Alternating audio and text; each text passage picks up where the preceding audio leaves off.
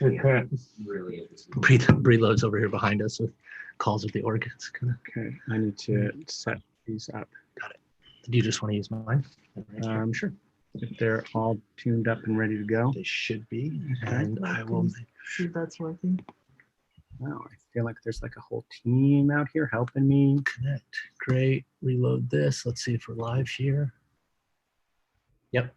We're live on Twitch and Look at how we're live on Twitch and we're live on Twitch. You're gonna have to close Twitch. Can you? Yeah, I know. Can you hear? Well, I don't. Jamie, can you hear me? Yep.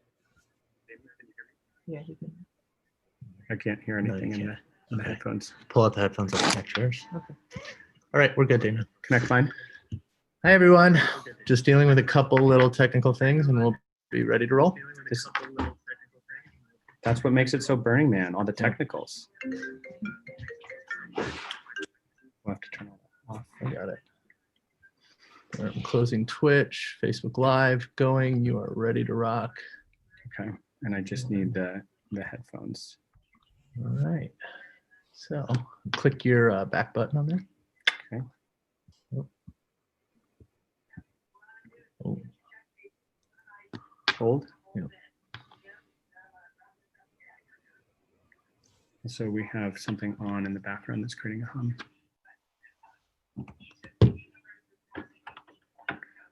Jamie, I'm so happy that you're here doing the first one so that we can snaggle it together. Yeah. We do. We've been balls deep in fucking like kludgy tech patch, this and that to get all sorts of things done. You're gonna get the best sound out of those. No prizes. You either just subpar or it works. But if it works, then you get to do something. You're also looking very clean and fresh right now, Jamie. I feel like you're, you know, if we were actually on Playa, I think you might be a little more disheveled. I don't know. This is one of my woman's tailored Playa vestments. So this was actually in the spirit of it. These are all custom, lovingly made. And connected poem. Okay, it's all happening now. It's all happening, and we also have like a BWB like meeting that is closing behind. Everything is just overlap and Burning Man and shenanigans. All right, can you guys hear each other? What up, BWB? Can we hear each other? Let me just maybe do the audio preferences. What are our, okay. I've gotten better at Zoom. And I'll just do a quick switch here. And then recording, we'll do a record separate audio for each participant. And we're going to record it, Jamie, so that no matter what happens, we will forever know that we had this conversation. Great. You guys got it? Now, the only thing is, can we turn off that buzz in the background? Yeah, I'll go disconnect that. There you go. You know, for Burning Man starting just 5 minutes late, I consider pretty on time. It's the right people in the right place on the right day.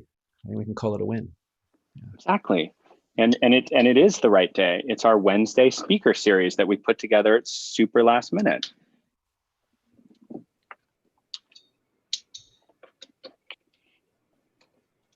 I'm also going to record here too, so that it's all over the place. And then one final thing that I'm going to do is I'm going to share this to my page so that everyone will know that I did a thing today and I have something to say for myself.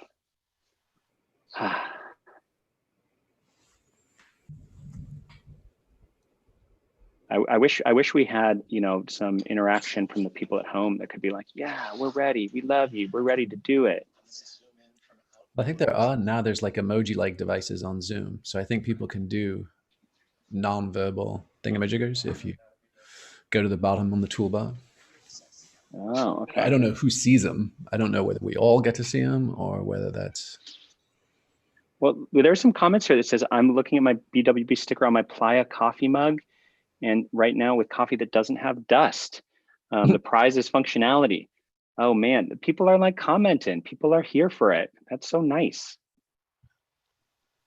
Okay, one final one final share. And okay, Jamie, hi, we're here. We're landed, we're alive, we are here. Yeah, good to be with you, man. It's so good to be with you. You have, you've instructed me in so many ways, and most especially your invitation for me to do that wilderness first responder training from our last conversation. And so I just want to start with, first of all, just a lot of gratitude to you for being here, for showing up as you always do. I really appreciate you. For sure, man. Yeah, and you know, Burners Without Borders is a project near and dear to my heart. It's very easy. I find myself often in a position of critiquing transformational culture for the things it's not doing. And Burners Without Borders is just a shining example of what it can be doing. And so I'm really, you know, honored and grateful to be able to share on this platform with you. Thank you. Yeah, and that's why I ended up finding my way to BWB as well. So I camped with BWB last year. And a big shout out to Burners Without Borders, to everyone involved in the camp at Burning Man, to everyone involved in the worldwide community. It's just amazing what happens with this particular little alcove of Burning Man. And there are many, many others that are doing cool things too. Yeah, I love BWB. I feel so inspired by I feel inspired by Burners Without Borders as doers, as it's not just talks, it's not just the personal brand and the shamanic ecstasies of transformation. It's like going into disaster areas, putting things back together, just really building and doing. And I'm so excited about this group of people and being with them because I learned so much from them. Yeah, absolutely. And I think, I don't know what, you know, we all have different experiences on the playa, but for me, almost every year, there's some version of like, you know, like 2 or 3 a.m. looking around at all the mayhem popping off, and you're like, holy shit, what is this? Like, what is this thing? And, you know, where are we? And even when are we? You know, and it feels like sort of the intersection of everyone and never was, you know, and you're like, well, what on earth is this strange, self-organizing, amorphous thing? And it really has felt like a sandbox for the future. It feels like we're sort of coming unstuck in time to explore both, you know, the ancient and the not yet in a sort of future rustic kind of combo. You're like, is this 5th century BC and we're like tripping Hebrews in the desert, you know, looking for the burning bush, or is this like, you know, Buck Rogers in the 25th century? And you really can't tell. And it has always felt like to me that, yeah, it's been somewhat of training for the apocalypse, basically, for the eschaton, you know. And it feels like Burners Without Borders has been one of the groups that sort of picked up that thread of we're here to do something more than simply be here. We are here to gather in order to prepare. And that specific thread of burner culture has fascinated me much more than simply the lotus eaters, you know, who are simply sort of unstuck in time, but no particular place to go. I like that you brought up lotus eaters, because one of the things I like about you is the poetry with which you share. And of course, the lotus eaters are from the Odyssey, the land of the lotus eaters, where we go to forget. And that's such a risk with this culture, is do we go to learn and then act in the world and then serve others and bring this culture out in a beautiful way? Or do we go to forget? Do we go to tap into that peak experience that feels so good so that we can go on to the next peak experience? You know, and it's easy to, the whole point of the land of the lotus eaters is that you start to forget. You know, Odysseus himself, who is the many-minded Odysseus, the wisest of all the Greeks, still forgot in the land of the lotus eaters. And so I think that that's a really apt parallel. And I just love your poetry, Jamie. So I have a quick question though, in terms of this world that could be anywhere, that could be 500 BC.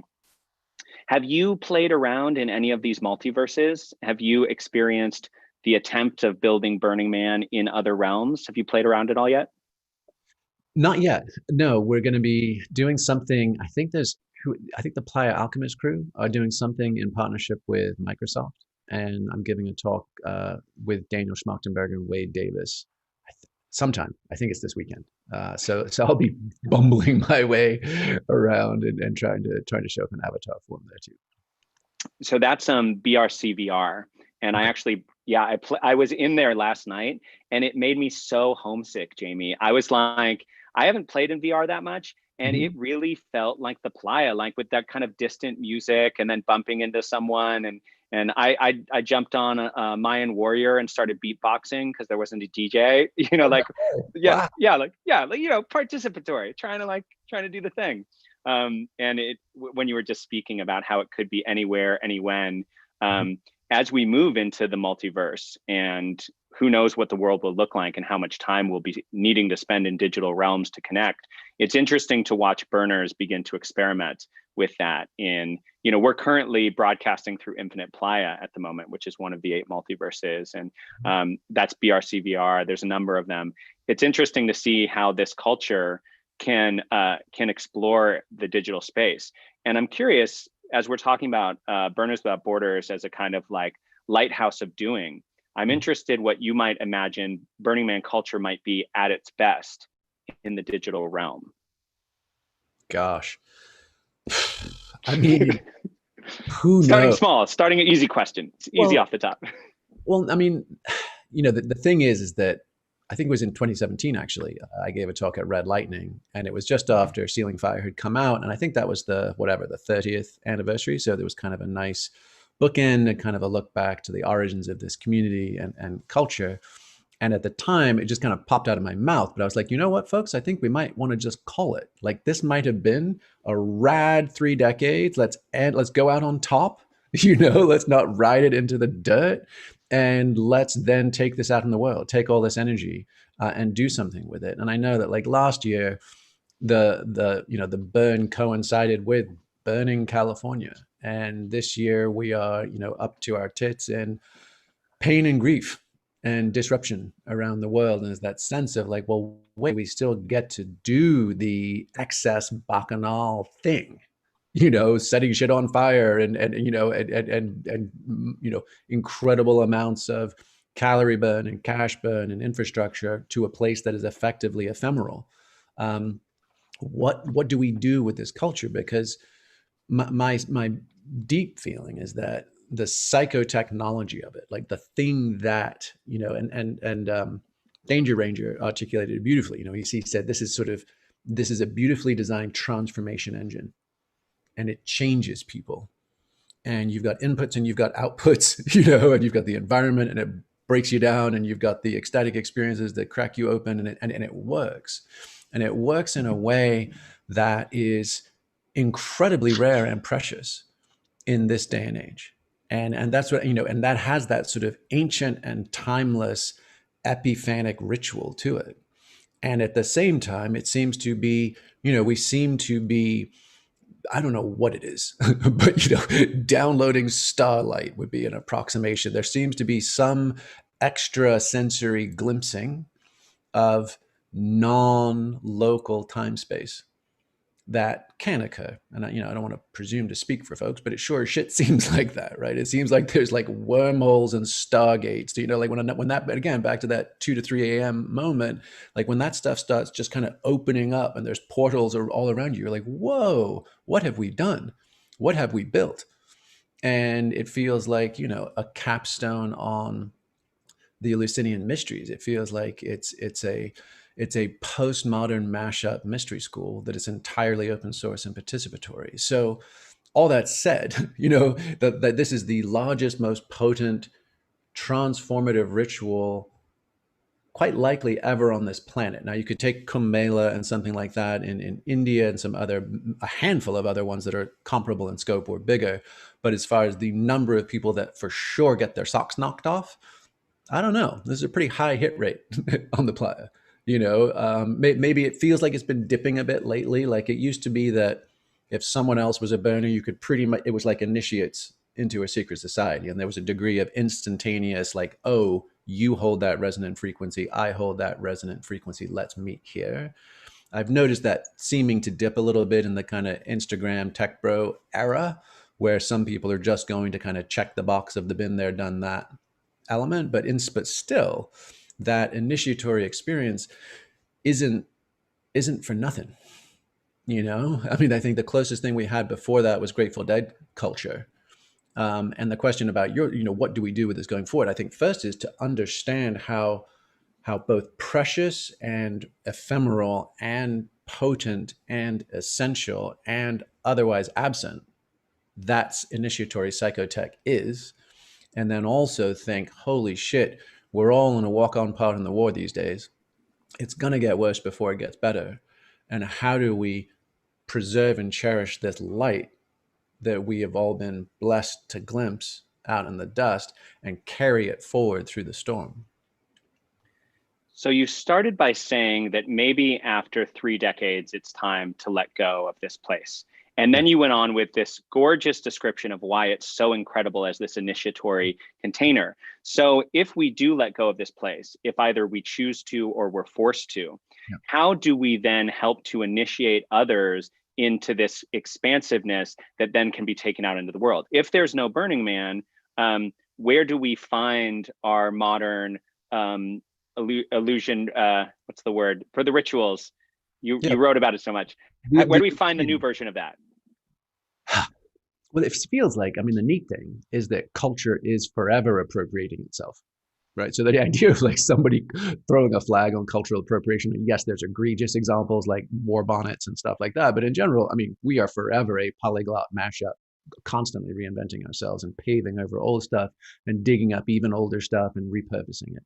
And so even something like the advent of immersive participatory theater like Sleep No More, which has not only popped off in New York, but then London, and has now become, an entire category or genre of experience design. The same thing with Meow Wolf. You can take a look, and so you see these ripples and instantiations. You see it in VR design and all the amazing talent that has come to this multiverse experience this year. So we sort of, on the one hand, we don't need a playbook.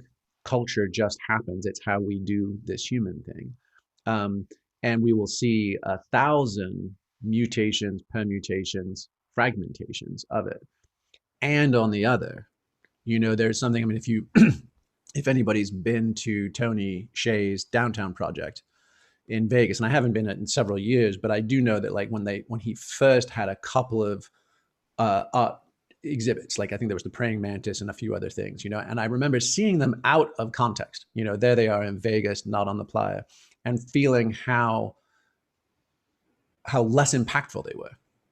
You're like, oh, that's just a widget. That's a gadget. That's a gewgaw. That's not one of 300 things that blew my mind today. And the scope and the scale, the assemblage of everything on the playa, the sheer overwhelming strangeness and enormity of it all is part of its potency. And I would imagine that regional burns wrestle with that, which is how do we have that much oomph in our sacred psychotech? So on the one hand, fragmentation, mutation, we're going to keep doing what we do, and anyone who's glimpsed it, it's going to be in their mind's eye and have expanded their adjacent possible. And on the other hand, man, there is something that is very hard to replicate because of the beauty and the concentration and the scale. I mean, if it is argued, like if you see like the Mayan calendar of the city, and then it all focuses onto the man and then hits the temple, and you're like, this is like that movie Contact. Like we've just built a giant human radio dish to like beam it on up to the mothership. And that fucker is huge, with all sorts of like little primate, nervous systems wired up together in serial to send that beam out into the cosmos. And so that part, man, you're right. I'm ambivalent. I'm super ambivalent. I would be really sad to not know that it's out there somewhere on this earth going off. So let's say we make it work. We support the org. We get through COVID as we are able to, and Burning Man persists. Part of what we're trying to do in this speaker series that we've put together in the Multiverse is to look at what the next 10 years of Burning Man might look like. So my question to you is, you alluded to this kind of like tech bro period in Burning Man culture. And I think a lot of folks are like, oh, it's jumped the shark, or it's not as good. I mean, people are always saying that Burning Man's always getting ruined. But looking at the place we're at right now, both at Burning Man and also just what's going on in the world, what's going on politically in this country, what would you most like Burning Man to be, to evolve into? How should Burning Man change in the next 10 years? And when you answer this question, I'd just love you to think about the listeners who may be part of BWB or other camps who do have the ability to act and change and shift this culture. How would you like to see this culture evolve and grow over the next 10 years if Black Rock City persists? Yeah. Well, I mean, you know, and I had a conversation with Marion about this a year ago, I think, maybe it was January. It was January before the wheels came off. I was like, hey, Marion, I really would love to see this start happening. What do you think? And I totally get the org's not on the hook for it, but what if we could, as a community, do this, which is, you know, potentially just move our sliders a little bit on hedonism versus activism, basically. And back to that idea of, you know, this being a sandbox for the future. You know, the way that, I mean, I think that LNT, I mean, I taught LNT for decades as a mountain. LNT, what is LNT? Leave no trace. So the idea is where MOOP scores come from, and the great ethos, because it's on BLM land. That's why Burning Man ended up with it. But it's actually, you know, it's a standard of mountain guiding and everything else, which is that one person dropping a gum wrap or walking off the trail doesn't matter much, you know, but 1,000 people going to someplace beautiful like Arches or Zion will just trash the place over time, right? So Burning Man picked up that ethos from best practices in the wilderness. But, you know, it always struck me as like, it's a great like social program for sure. But it's also got a sort of crypto Puritan undertone, which is that we aren't supposed to be here, you know, and that our presence as humans make this place worse. So we want to minimize our footprint versus, instead of leave no trace, what about make a mark? And we know that Envision's doing that. We know that Boomfest is doing that. They have different land arrangements that allow them to, right? But rather than striking it and disappearing it, they're actually accruing culture, accruing infrastructure over time. And so that, you know, and Fly Ranch is obviously a move in that direction for, you know, it's not nearly as democratized or open access, but it is a beginning. It's an experiment in that direction. And I think that, you know, what I would love to see is that, you know, the Esplanade and the sound camps, et cetera, instead of just having MOOP scores of how well did we not make a dent, have something along the lines of like soup scores or like sustainability scores. So Burners Without Borders would be a great case in point. BlackRock Solar, the idea like, if you're going to have prime time frontage at this celebration of human culture, then let's make sure that what we're showcasing isn't just a bumping function one stack. You know, although God bless them, right? But the idea of like, this is who we are. This is what we've been up to the other 11 months. These are our connections. These are our innovations. And I mean, we see it all over, right? There are folks that have amazing gray water systems. There are folks that are doing solar paneled swamp coolers. There's lots of things that are being the Hexayurt program. Like, I mean, there's so many that have a, what's the right word? I don't know. I mean, an open membrane between other needs in the world. Because I mean, look, we need food security. We need sustainable energy. We need affordable housing. We need ways to gather together and manage conflict, right? We need all these things. And the playa has been a great incubator. And I would just love, like I said, just the sliding scales of hedonism to activism. Let's just adjust them a little. And what if we had, you know, let's just say a couple of nights of absolute throwdown blowouts and a couple of nights of, you know, like, hey, folks, it's a little like the Lakota. I mean, this is just an example, right? But how did they do the human thing back then, right? They waited until the summer where there was a time of maximum, you know, the buffalo grass was tall on the plain. So that was a lot of like starlight turned in through the miracle of photosynthesis into something horses and buffalo could eat, you know, metabolism, and that equaled high battery charge. So the nation could come together and there was lots of starlight to consume. And then the star, our star starts fading, and what do we do in the summer? Like you gather together 100,000 strong and you say, this is who we are. These are our stories. We mourn and bury our dead just like we do at the temple, right? We make plans for peace and war. We marry, right? We do like it's everything, right? I mean, everything is still echoed in the playa. And then as our star starts fading to the equinox and the solstice, what do? Well, we break from a nation into a tribe, from a tribe into a band, and then ultimately for the hunker down tough times, just to a family up a creek, doing our little thing. And that kind of ebb and flow between both the scale of our gatherings and the available energy, that we come together to renew our stories and our sense of shared identity, but we also bring what's happening in that world to the playa.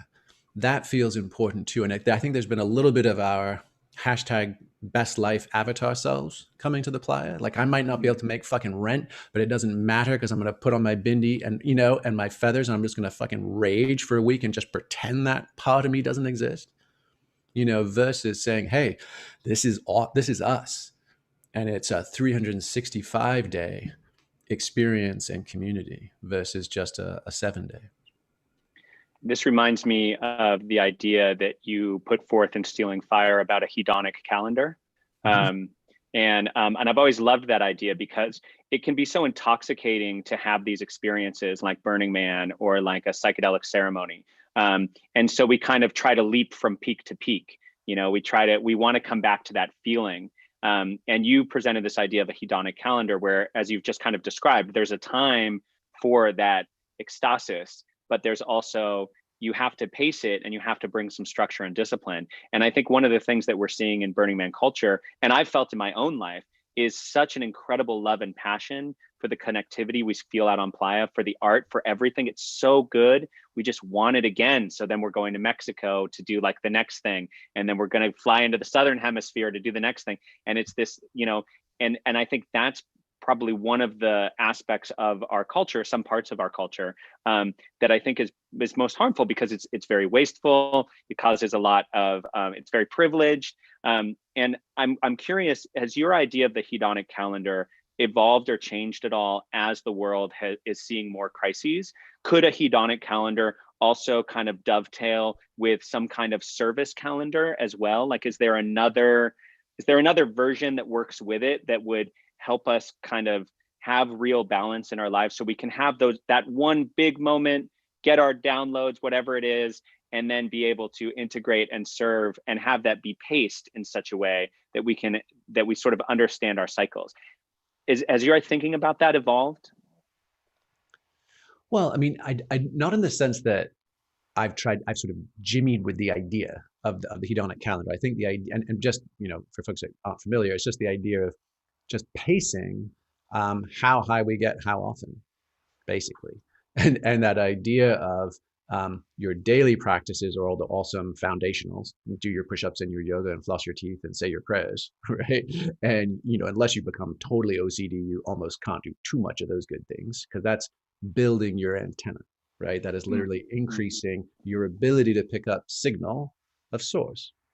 And then there are the more ecstatic techniques, and that could be reclaiming a Sabbath, and that starts with unplugging your router. It could be, lovemaking with a partner. It could be time in nature. It could be deep meditation sits, you name it. Again, once a week, probably still not that edgy, broadly healthy, but giving you a definite hit of a real state shift, all the way to the once a month, once a season, once a year, and the once a years could be all the way to the full week, where a burn fits nicely, right? And the idea there is that rather than going 0 to 100, back to 0, back to 100, and sort of constantly basically blowing ourselves sky high and then spending months picking up the pieces, or sort of binging and purging, where I might go down the rabbit hole of psychedelics or cannabis use or sexuality or anything, and then have to like quit because I no longer trust my own judgment in that space. But then I sort of cease to cook myself in the way that we would want to, right? In alchemy, you just pace it, and you just have a sense of, you get a good, head of steam up in a Vipassana retreat or a trip to Peru or a trip to the playa. And then you just do the micro and meso practices, the little ones and the middle ones, to keep that thing spinning. My sense is that in between all that is life. And an enormous part of life is service. So I'm not sure that, like, there is always the service to be done. There is always the work to be done. And I think that if as a community, we emphasized and highlighted and spotlighted, like boosted the signal for folks of those opportunities and those needs, then people, when they're sort of torn, they're like, okay, I'm coming off I've still got my afterglow, I'm feeling really juiced and groovy. What do I do now? If it was like, here's a bucket, right? Here's a shovel, here's a paintbrush, like, come help. Then we would find helpers high, right? We would find that sense of engagement because I'm at loose ends. I've seen the sun and the moon. I want change. I want it all to be here. It's not. And then I get increasingly sad or deflated. But if it's like, hey, be a part of the solution. Burn is Without Borders, right? I mean, even just on social feeds in the last 6 months has shown up in disaster areas in North America, fires and coastal storms. They've shown up in Black Lives Matter protests. They've shown up in urban medical relief and those kinds of things. They're showing up, and they're showing up sort of beyond a strict mandate of what they might have, started with or done. And I feel like really we just need that. We need signposts and examples of this is what it looks like to be awake and engaged versus awake and then crawling up our own asses to just see exactly how awake we could possibly get. Speaking of boosting service signals, I just want to give a huge shout out to what BWB has been doing with these community roundups. Have you heard about this? It's a bi-weekly meeting, and we're actually going to be hosting one today at 5 to 7, and it'll be the first time that it's broadcast. But essentially what happens is different groups that are doing different service projects show up. They get a really short period of time to pitch, which is great because we all love talking, but they get a short pitch. And then they're like, okay, this is what we need. I have this project where I'm doing housing for frontline medical workers. We want to get these folks housed near hospitals. Who can help me out? Where can we connect? And it's literally just every 2 weeks, this super like short pitch. And it's exactly what you've just described. It's boosting these signals. And so I want to boost that signal and say that if you're checking out our speaker series in Infinite Playa or on Facebook, we're going to do that at 5. And then I'm going to throw it back to you, Jamie, and say, what signals would you most like to boost right now? I mean, there's so much the world needs politically, the fires, the pandemic. But what for people who are just listening right now, who are like, yeah, I want a service high. I'm done with just the me high. I've done enough of that. I want a service high. I want to be with people. I want to be inspired. And not necessarily even an individual project, but can we direct people to places? Can we boost that signal? Can we make it cool to go there? Well, I mean, look, the short answer is yes, and in no way am I a hub of that information. That information is bioregional, it's local, it's urban, and so like plug in, look around, ask for help. But there is something I would encourage, and I think it's going to be increasingly important, which is the the old adage of like before taking a splinter out of your neighbor's eye, take the 2x4 out of your own, and. And this is the conversation you and I had, right? Which prompted you to go and get your wilderness medical training, which was as conditions continue to potentially get increasingly unstable, we can just leave it at that. There's going to be this increasingly schizophrenic toggling between, hey, do I have enough energy to help, or do I need help? And basically it'll be a sort of a sliding scale of myself. And if I've got myself on lock, I'm sleeping, I'm well rested, I've got economic security, food security, all these things. Okay, great. I've got enough energy to then care lovingly for my family, chosen or biological. If everybody there is sorted and grounded, then I can reach out and I can help lead my community, my country, the world. But if I take a hit, if there's a degradation in my conditions, then boo, back to the bottom of the slide. Someone just kicks you in the balls or stabs you in the back, and suddenly it's me now in my pain. It's shoots and ladders, basically. It's a big game of shoots and ladders. And it's going to be constantly oscillating depending on conditions. And so the first thing that I would strongly encourage folks is do what we need to do so that we can be part of the solution. And that means looking off, and it doesn't mean I'm going to be selfish and retreat to my, billionaire's bunker in New Zealand. It doesn't mean those kind of things. It means, but it does mean, can I care for myself and the people closest to me such that we can then raise our hands and say, hey, we're in this to win this, and we can stay on the front lines for as long as possible. Something in terms of service and taking care of the world and helping out that is really befuddling me is the enormity of division on every single subject. And I tend to fall, pretty well to the left of pretty much everything always. Oh, we got a little Jamie wheel at the moment spinning. Do I have you on audio? I've lost your video. Yeah, I am still here. You're still here. No, we just have a little wheel on the Zoom here. So now it's just the Jamie wheel and me conversation. I'll continue with the question. So I'm befuddled by division in that I feel like I can speak to certain people, but I can't speak at all to other people. The fact that whether or not one should wear a mask whilst we're in a pandemic, that is a political issue that stimulates such anger and fervent disagreement is enormously frustrating. And then if you look at like the kind of psyops, kind of attacking people on the left to say, Trump is a light worker, vote for Trump. And then I'm having conversation. Oh, now it's a whole spin around wheel. So then I'm having conversations with people on the left who've been, I feel kind of co-opted by. This is quite the multiverse experience, Jamie, because I'm getting so many fun, different little looks of you. I'm completely, I'm 100% following your questioning. So please keep going on. Well, essentially, I'm just curious if you have, perhaps personally, or with the different communities that you speak to, some ideas about how we can heal some divisions, both in this country and then, of course, it's happening internationally, so that we can be more collaborative against some of these challenges, because it is honestly, it's just so frustrating to feel that this country is at each other's throats on even the smallest issues. So how do we work with that aspect of things?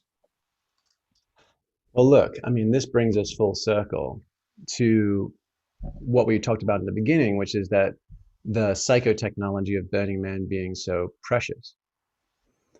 And what it allows us to do is not just ecstasis, not just peak experiences or shooting the moon, right? It also allows for profound healing, and it also allows for incredibly close bonds in our shared humanity.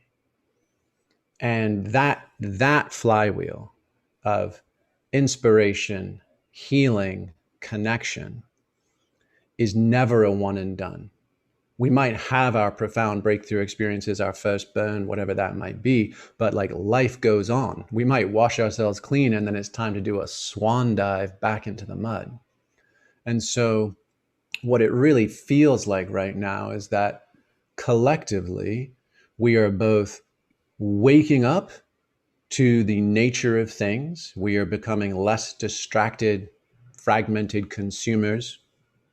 And at the same time, we are choking on our undigested grief.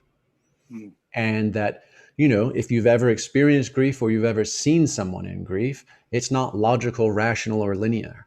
Mm. And it lashes out and it just simply needs to get out of the human that it threatens to destroy.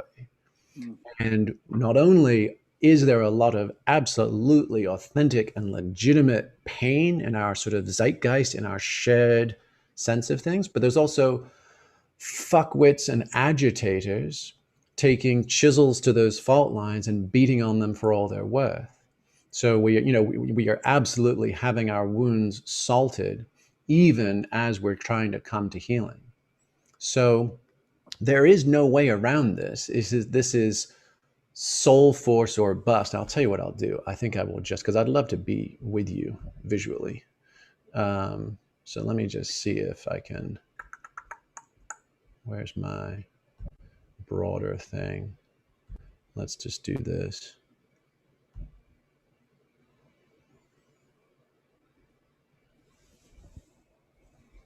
Can this get me somewhere?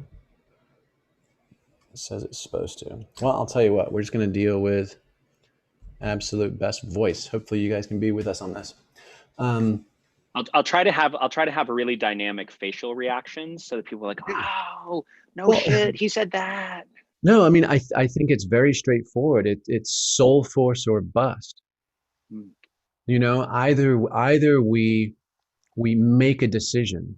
And this is what's sort of both fascinating and so fucking problematic around our current non-hierarchical progressive movements. You know, like it's sort of like it's the antithesis of the great man theory of history. You know, you don't wait for a singular leader on top of a hierarchy to tell people where to go and what to do.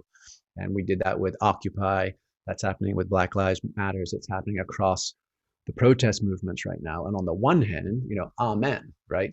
Much more democratic, much more inclusive, many more voices that haven't been heard getting to be heard. So essential. And on the other hand, satyagraha, like what Gandhi held down, what King held down as soul force, is a rare frequency.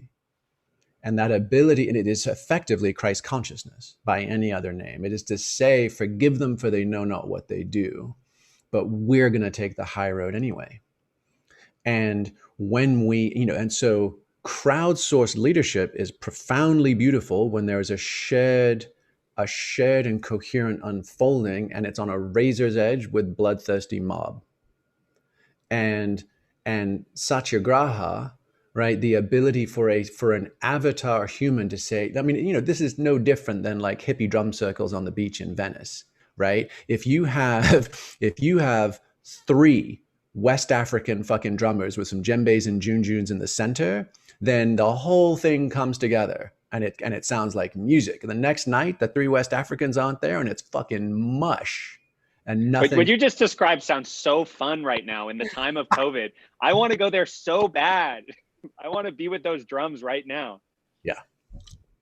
Yeah, absolutely. Absolutely. And, you know, that to me is when you talk about the division, it's understanding what's happening right now. Like we are literally choking on our undigested grief. And if we don't have the capacity for these renewals to wipe the slate clean, to remember what we forgot, to remember what our true purpose is, to understand our brokenness and either mend it as we can or accept it, right? Because we now have enough joy. This is no different than the MDMA PTSD therapy, right? It's not that it's really one and done. You don't pop 150 milligrams of Molly and you're right, you know, you're right as rain.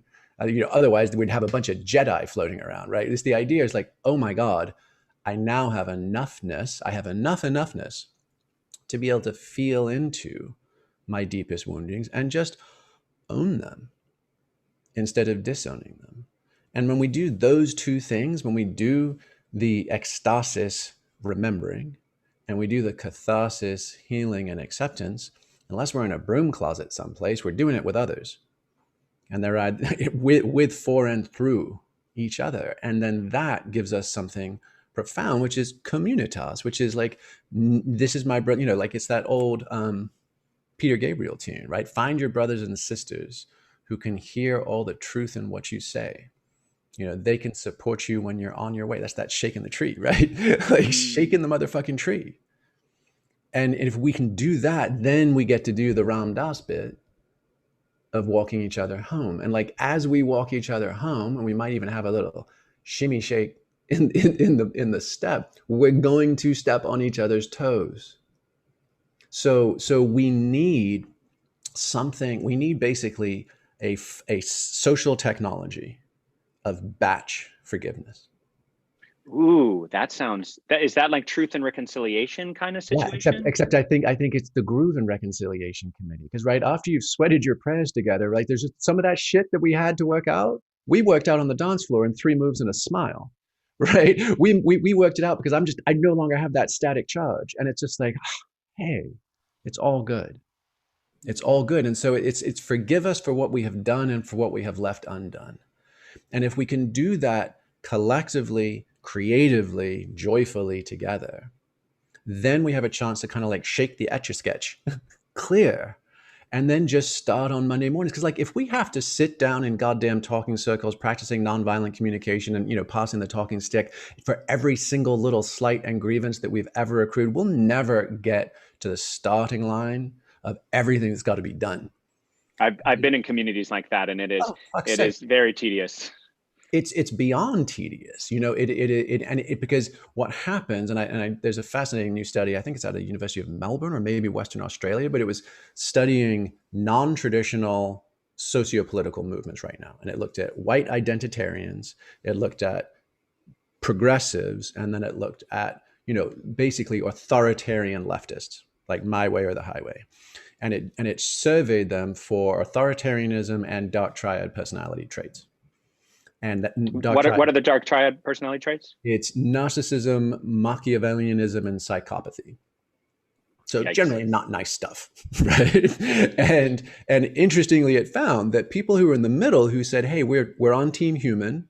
I believe what I believe, and I also want to honor and preserve other people's right to believe what they want and choose to believe." They didn't score. They didn't hit on any of those four, but both the authoritarian left and Aryan right did. And so you realize, oh shit, that's interesting. It's not that the movement for multicultural inclusion isn't 1,000,000% legitimate. It is to say, not unlike the French Revolution, beware of dark triad personalities who will sneak in and take over an otherwise noble movement and will then use it for power games that actually subvert or undermine the integrity and the heart of the movement that drew so many otherwise good folks and well-intentioned folks to it. And again, it's no different than the French Revolution, right? Danton was one of the original dudes, and he would liberty, equality, equality and fraternity, brotherhood, right? And then Robespierre sneaks in, right, and clips them by tacking to the left and the reign of terror. These are things for us to pay attention to, and endless processing is a place where these movements get captured by dark triad folks. I wanted to talk about something, and I wasn't sure if I could pull it in, but I think I could with this moment. Great. I miss shenanigans. When I first went to Burning Man, I was not on like the steroids of personal growth that I have been in the past few years. It wasn't like all of the talks and all of the learning and teaching, and I got to get better and I got to get stronger and I got to do this thing. It was a lot more play and a lot more like coyote energy and a lot more shenanigans. And so as the world is more and more serious, and as service is more and more important, there's a fear, and in Burning Man culture itself, that we miss the hilarious shenanigans, the wicked, silly, ridiculous, cowboy, pirate, stupid behavior. And I wanted to find a place to like bring it in, but maybe a place for that coyote energy is the disruption of these kind of tacking too hard in one direction and kind of having this dark energy that takes over these otherwise lofty pursuits. Perhaps it's the shenanigans that can come in and destabilize that. Because if there's 10 more years of Burning Man, has to have lots of shenanigans. We have to play pranks on each other, or, we don't want to lose that part in all of our intoxicating personal growth. Yeah, absolutely. And a full hat tip, right, to the original DNA with the Cacophony Society and everything else, which was, I mean, I think if Burning Man had simply been what it seems like it's kind of become, which is the Tuluminati, West Coast Marin, sound bath, cacao ceremony, everybody dressing in linen and fucking wafting feathers around, it should have died an early death. It would have been far too self-serious, right, to actually have the amazing, vibrant energy, because there was that punk rock trickster element. There was always popping a balloon, no matter how, if it got too big for its britches. Yeah, popping the balloons. That's right. It, popping the balloons. And that is, and again, I mean, what we're seeing in this last 6 months, really 2020, has been basically a descent down the fucking toilet bowl of magical thinking. And whether that's virus conspiracies or global cabals or whatever, and it's ripping the Conchi culture up to pieces. And part of that is taking ourselves too seriously and believing a reality tunnel that we get sucked down. you know, and like Robert Anton Wilson, you know, who wrote the Illuminati, he was kind of friends with Tim Leary, kind of one of the great 70s trickster psychedelic pranksters. You know, he talked about that. He talked about reality tunnels and the idea of like don't just think that just because you broke your old suburban straight life reality tunnel, that you're not, and your new ayahuasca, we're chasing anaconda through the Milky Way, you know, is all of existence. It's not. It's just a brighter, shinier, additional reality tunnel. And the game isn't to just swap apps on your phone, you know, like, oh, that's the old one from '08. This new one has got all kinds of cool features. It's to say, what does my home screen look like? Can I actually hold all of that? And when we succumb to piety or certainty, we get sucked into the reality tunnel. We become ensnared in our new app. And the trickster prankster element is always to be, not so fast, buddy, right? A nod and a wink and maybe a hard elbow if needed, right? To make sure that we get the fucking joke. Well, and that's part of the strange serendipitous magic of Burning Man too, are the absolute fiascos. You know, it's like you have these lofty ideas of this exquisite art card and everyone's going to love you and you're going to get so laid and it's going to be so good. And then the playa is just like, no, you ran out of gas. Sorry. Like, no, it's not, you know, like the playa itself, I think, brings that trickster energy. And if it isn't the dust, if it isn't the dust storms, then certainly some asshole with a megaphone is going to kind of cut through some. So that part of the culture, I think, needs to be preserved and honored, and also needs to be carried out into the world along with this growth, along with this service. Like, we need to bring the coyote too, and we need to keep the coyote sacred in what we're doing. Yeah, absolutely. I mean, and this is this is a deep cut if anybody wants to go there with me, but because I'm literally just researching it right now. But weirdly, that is a uniquely the absence of the coyote energy as an integration is actually a uniquely Judeo-Christian pathology, and it goes all the way back to the Old Testament, New Testament, where the Hebrew originally, the original rabbis, like writing the book of Job and shit like that, were like, God he's omnipotent and he's benevolent. So basically, alone in the Judeo-Christian tradition, compared to all the other mythologies around the world, is the problem of evil. Because if God is all powerful and all good, then how the fuck does bad shit happen? And actually, like the book of Job, where Job gets the shit kicked out of him by God just to see if he'll still stay faithful. There was actually like 3 different writers, and the third one had to introduce the character of Satan, because otherwise the story did not make any sense. And you're like, why is God being such a dickhead if he's all powerful and all good? So like, and all the other societies, you look at the Greek gods, they are fickle as fuck. You look at the Hindu gods, you look at all the African and Native American gods, they're always the tricksters. The tricksters embody it all. Sometimes they'll help you, sometimes they'll school you, and it depends on how they feel, and it depends how you show up. And that ephemeral, good luck, bad luck, who knows, what me worry, right? Like that element, that cosmic prank energy got steamrolled out of the Judeo-Christian tradition, and we've spent 2,000 years trying to close the gap, right? So I think to your point, I think it's essential, because at the end of it all, what could we possibly know about the vastness and the mystery?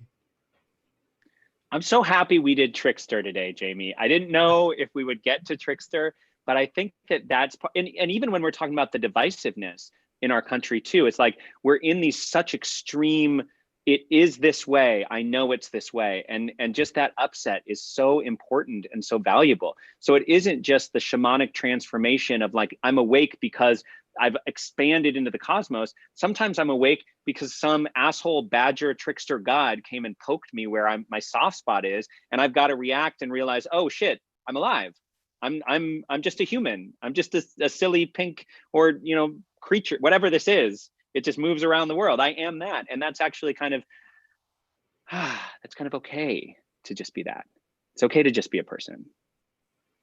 Yeah, and it's more than just okay. It sort of feels like anything else is our road to damnation or fascism, right? And that the royal road is truly in the embrace of like, hey man, fucking hey, like life is tragic. We get that. If we're super lucky, occasionally we get the glimpse that it's also magic, like amen, drop me to my knees in gratitude. And the toggling between those two is so baffling, so crazy making, that it's also comic. Because like if we couldn't laugh at this, we'd die. And so like that triangle of tragic, magic, comic feels like it's the sort of, it's the home base of life. And again, like, and what do we do with the comedy? If you laugh by yourself, you're insane, right? But if we laugh with each other, man, you know, our burdens are halved. So hell yes to tricksters, man. Hell yes. And Prometheus, Yeah. by the way, was one of the originals. Oh yeah, stole the fire, a la your book. We're coming to the end of what feels like an extremely short hour, because every time I speak to you, I just want more. And I think, you know what? I think it's your ideas, but it's not just your ideas. I just love the words you use, and I love the different pieces that you bring in. And I get a little enthralled with the poetry of speaking to you, which means that I'm at a risk of going into someone else's time by being like, oh, tell me more. Jamie, what are you working on now that folks should be attending to? People who maybe they've noticed you for the first time in this conversation, and they're like, oh, who's this guy? What's he doing? Can you tell our audience, such as it is out in Infinite Playa or on Facebook or wherever, what are you up to? Where should we be looking at you? I know you're writing a new book right now. So tell us a little bit about how we can follow you and where we should be to sync up with this poetry and knowledge. Mm-hmm. Yeah, I mean, I'm literally writing the sequel to Stealing Fire, which was basically saying, hey, there's this revolution in altered states. It's coming. It's happening. It's kind of interesting. And since then, obviously, a lot has happened. This next book, which I'm finishing up right now and comes out in the spring, it's available, I think, on Amazon. At least it has a placeholder for it. It's called Recapture the Rapture: Rethinking God, Sex, and Death for a World That's Lost Its Mind. And in a nutshell, is to say, hey, it's like Yeats, like the best lack all conviction, while the worst are filled with passionate intensity. And a lot of the passionate worst are driving this global project of ours off a cliff.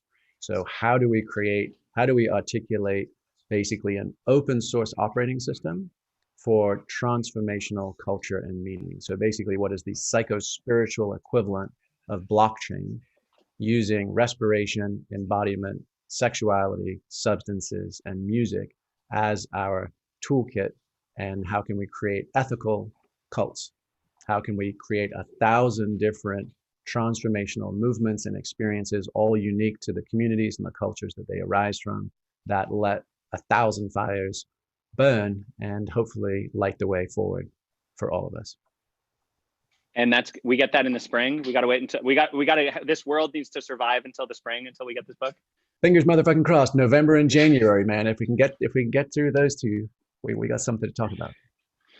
Jamie, I love you. I love your mind. I love the way you show up, and I appreciate that you showed up at our virtual BWB today to share some wisdom and a little bit of jokes.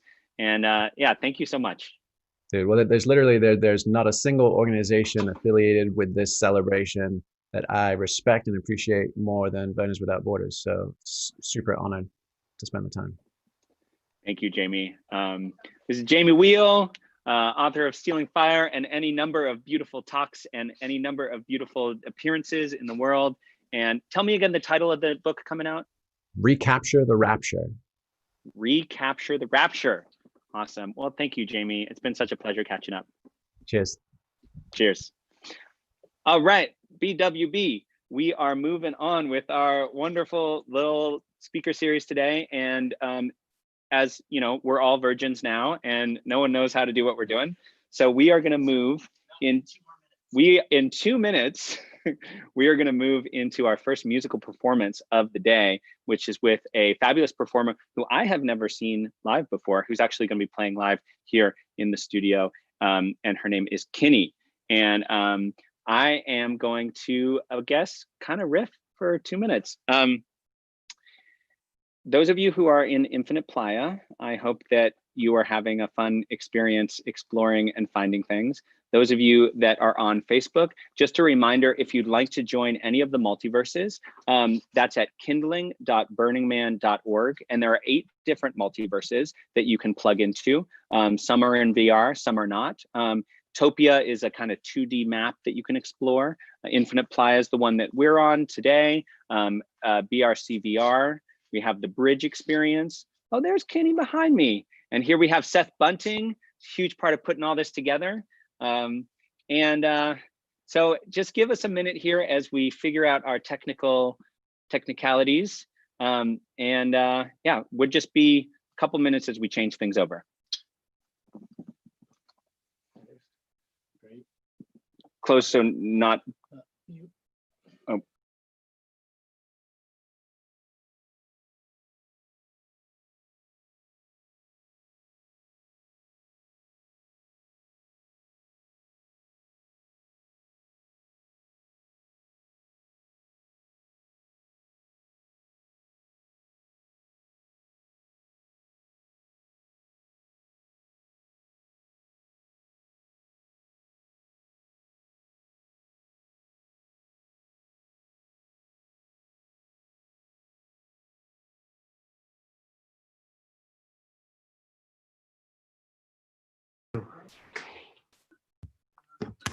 Hi. Hello. Hello. Burning Man community. I'm so happy to be here. I'm going to sing you some songs.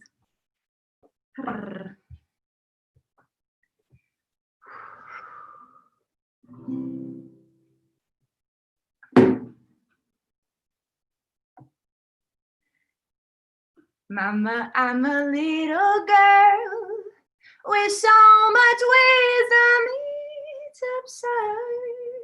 I dive in deep to play the game to all the joyful depths of pain where none of you can stay the same and there's no point in placing blame.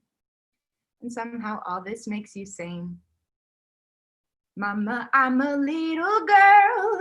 I have a vision. I am her.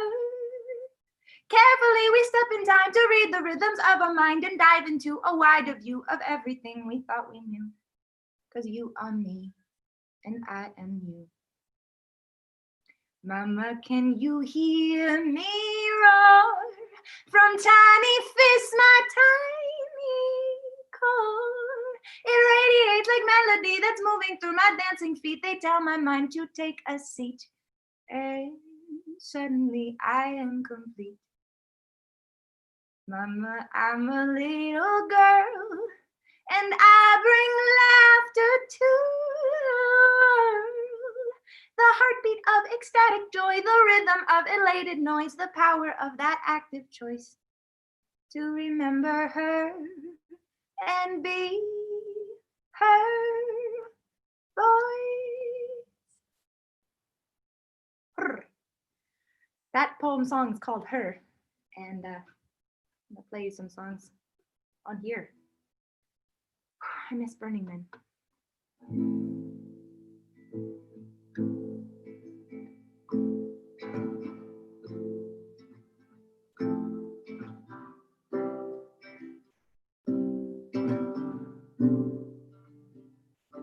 I've crumbled from the weight of what I know, and my stomach's getting thicker from the liquor and the snow. And I've wrestled around with what I can't control, and my patience is growing smaller as the winter doesn't slow. And I'm hungry for a food that doesn't grow. 'Cause they told me it'd be different, but the truth is they don't know. See, I've been looking for truth on a bathroom stall or some kind of peace in the concrete world. Wasted blood, there wasn't enough for change. Swallow it down. Freedom was built on this bloody ground, and cling to your pride. Harden ourselves up to the ones who died. Look in my eyes. Tell me the cost of the life that we're living. Armed with lies.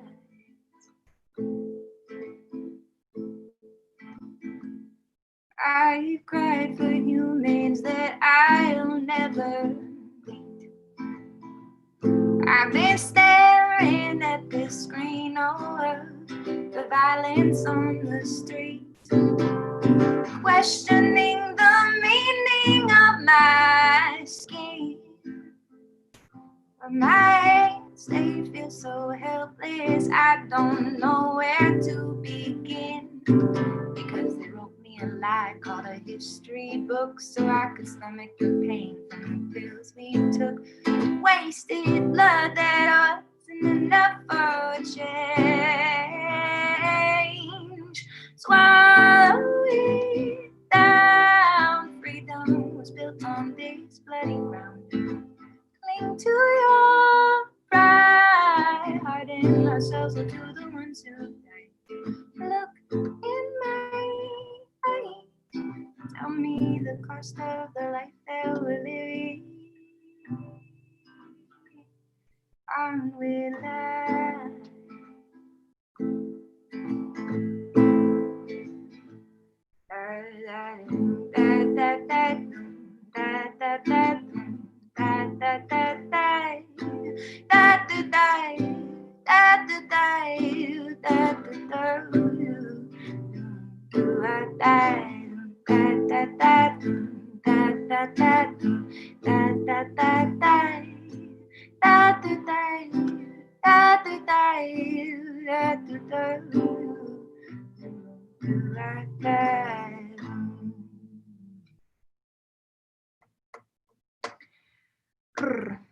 That is a song I wrote when full of heaviness for all of the pain and suffering in the world right now. And my prayers are that the bloodshed we have seen in the past few months will not be wasted blood, that it will be enough to make a change in how we see one another and how we treat one another.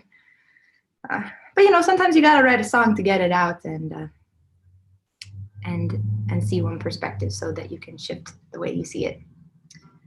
I'm gonna play you a relatively new song off of a new EP that I just put out into the world called So Glad You Exist.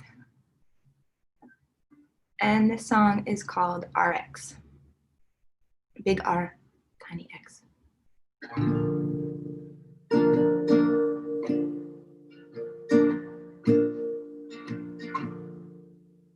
Oh, my brother, I rode the oceans to be your guide. And oh, my father, I'll paint you stories to dry your eyes. And oh, when mother says, take your medicine. And oh, when mother says, your mother says, oh,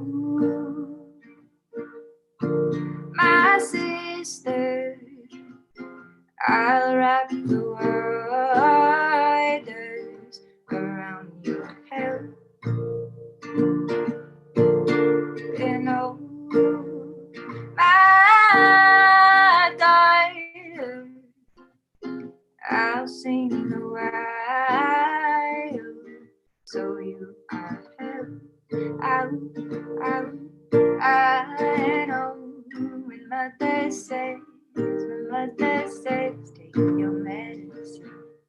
And oh, when mother says, your mother says, tighten your lips before her round. Shivery face to drink it down.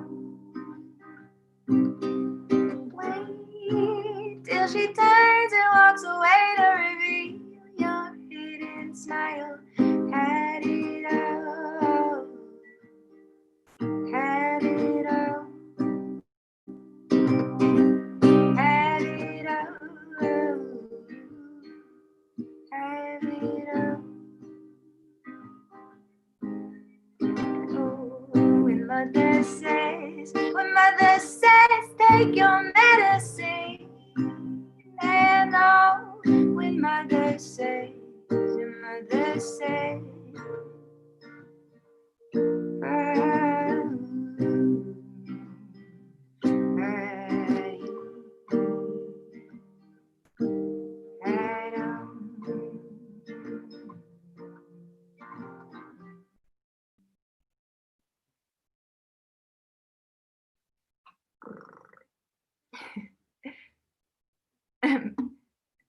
was singing that song and thinking about the last show that I did on the Playa. Was a 10 a.m. show, I think at Center Camp. And I had told my bass player friend, Miles J, to meet me there. And it was in the middle of the week. And I was like, there's probably no way that he's actually going to meet me there. And I stayed up all night long and somehow made it with my backpack and everything on my bike, made it there in time. And magically, Miles showed up. We met exactly the same time. And we were like, you ready to do this gig? And he was like, I think so. I stayed up all night long and have been running around with this giant bass. And somehow we started to play together, but neither of us could remember any of our songs. So we just made up, this was 2 years ago, so there was the Honey Bear was there. We mostly made up songs, odes to the Honey Bear. And I honestly I think that's some of the best music I've ever written, and I'll never get to hear it again. Wild. Let's see. I've got another tune that I wrote during quarantine. And it's called Slow Motion.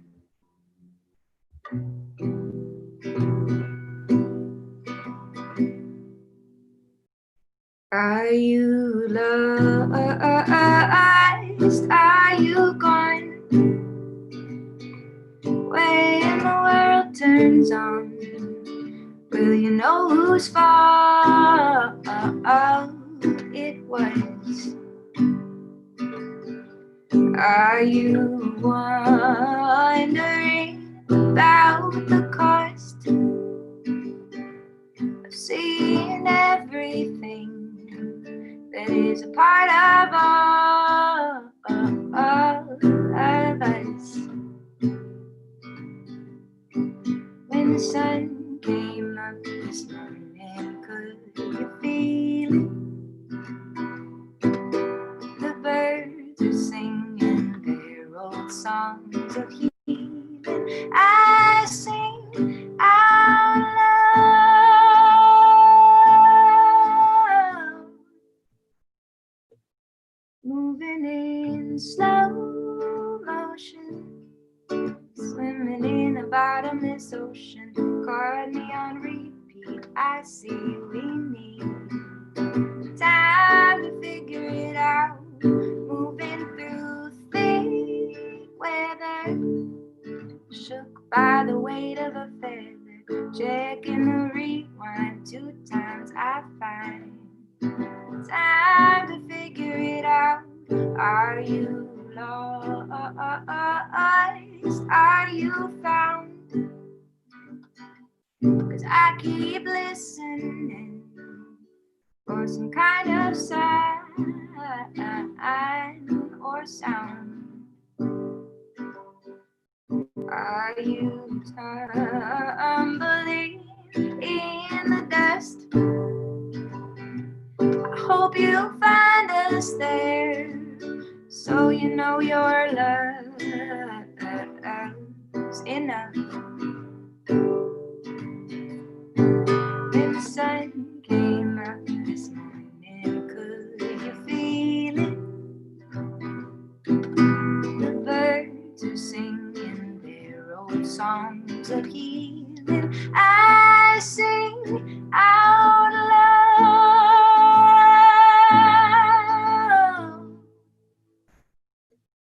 moving in slow motion, swimming, moving in slow motion, swimming in a bottomless ocean. Caught me on repeat. I see we need time to figure it out. Moving through thick weather, shook by the weight of a feather.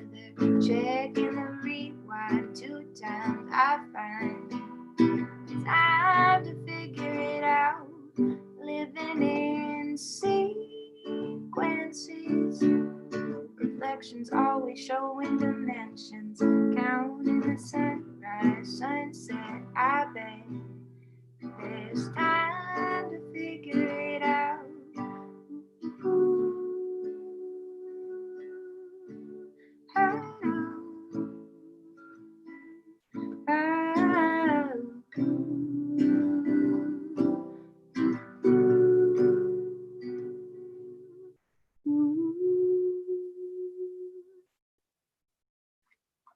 I think we just needed some time to figure it out.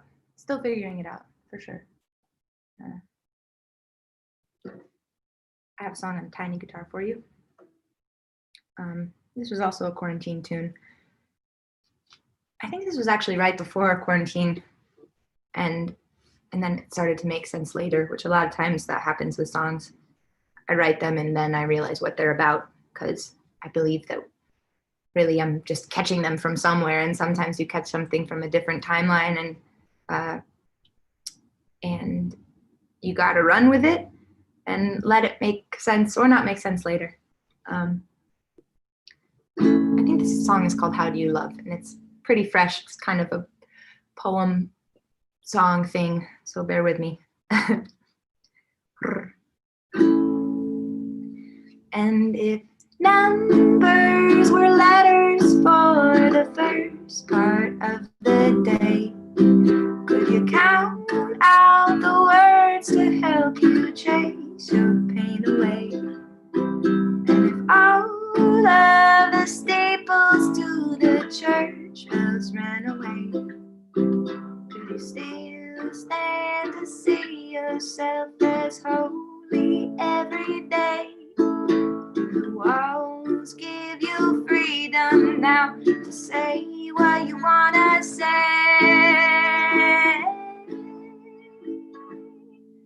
It's the corner story of all the glory of someone trying to stay. And it's a dime store paper to meet the maker. Tell me, how do you pray?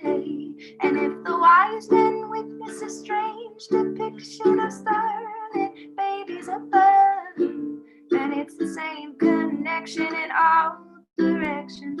Tell me, how do you love?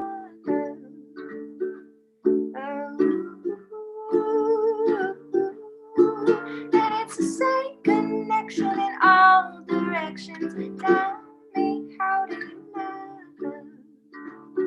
I'm gonna do that one more time because it's a little bit of a mouthful. And if numbers were letters for the first part of the day, could you count out the words to help you chase your pain away? And all of the staples to the church bells ran away, could you still stand to see yourself as holy every day? Do the walls give you freedom now to say what you wanna say? It's a corner story of all the glory of someone trying to stay. And it's the dime store paper to meet the maker. Tell me, how do you pray? And if the wise men witness a strange depiction of starlit babies above, then it's the same connection in all directions. Tell me, how do you love? Oh, it's the same connection in all directions. Tell me, how do you love?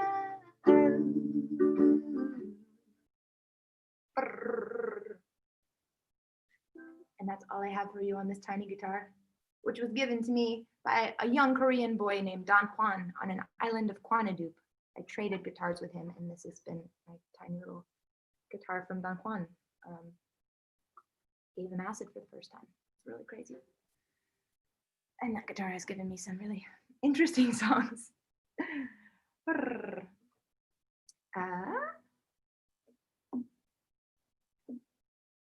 see. I'm gonna do a song for you called Steel, which is another one off of my EP.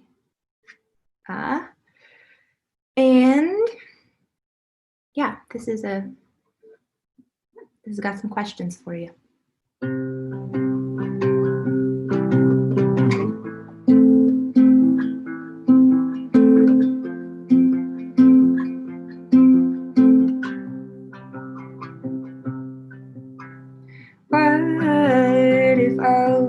this is real.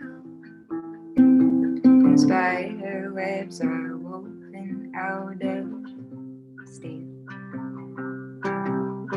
What if you could show me how you feel? So I'm not ripping out the rations with my tears. I could be a mother and sing you back to sleep. I could be a little distorting light to set you free. What if all of this is real? The sunlight casts the shadows across the field. What if there's no distance to the dream? Good questions cause connections to be seen. I could be a mother and sing you back to sleep. I could be the devil distorting light to set you free.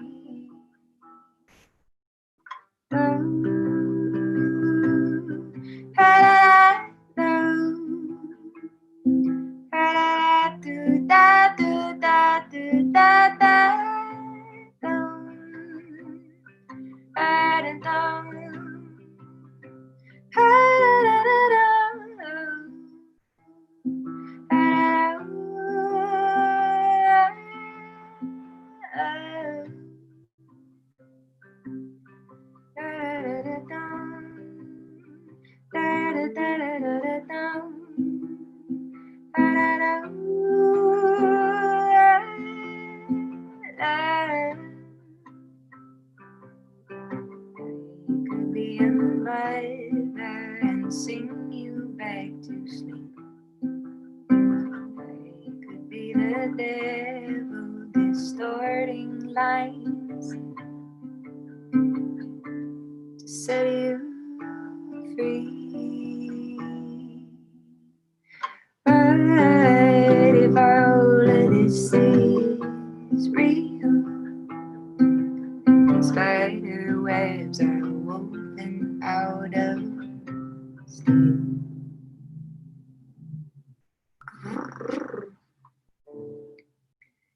There's that one. That is a really interesting question to ask yourself frequently. There isn't really an answer, but I love to ask questions that don't really have an answer. Sometimes this happens where I forget the songs that I have. I'm going to play an old one for you. Let's see. I have gotten really into music production over quarantine, so it's nice to just be here with my guitar. But sooner than later, I'll be able to bring in all the electronic stops that I've been using to produce my music.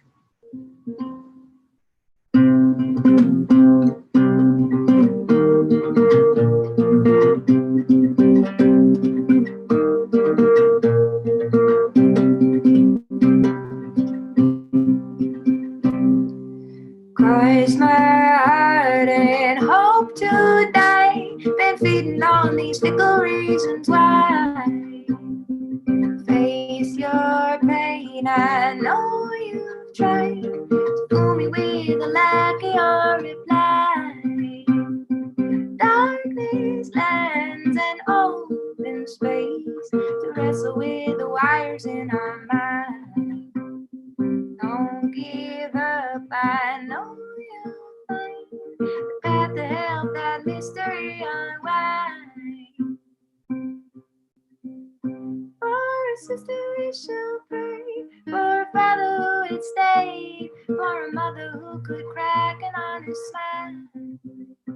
Sometimes the lights those we love can protect us like a glove till we cannot feel the wonder in our blood.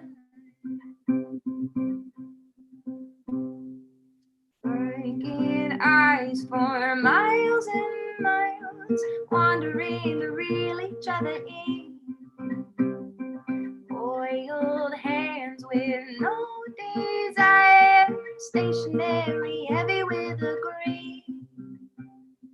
Drown the colors and mute the sounds, help to hide the sirens in my bed. You release as you remind me of all the demons running through your head. For a sister we shall pray, for a father who had stayed, for a mother who could crack an honest smile. Times and lights, those we love can protect us like a glove till we cannot feel the wonder in our blood. There's a saying, oh, that says that love is blind. Yes, we're often told, oh, seek and ye shall find. But how can what we see, oh, dictate what we need? I'd rather feel it. I'd rather feel it. I'd rather feel the wonder in our blood.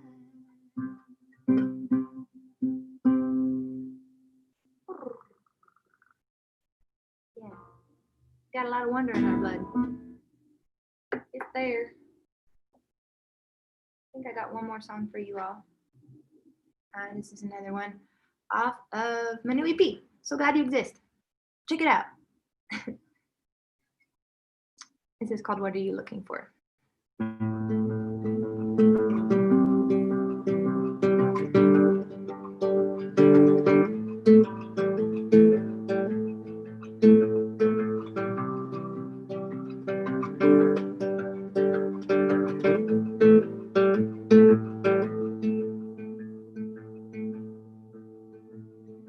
What are you looking for? Heart's telling you something that you can't ignore. What are you looking for? You keep searching the pavement, open up every door. And oh, the raging storm rising up from the heart of the sea. And though they'll make it known, you're exactly where you're meant to be. High, low,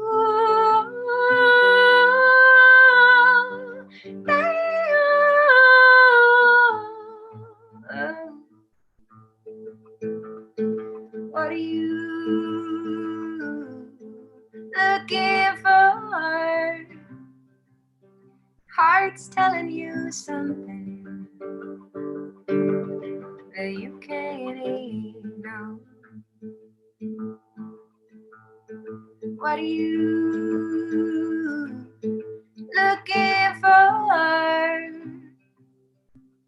You followed your comfort, oh, but now you want more. And oh, the raging storm rising up from the heart of the sea. And oh, they'll make it known, you're exactly where you're meant to be. High, low,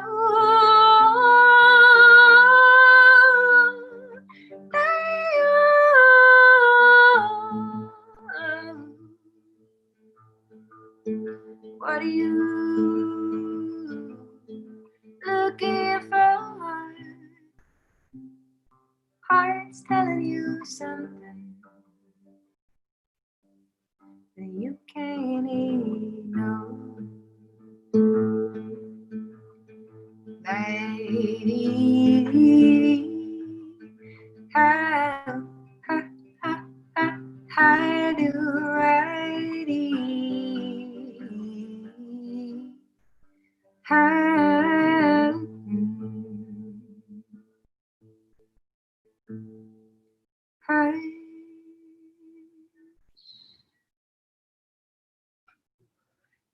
thank you all so much. I think they're coming back in here. I hope that you have a beautiful rest of your day and you enjoy all of this amazing content that they have set up for you all to listen. See you later. Oh, my gentle people and friends, that was Kenny, and you can check out her music at iamkenny.com, and that is AIAMKINNEY.com. Yeah. Thank you. That was so nice. What a nice little afternoon bit of tunes we got here. So, if you're just joining us, this is the BWB Speaker Series at Virtual Burning Man, day 1. We're going to be doing a decade of design science for day 2. We got a lot of great people today, and next up, we're going to have an intimate conversation between Nexus and his friend Jessica, and they're going to introduce themselves a little more than I'm doing in this moment, but we're about to let them in the waiting room, and just technologically, I will also stay here because that's how we'll do the Zoom, so I'm going to be the biggest fan in the front row, and here we go. We're going to go in the waiting room here, and we are going to let Jessica Lawson and Nexus come on in for an intimate conversation about visions of inclusivity.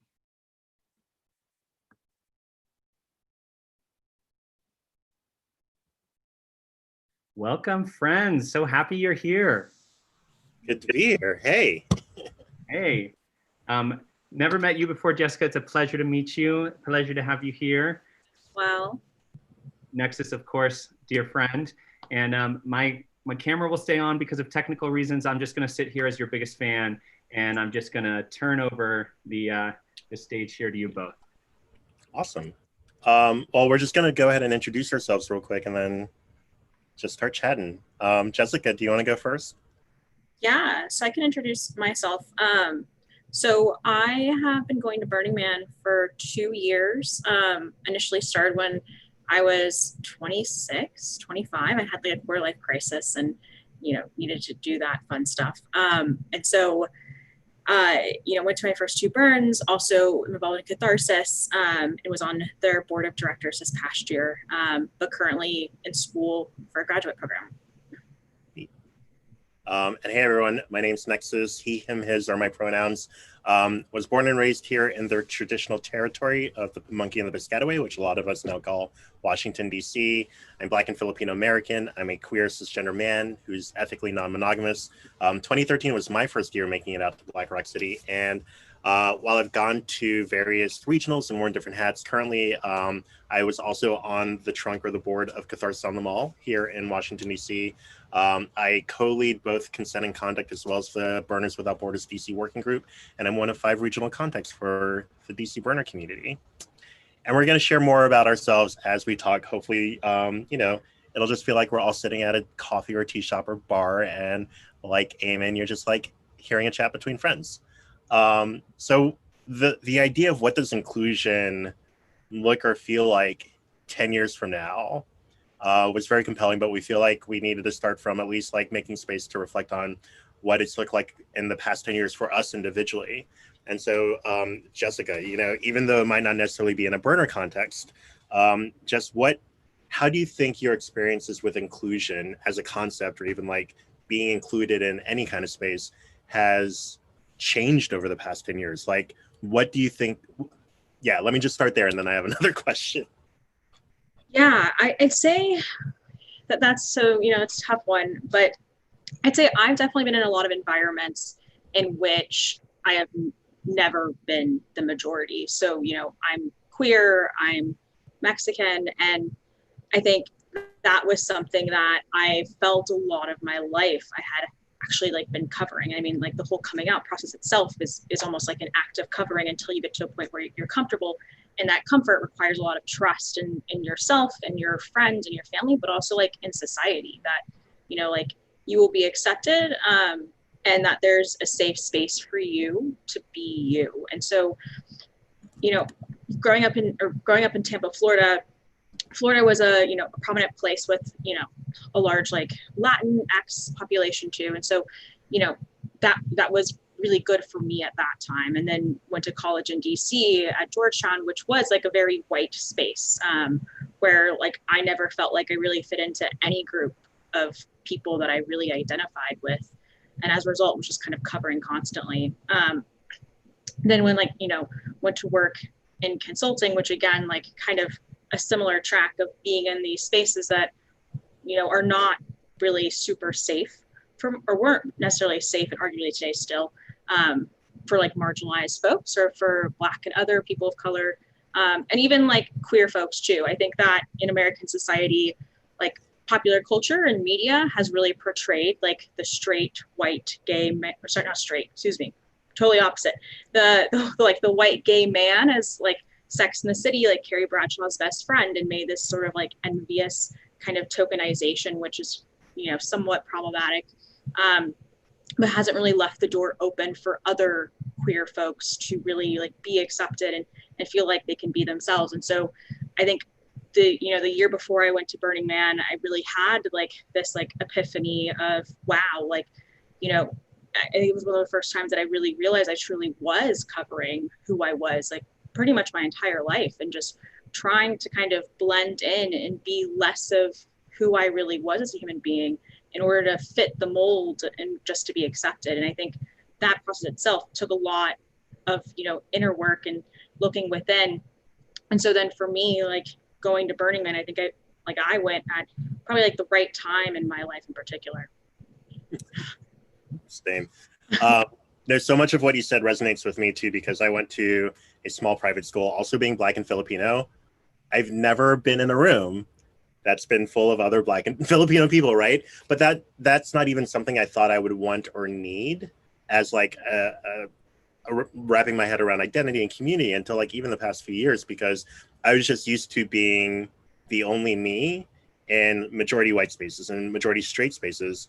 And so being included was something that I thought just either happened or didn't, right? And I think we even have this principle, radical inclusion, right? Anyone's welcome to participate. There aren't any prerequisites. So I think if there were any spaces that I ever felt like I didn't feel included, I never thought about what the space or the people had to do with that. I just thought it was me, right? That I failed in including myself, or like it was something wrong with me in terms of like, why didn't I fit in here or whatever? That's a gross oversimplification, but I think, yeah, being in majority spaces as people with a number of minority identities, we almost don't realize how much we just get used to being other, right? Yeah, so I mean, 10 years ago geez, I was 29 10 years ago. That was 2010. I was 18. I was just starting college. Wow. I was such a, you know, youngin' then. Right, and like I've been thinking about like, what would a conversation I would have about inclusion even sound like 10 years ago?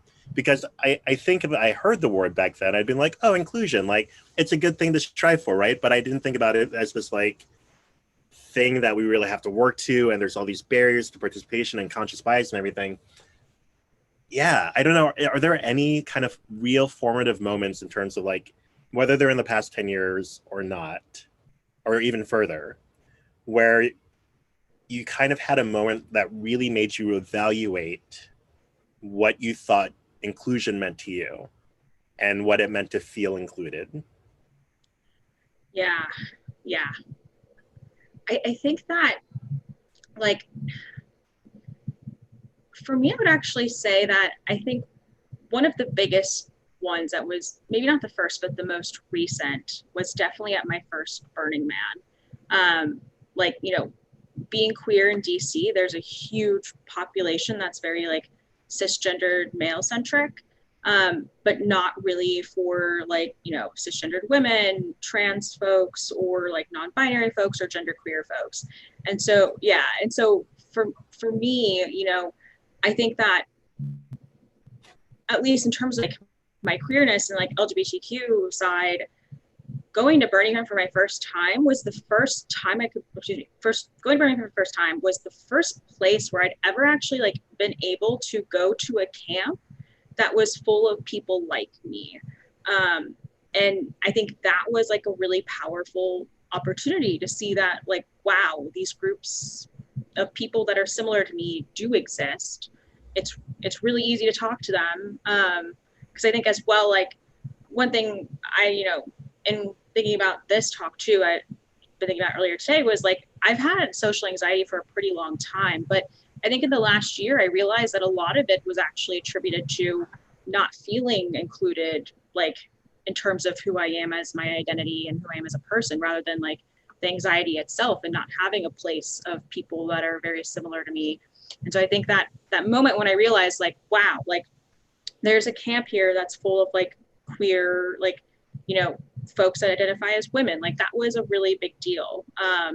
Or like, you know, my ancestors are Mayan, and, you know, seeing Mayan warrior, like that was also really, really profound. And I remember seeing that car for the first time, having no idea what it was called. And then, you know, talked about it back at my camp, and someone mentioned it's Mayan warrior. And I was like, oh my goodness, like I have to go back. I have to meet these people. And so I think for me, actually, a lot of it started at Burning Man, where I realized like, in order to have inclusion, you need to have groups of people that are different from the norm and, you know, like actually included and have a seat in the space.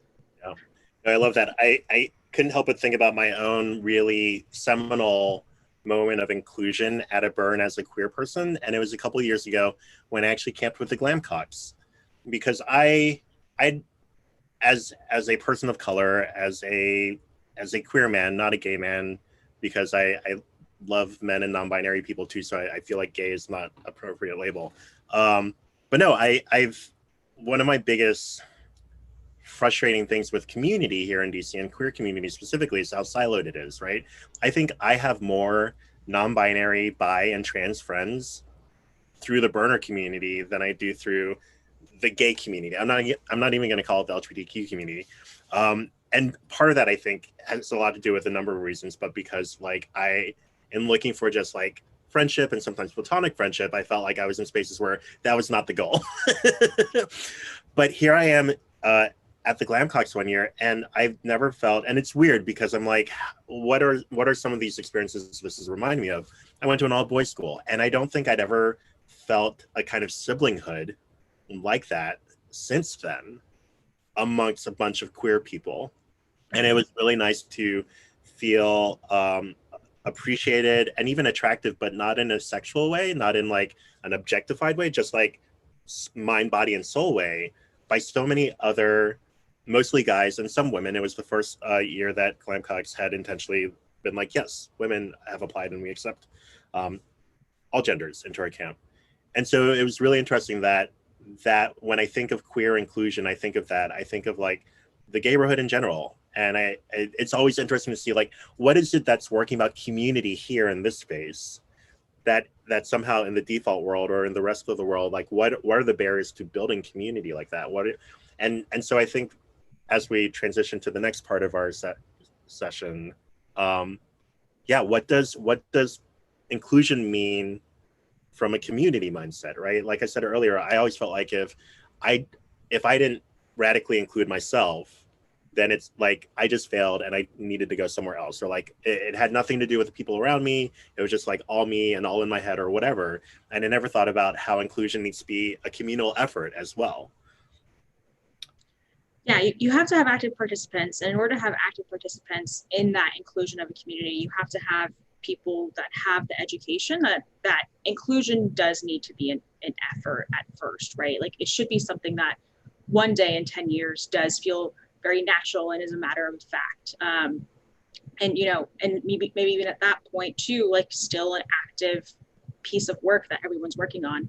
But I think that that's one thing that I feel like at least like this summer and in the last year in particular, have seen a really big shift in regards to people's education of anti-racism, as well as like homophobia too. And I think burners seem to be in general much more educated on like gender issues versus and sexuality issues versus like race issues. And I think that kind of, you know, goes to like Burning Man and Black Rock City is really a microcosm of the United States and the world that we live in, right? And, you know, like, you know, white, like queer and gay men, again, like because they're white, they're able to move in society in a way that other folks can't. Like, for example, Tim Cook is gay, and he's the CEO of one of the, you know, Apple, one of the largest organizations, the most prominent ones in the world. And so I think like when you have that type of power still in a space,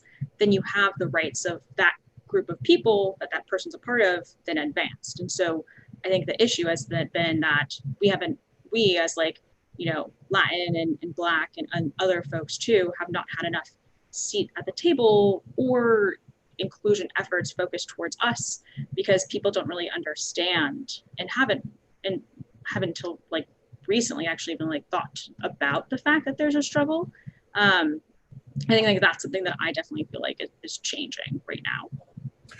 I feel like all of that, yes. And part of the challenge for me too is, and I don't think I've ever, this is the first time I'm saying these thoughts out loud. And I guess it's one of these moments where I'm just like, oh, wow, something's been percolating for a while and now it's getting ready to manifest. So like, let's see how this lands. But I think part of the challenge for me is because we look at inclusion as this like good thing, this valuable thing, this value we want to live by. It almost then sets up this binary of then exclusion must be bad, exclusion is wrong, which then gets reinforced by if we include others, you know, we are good people, we are doing a good thing, and bad people exclude people. And then it gets to this like, just like take it up a notch. The challenge then comes to me when I've experienced something or I observe where I'm like, hey, this thing that you're doing, like not using your pronouns when you introduce, actually excludes people from feeling welcome. I feel like, and this grossly oversimplifying, people are like, oh, but I'm not a bad person. It's like, not saying you were, right? But because we've already set up this binary of good and bad, what's valuable and ideal and what's not, it almost makes it harder then to talk about the oopsie daisies when people do things unintentionally that actually end up excluding people. Yeah, I think it's an effort that people have to make. And I don't think the effort will ever stop. Just because there's been so many hundreds of years, if not thousands of years of racism, that it is impossible to undo overnight. Yeah. Well, and you'd said tokenization earlier, so I don't know if you have any thoughts on like how I would say some people have conflated inclusion with tokenization. They're like a majority like group of dudes and there's one woman there and like, hey, we're inclusive, right? Or like same thing with race, but it's like, wait, nope, it's not quite it. Yeah, and I like, you know, you look at any board of directors now of a major organization and they probably have like one Black person, and that's that. And I think that falls into a really big trap of, to your point, Nexus, of this like, we are doing this thing just to be seen as a good organization and to seen as good people rather than actually doing it for the right intent and caring about actually putting in the work and focusing on truly making a community more inclusive rather than just being able to be labeled as inclusive. Yeah. I mean, I think, and this is something that Eamon and I talked about too during this wonderful interview, but that we did last fall. I think it's still a struggle in terms of people separating intent from impact. And we're still at a place where if people are told that something they did impacted a Black person, an indigenous person, a non-binary person in a way that hurt them, we're very much like, well, I didn't mean to, or I'm not a bad person. Like and then that like just compounds on the harm and the trauma that's happening, right?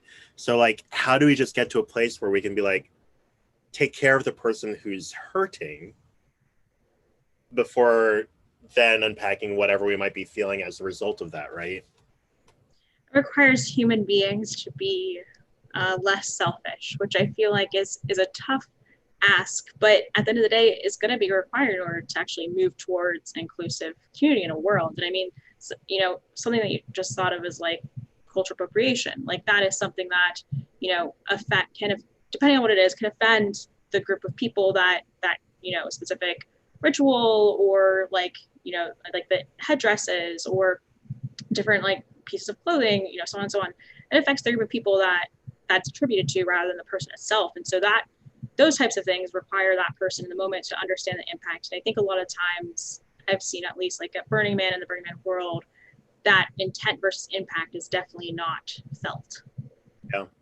Well, let's take another few minutes to kind of like set the foundation then for like what we're going to do over the next 10 years. I wonder if we can talk a bit more about Oh geez, what were you just saying? Sorry. I'm not sure if the coffee's just kicking in or if it just ran out.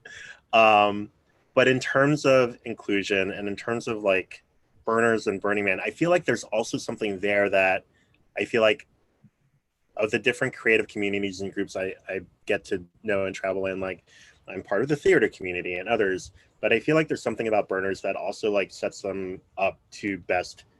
Maybe it's immediacy, you know, maybe it's also the way we do take care of people when they're hurting in more obvious ways, right? If someone's like dehydrated or any number of other things, like we're actually relatively proactive about what care looks like.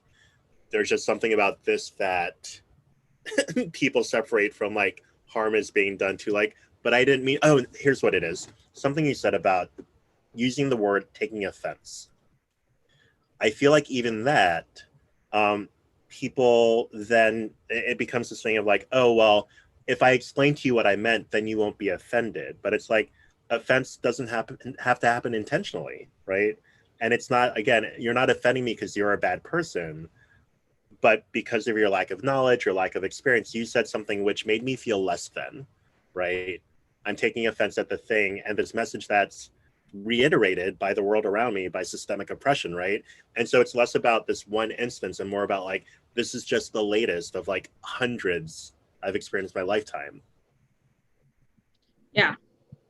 Yeah. And you know, when we're thinking about like the next 10 years too, I think that, you know, a lot of studies show that has to start at the top.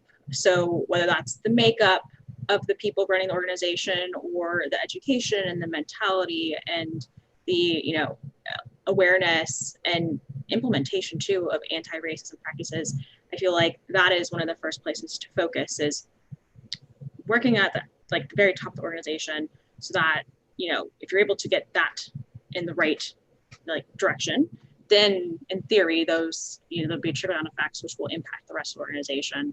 I think as well, just like making the event itself as well as opportunities to participate and to like also like physically get there. Also, you know, there's a huge increase in accessibility for folks that, you know, might not know anyone that's going, or also just like, you know, might not have the means to go to. And that's been something that like Burning Man's working on for a really long time.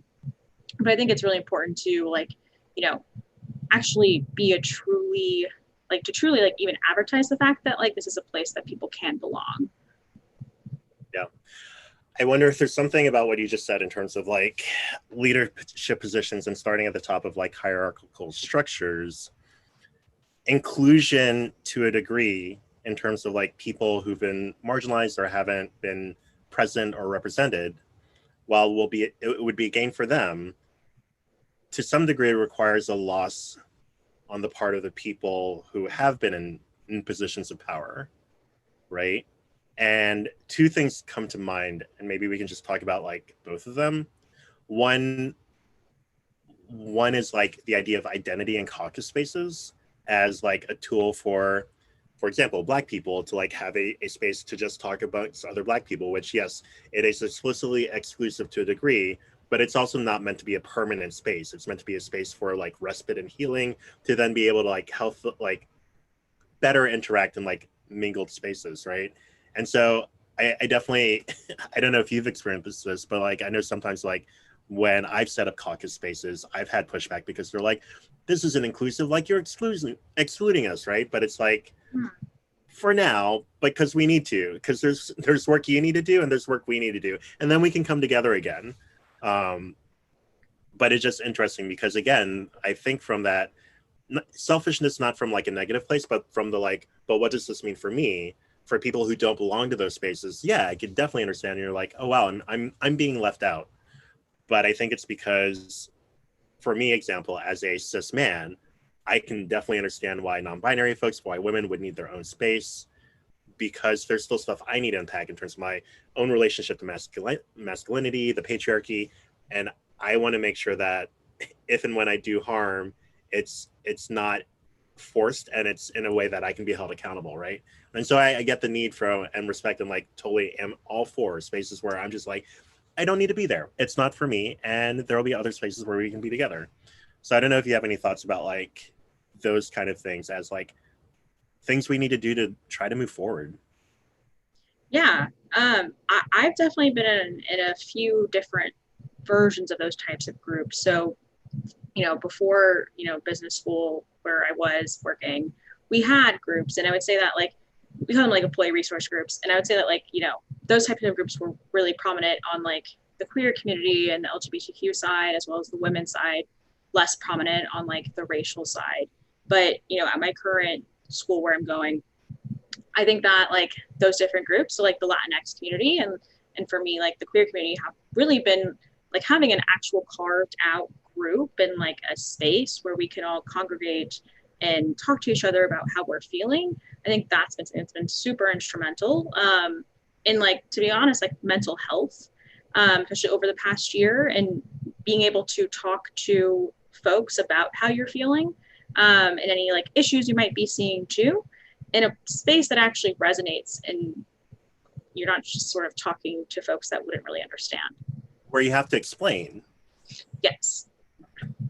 Yeah. Because then sometimes the act of explaining, actually not sometimes, a lot of times the act of explaining is very exhausting. And it can be very overwhelming if you're constantly having to explain yourself, and then internally almost like puts it back on you, feeling as if like something's wrong with you rather than with you're just not talking to the right person. Yeah. Well, and so like the next 10 years in terms of inclusion, what, like, if we were to look at this moment and think about 10 years from now, what can we say like was our legacy for the next 10 years in terms of inclusion? No, maybe I'll save that for later. Let's talk about actually more of the board stuff in terms of like, how do we get people in positions of power to not just make space, but like to think about whether they actually need to just like step down and away from it, right? To make space for people of color and non-binary people, or specifically for Black trans women. Like, I know in local theater, more Black trans women should and deserve to be in positions of artistic director power, just point blank. But like, what do we have to do to get there? I think two potential avenues. First off, I think you need to increase the incentives, unfortunately, whether that's a positive incentive or something that's negative too, around that, in order to keep people accountable and make sure that the leadership of an organization accurately reflects the groups that it's intending to attract, which also then sort of requires some strategy setting and level setting in the beginning that is like, hey, yes, we are going to attract like X, Y, Z folks and make this an intentionally inclusive place and do the work to do that. I think the second side, so like that was a top up or top down approach. The other is like a bottom up approach, right? So I think the other, like the second side is the community needs to call upon whoever's leading an organization and say to them, like, this is something that is extremely important to us.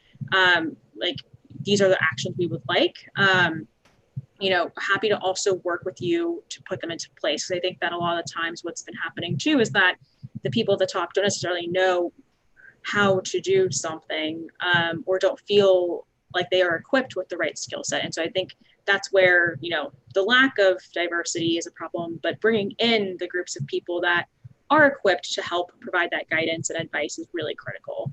Yeah. Well, and I feel like another part of the challenge too is oftentimes like folks in leadership positions, especially folks who founded organizations or theme camps or whatever, not that there's a cult of personality, but so much of them and their identity is a part of the work the camp does. And not that it shouldn't be. I think any good leadership group, you want them to be pouring themselves into it. But then there is this unconscious lack of trust that other people can be trusted to maintain the integrity of the culture, of the community, of the values, of whatever the thing is, right? So I wonder how much of it is like both acknowledging people who've spent a lot of time and energy getting a thing going and making a thing happen, but then also like how can they then empower other people to do the same and take it to another level, right? To iterate on a thing, to be just as, if not more successful, and to trust that they might not do it the same way and they shouldn't, but how can they do it in a way that still maintains, the things that you loved about the event or the camp or whatever? Does that make sense?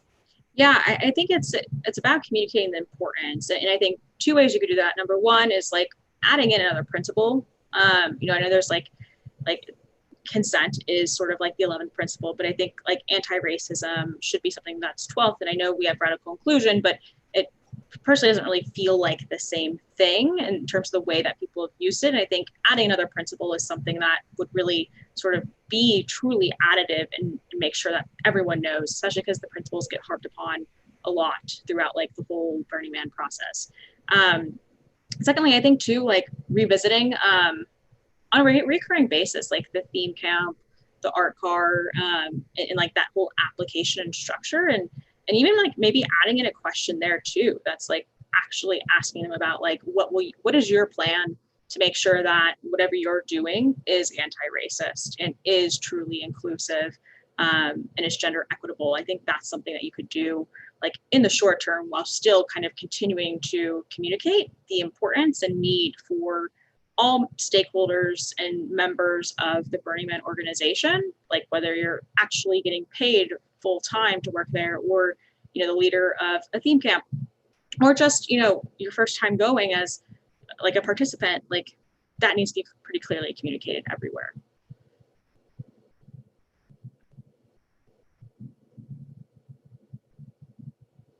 Did we lose Nexus? We lost Nexus.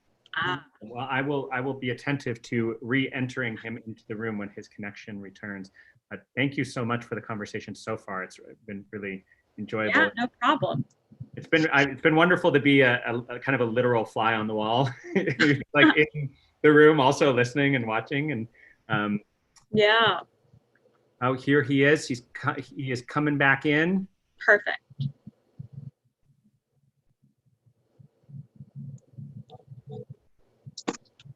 And I'm back. Sorry. Where were you? I had just actually finished basically stating that communication is critical and the importance of anti-racism and gender equity need to be basically kind of intertwined throughout every part of the process of going to Burning Man. Yeah.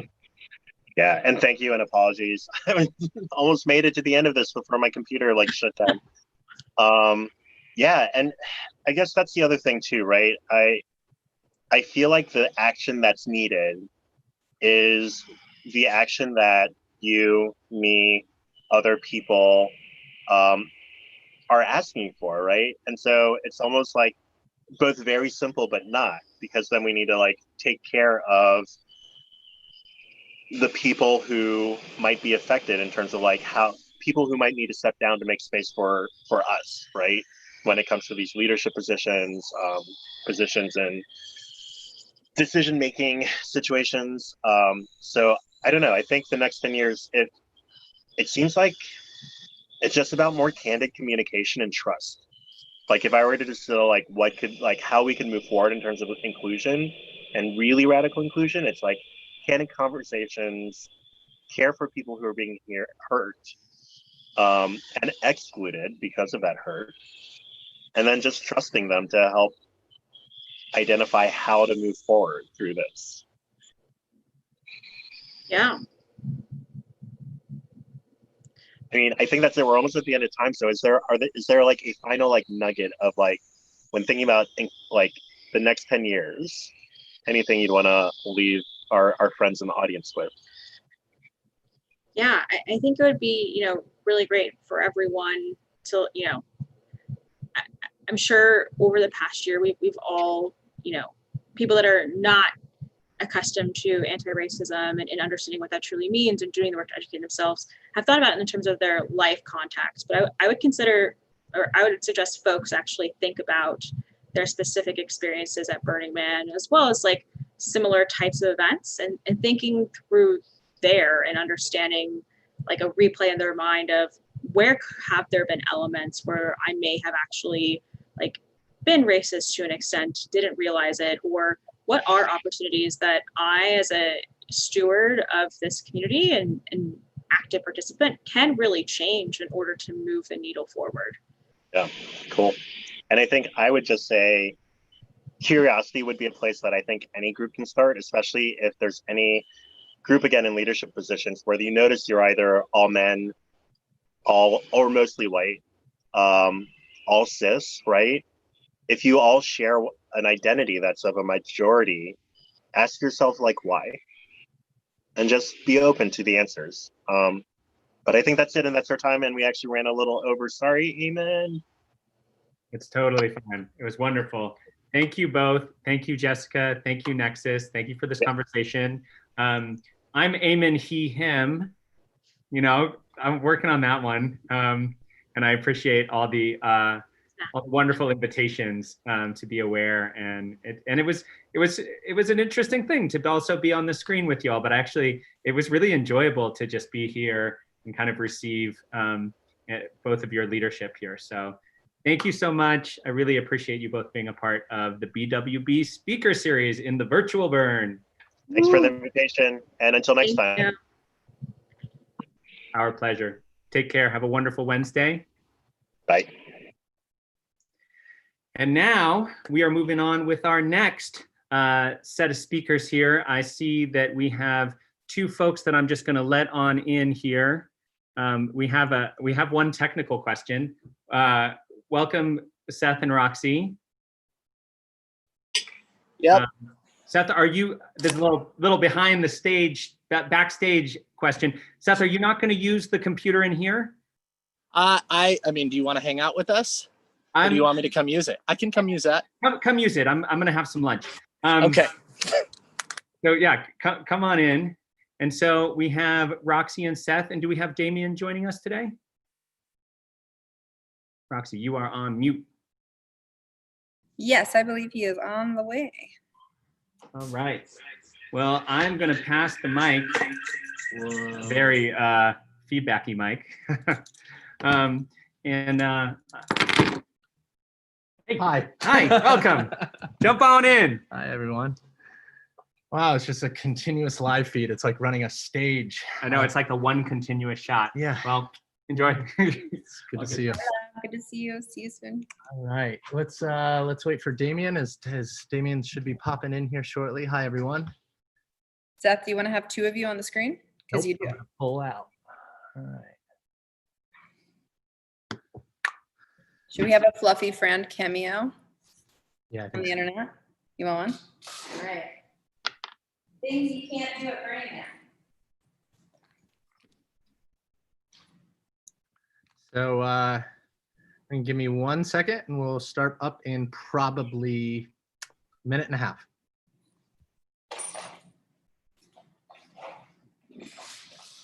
No pets at Burning Man generally, but who believes in rules in the multiverse?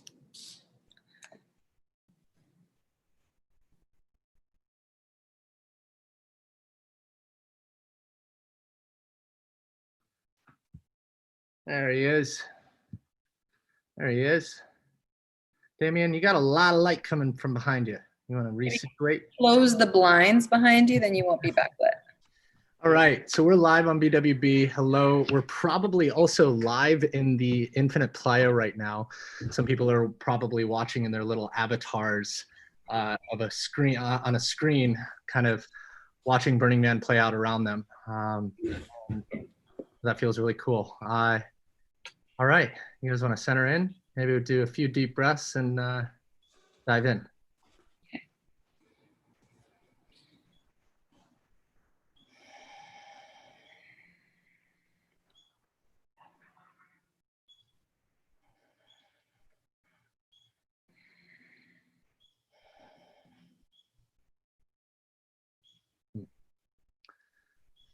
So here we are. How are you guys doing? I like your background, Roxy. Thanks, I like yours too. We switched rooms. So if anybody hasn't been able to pick it up, we kind of have a little universe of physical spaces that we are mobilizing through on a location in Topanga. Roxy is not here, but it is a pleasure to have her here digitally with us. Hi, Damien, in the other room. So I would love to start. Today's kind of chat is inspired by our friend Teddy Saunders. Built a film years and years ago, probably a decade ago at this point, called "Oh, the Places You'll Go at Burning Man." And it was a really beautiful, it's one of the most popular pieces of media. And I always was inspired by how people shared that Dr. Seuss kind of narrative for the culture of Burning Man. And it also got me thinking about where are we actually going? And today is really about that look into the future and how the world. And so I would love to start out though by just taking a moment to ask you guys. So it's 2 p.m., 2:15 p.m. on Wednesday Pacific time in the middle of Burning Man week. Roxy, what would you be doing right now? And what would you be paying attention to? Well, I would have likely been at Burning Man 5 days at minimum, generally probably about a week. At this point, camp would be set up. If I was helping with an art project, it would be pretty dialed.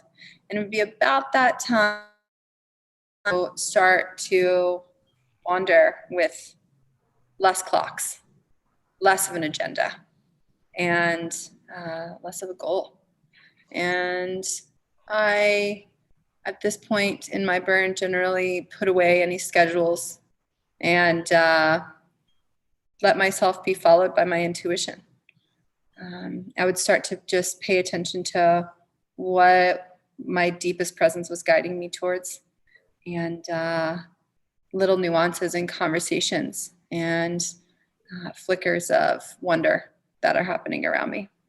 And I would just be wandering off into the distance, as it were, or sinking into some sort of long conversation. But part of the beauty of this time of year and this pilgrimage, which I have been really feeling the sadness of not being in the physical space of this time around. It's a solace and a gift to kind of be in the space of timelessness and lack of agenda and deep presence. So I would be really sinking into that right about now. Damien? Yeah, for me, I would be in practice of flow. Generally, for me, Burning Man is a place, we live in a world where we're always doing. It's always this to do, that to do, this place to go, this person to meet, always doing. Burning Man for me is a place of not doing. So I'm usually in practice of being present. To Roxy's point, similarly, I'm very in deep presence and moving through the space and allowing it to take me where I need to go, be where I need to be, have the conversations I need to have. And ultimately that practice of flow and presence is sort of like what charges me, re-energizes me, and allows me to actually bring that back into the daily life, the everyday of doing, where I can be in better relationship with presence and better relationship with flow state. So that's what I would be doing at Burning Man: practice flow, practice presence. And I think being as well. Less doing, more being. A lot of being, a lot less doing.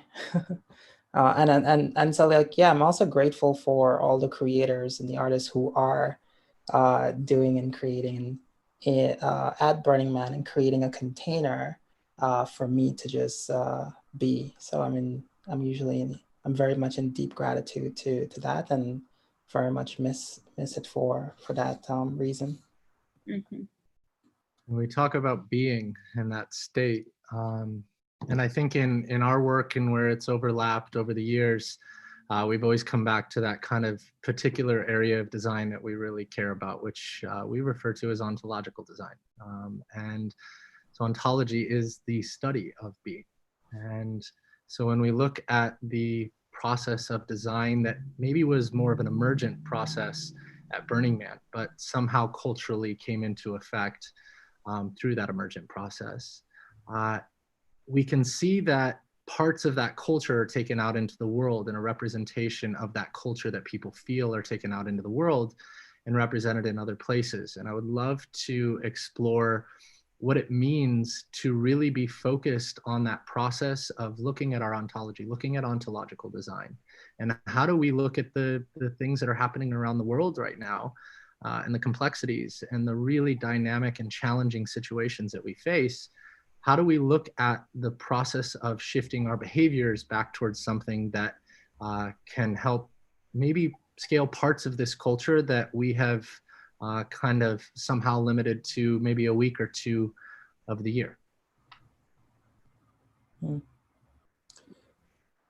Well, in terms of, I think we're in a very interesting and unique time, because right now we're doing Burning Man in the virtual, and the opportunity here with what's happening is that we can actually introduce Burning Man culture to a much larger audience, and we can scale those behaviors that we actually get to practice every year in the physical. The question becomes like, how can we show up in the virtual as burners and embody these value sets, these principle sets that we've been practicing for 20 years more?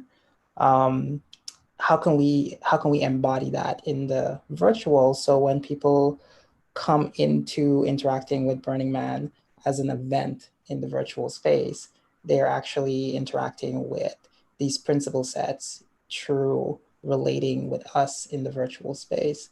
So I think that's one way, in terms of like, when we talk about ontology, it's like we show up in these virtual space and we embody these practices and these principles and we be it, and other people can meet us and connect with us and get to engage with that.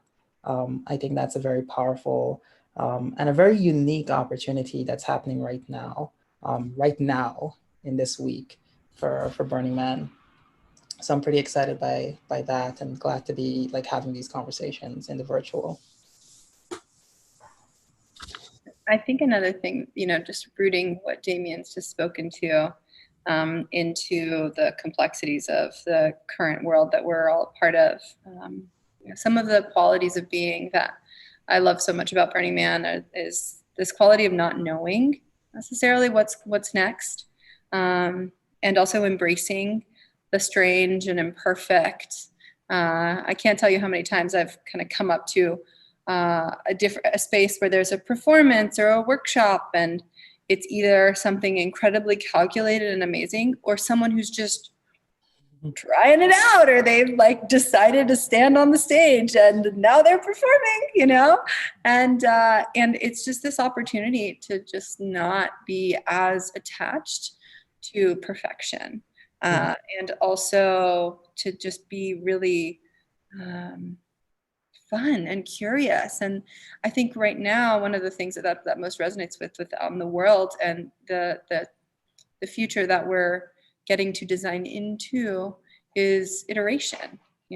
One of the most beautiful qualities and lessons that design gets to give us is iteration, and being open to trying and testing and trying and testing, but not necessarily being so attached to perfection that there isn't room for the journey to be the destination.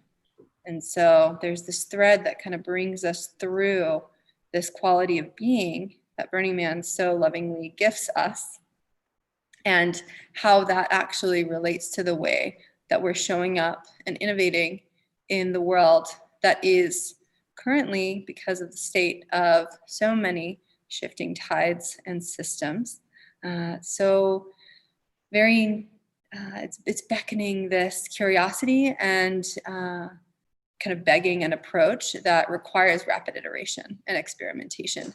If not, we'll break, right? Because we can't say that we know how to navigate these waters, but we can say that we're curious, and we can say that we give a fuck, and we can say that we're gonna try. And so it's a really beautiful segue, I think, for a quality of being that can help us navigate together collectively. So we take it out in the world, right? And we have been for years, I remember when I was first coming into Burning Man, and for years I was asking like, well, what is it like? And my friends would come back and it was kind of this like, I can't really describe what it is. And I I was always fascinated. So we have a dear friend who I'm going to read a quote from that actually it's kind of a mashup quote. It's between a really incredible philosopher named Eric Davis. He's also a technologist and just flat out genius. And then our friend Jason Silva kind of encompassed how Eric Davis wrote about Burning Man in his article called Beyond Burning Man. And they referred to it as, they said this. They said, "This place is unobstructed dream space, a supermarket of memes, a juxtaposition of pocket universes, and a demolition derby of reality constructs colliding on a parched void, the effect of which is the collision between mind and such enrapturing novelty that you get hurled into ecstatic mind spaces that are so novel that it heals you of your fractures. The dance with the ecstatic cleanses us of our suffering." And I think that for me, when I heard that, it was the first time that I heard Burning Man described where I was like, oh, that is what I felt. What is that? Can we design for that? And I think last year, we had a really beautiful exploration on a couple projects that we don't need to refer to now, but we had an exploration of what it meant to essentially go out and practice the design process of bringing these little pocket universes together. And I would love to talk about what kind of areas of creation and the creative process are beneficial to the Burning Man culture moving in to the world, and how do we create spaces, theaters of mind, both physical and digital, that can help bring this culture forward into the world more. What is the one thing that when you think about your time at Burning Man and then you move into the world, and I'll ask Damien, what is the one thing that you are taking from that and then going into putting to put into your work in the world? Yeah, I think the one thing for me that Burning Man has taught me is co-creation.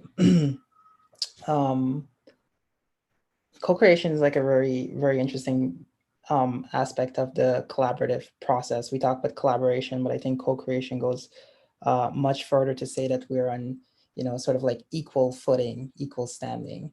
And what is involved in co-creation is, to what Roxy was saying, is this not knowing and embracing the not knowing and allowing for emergent, to the point where at the end of whatever idea or solution or whatever is created, it's kind of like, who came up with that? Like, what is that? There's no clear answer because it was such a co-created process. So I think one of the things that Burning Man has taught me, and I've always like looked at, is how you have like, thousands of artists coming together and co-creating this experience for about 80,000 people, because that is ultimately what's happening. And so what Burning Man as an organization does is it creates the scaffolding, it creates the rail guards for the creators to come in and build upon and co-create upon. And I sort of like look at the values in that co-creation, such as like, there's also like participation, right? Like everyone's just like radically involved in the co-creation process of this massive event. And no one's trying to own anything, but at the same time, everyone has ownership over the culture that is being created because of that participation, because of that co-creation. And so for me, it's very interesting how these value sets and these principles of like participation and co-creation sort of like come together and allow us to create something so beautiful. So what I think about and what I wonder about is, how do we bring that into our creative process? How do we bring that into our everyday of creating things, where we're not trying to create to own, but co-create to have a collective experience for everyone involved. So I think like that's one of the biggest teaching and the biggest practices that I've been learning from Burning Man over the year. And when I say Burning Man, I'm talking about like the experience itself, going in with like thousands of creators and artists and producers and just seeing them doing this and going like, wow. And there's such like a beautiful chaos in all of it because of that not knowing. And there's so much chaos, even to like when we're doing this sort of like the setup and the production for today, right? There's a whole not knowing and there's like chaos, but then there's like a practice of trusting the process and trusting that it'll all come together, it'll be what it needs to be, and it'll be beautiful. And that is what we call magic. And humans love to experience magic. So I wish we would create more like that. And that's my practice. That's what I learned from Burning Man. The root of magic. As we imagine, so it becomes. Mm-hmm. Mm-hmm. Roxy, I was, sitting here going, man, I really wish we had somebody on this call that understood that scaffolding underneath the creative process. I just feel like we should expand on that a little bit and yeah, talk about that. I wonder who could talk about that. I don't know. Well, I think scaffolding on the creative process as related to Burning Man, slightly different question than that, which is, what I bring into the world from Burning Man, but maybe I'll try to connect the two.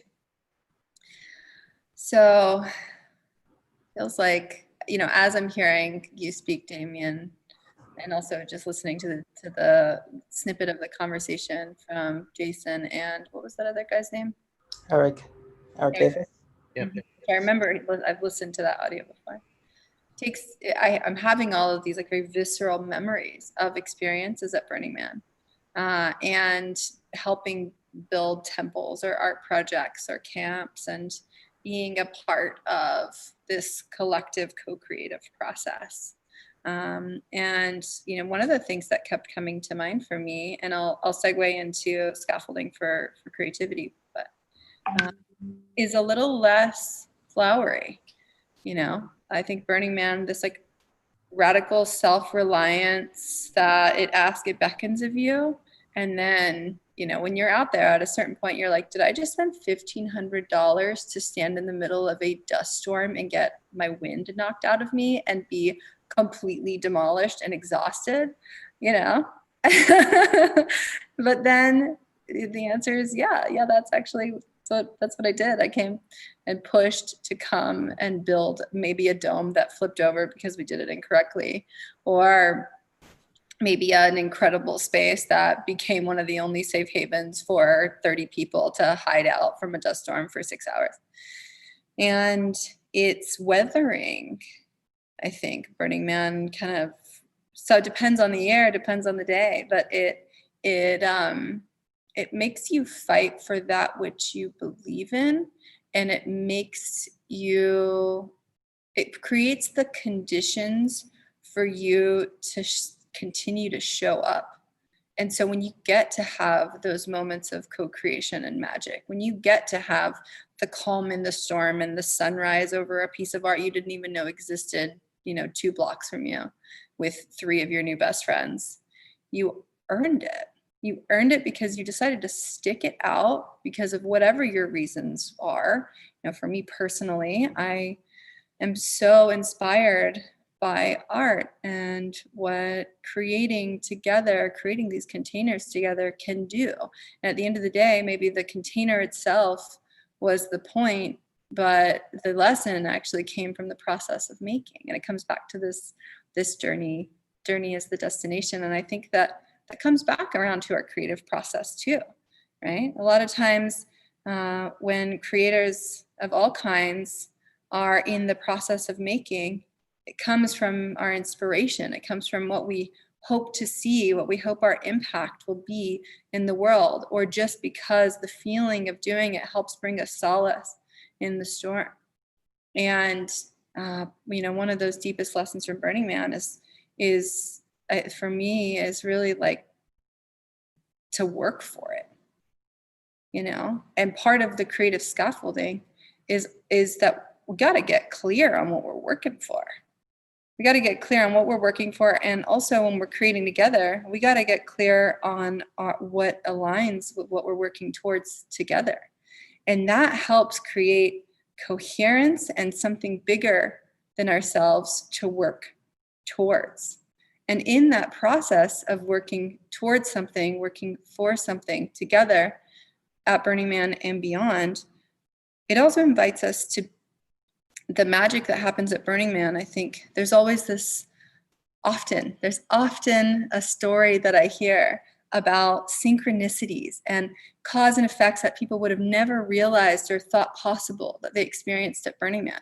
But it allows for them to consider their effect and the effect of others on part of their experience and part of the collective experience. And so if we can take some of this consideration of our effect on ourselves and on the systems that we're a part of as part of our creative scaffolding for the way that we're designing for that which we believe in the world, and take that consideration and zooming out, which is a regenerative design principle. It invites us to be more considerate human beings and understand the greater systems that we're a part of. And through that process, to also reconsider the way that we're hoping to bring about an effect, because it's not just us.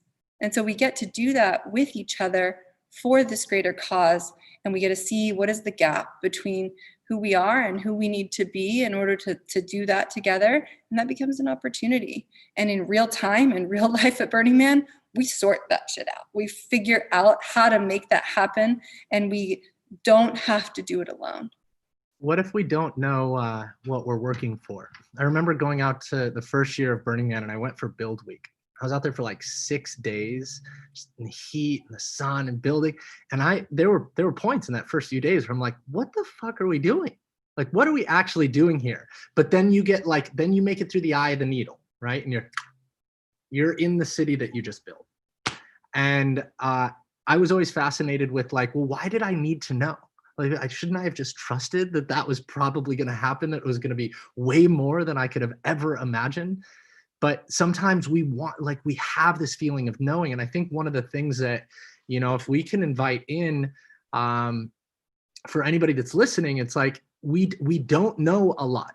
Like we're not going to know a lot. And at the same time, there are things that some of us know that are going on that could, when the information is presented to other people, create a playground or a place for people to co-create inside of. I wanted to shift a little bit into place and what's really happening as Burning Man kind of goes out into the world from a physical standpoint. I think everybody has had that experience as we're departing Burning Man and we're going, wow, like we should just never go home, or we should never go back, right? This should be our home. We should stay in this. And now with the kind of rapid onset of large-scale systems change across the world, we're watching camps that are normally just gathering for a week at a time, looking at land, looking at large-scale community developments, looking at how do they create their little universe of their camp or their culture inside of some physical location that is more permanent or everlasting. And so I'm really interested in how these spaces are coming online, and I would love to talk about like what's exciting for you guys in the kind of space of physical location and how our cultures move into physical locations.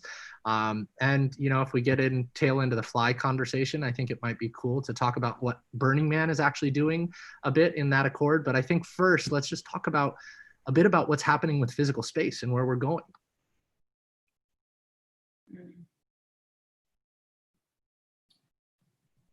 Do you want to start, Seth? I want to hear what you think. Yeah, I want to hear you, Seth.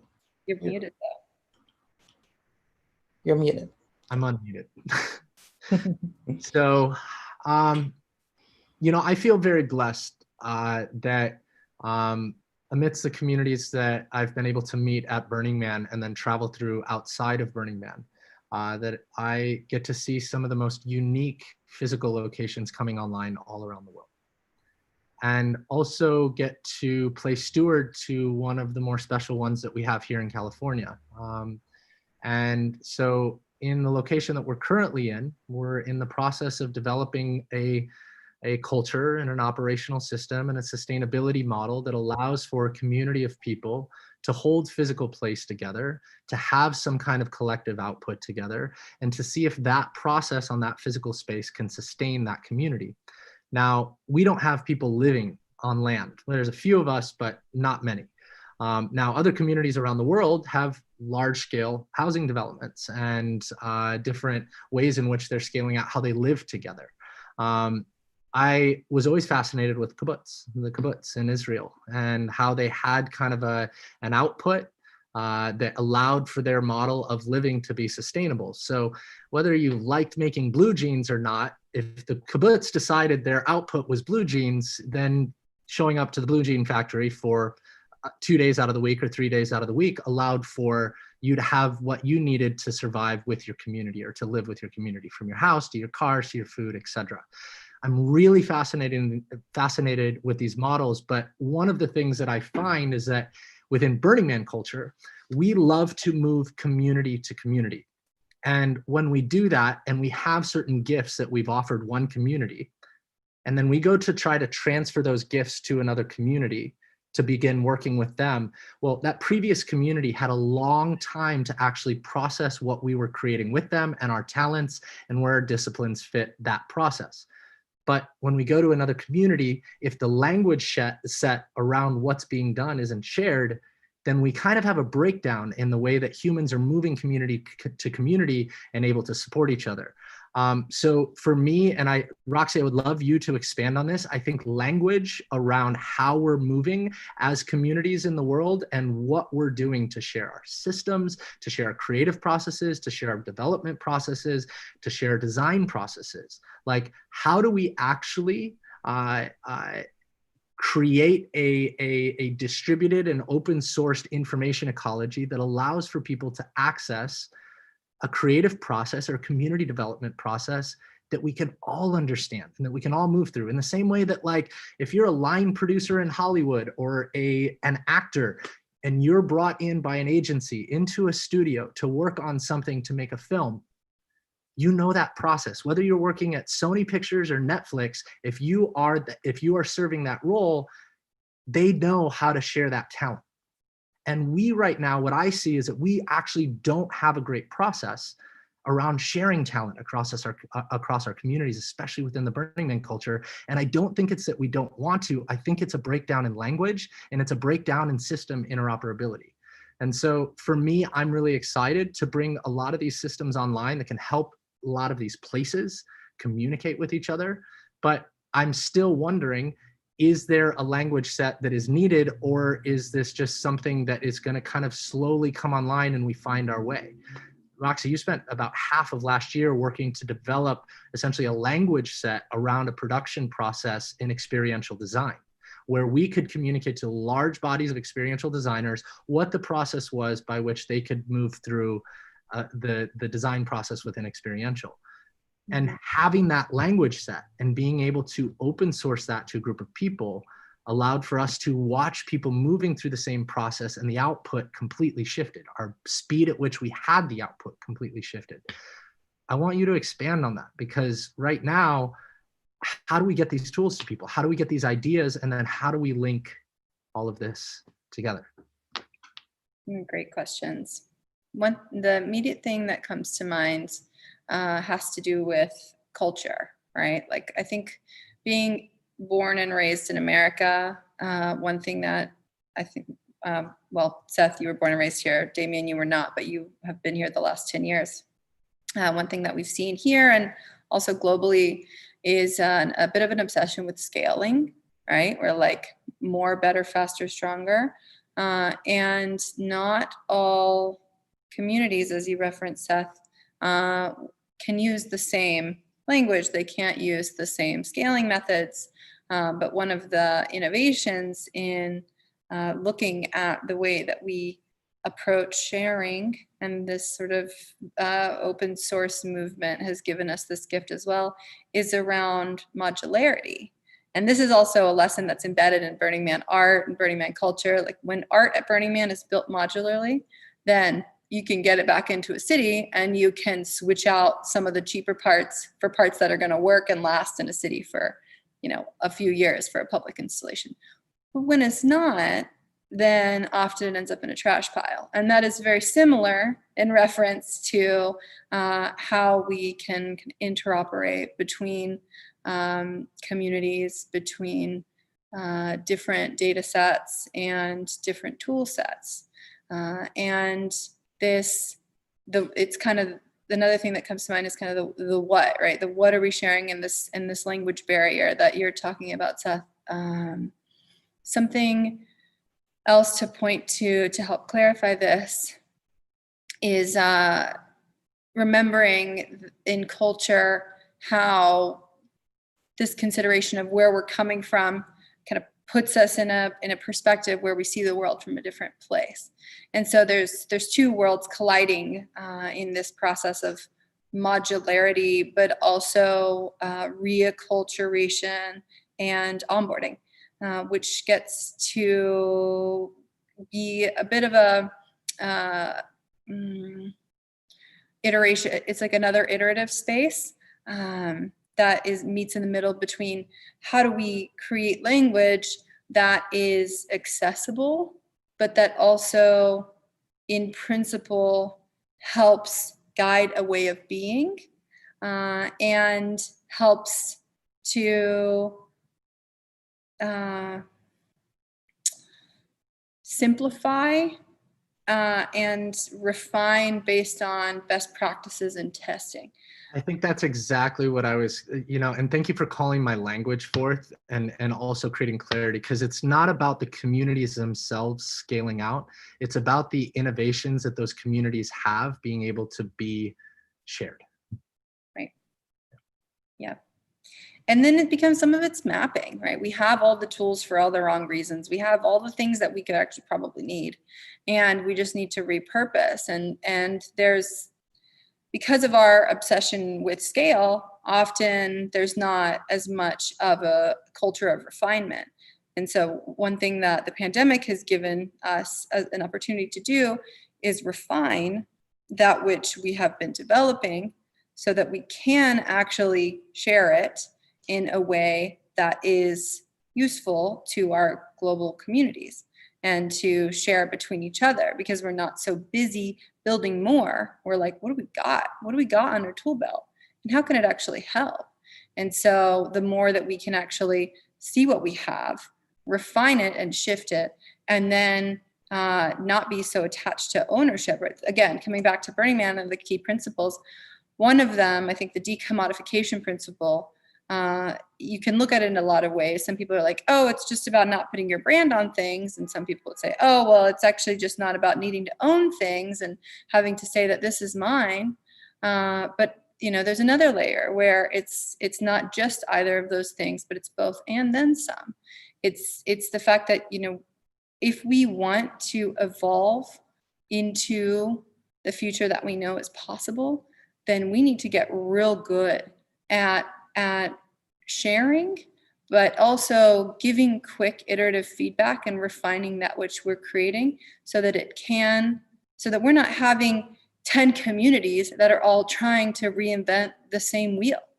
We have a few communities that have overlapping skills, and those can be a way that we build capacity whenever we have new opportunities, and some that are just really good at some specific things. And there's a way to empower them to do those things and know that together in the system of communities and of culture that we're actually stronger together. And Burning Man is a beautiful model of how this actually works out in physical space as a metaphor for how we can bring that into the world and the way that we relate in our world all of the time. But the way that happens at Burning Man is because we, at least with our small local communities, generally speaking, we kind of know who's around us in our camps as a micro of our macro. We kind of know who the electrician dope person is, and these 3 carpenters and the fluffers, and we're like, great, awesome. I don't need to be the electrician and the fluffer and the carpenter. We got one of those over there. And the same thing is true when you zoom out to a few different camps in the city, and then all of a sudden we're in this global pandemic and we're stuck in our different countries and our different communities. But that doesn't mean that our resources and our resourcing and our ability to scaffold our creative capacity together isn't just as relevant. It's just a process of seeing, acknowledging, understanding, and empowering each other. Those are some thoughts anyways. Damien, you have anything to add to that? Beautiful. I'm really resonate with a lot. I think some of the things that I was came to mind is the scaling aspect of, it's really true that when we create something successful in terms of like a space or an event or an experience, the idea is to scale it. And I always explore with this concept of scaling. In fact, it's an inquiry that I'm currently in. And how I think about scaling is that there's scaling horizontally, which is what we tend to do. And horizontal is like the numbers. And then there's scaling in terms of vertically, which for me, that means the frequency in how we practice, how we do something. So if we're creating an experience, instead of scaling it horizontally, we can seek to scale it, vertically, because with spaces, for spaces to work, intimacy is required. And so when we start to scale it, we start to move away from intimacy. And that's one of the key ingredients of connection, I feel like, which is the point of these sort of like social spaces for community or for gathering, and for practicing new behaviors that can make us come into better relationship with each other and the spaces.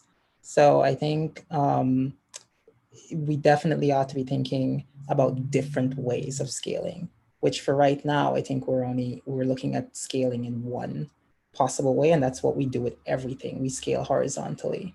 And I think that's had like a detrimental effect on our planet, and it's had a detrimental effect on our way of being in the world with each other and ourselves. So I think that's a word just like stands out to me as you bring it up, Roxy, that we should all be in inquiry about how we scale what we create, because scaling is not necessarily the the end point of success. It's not the definition of success, I think. So that's the part that I wanted to add when you bring that up, Roxy. Perfect double tap. Damien, you had one of the more beautiful kind of theses around a project plan that I had ever come across. And it was when you were working on the platform that we're actually sitting on right now, that's holding a lot of the multiverse and the on-ramp for the multiverse. Your hypothesis for building this kind of platform was that experiences, these shared experiences and shared moments in time, are really what fire off a community. And it's the pulse and the repetition within those experiences that creates the coherence within the community. And so as you talk about that horizontal, I think the horizontal versus vertical scaling is powerful. And I would love you to expand a bit upon like the process of sharing the experiences repeatedly, and why it's important and why you're focused on it so much right now. Yeah, I came across it creating experiences when I was in San Francisco, and what I experimented with a lot of time when events or experiences are created, we would do it for existing communities. What I experimented with is how do you bring like 30 people who don't know each other into a room, and then you get them onto the same wavelength and get them to feel connected in a meaningful way to each other. And what I realize is that the idea of giving people any relationship that you have is based on shared experiences. So we talk about family and we're connected to family, we're close to family. But if I took you from a young age and you grew up with a completely different group of people, that would be your family. And why is that? Because you have shared experiences with those individuals. And that's what facilitates, cultivates, and creates that deep sense of connection. So what I think about a lot when it comes to experiences and this platform that I'm creating is how do we create shared experiences in a short space of time to create connection with people. And so what I would do, and what I realized, and going back to like, this idea of what Burning Man is, art is an experience.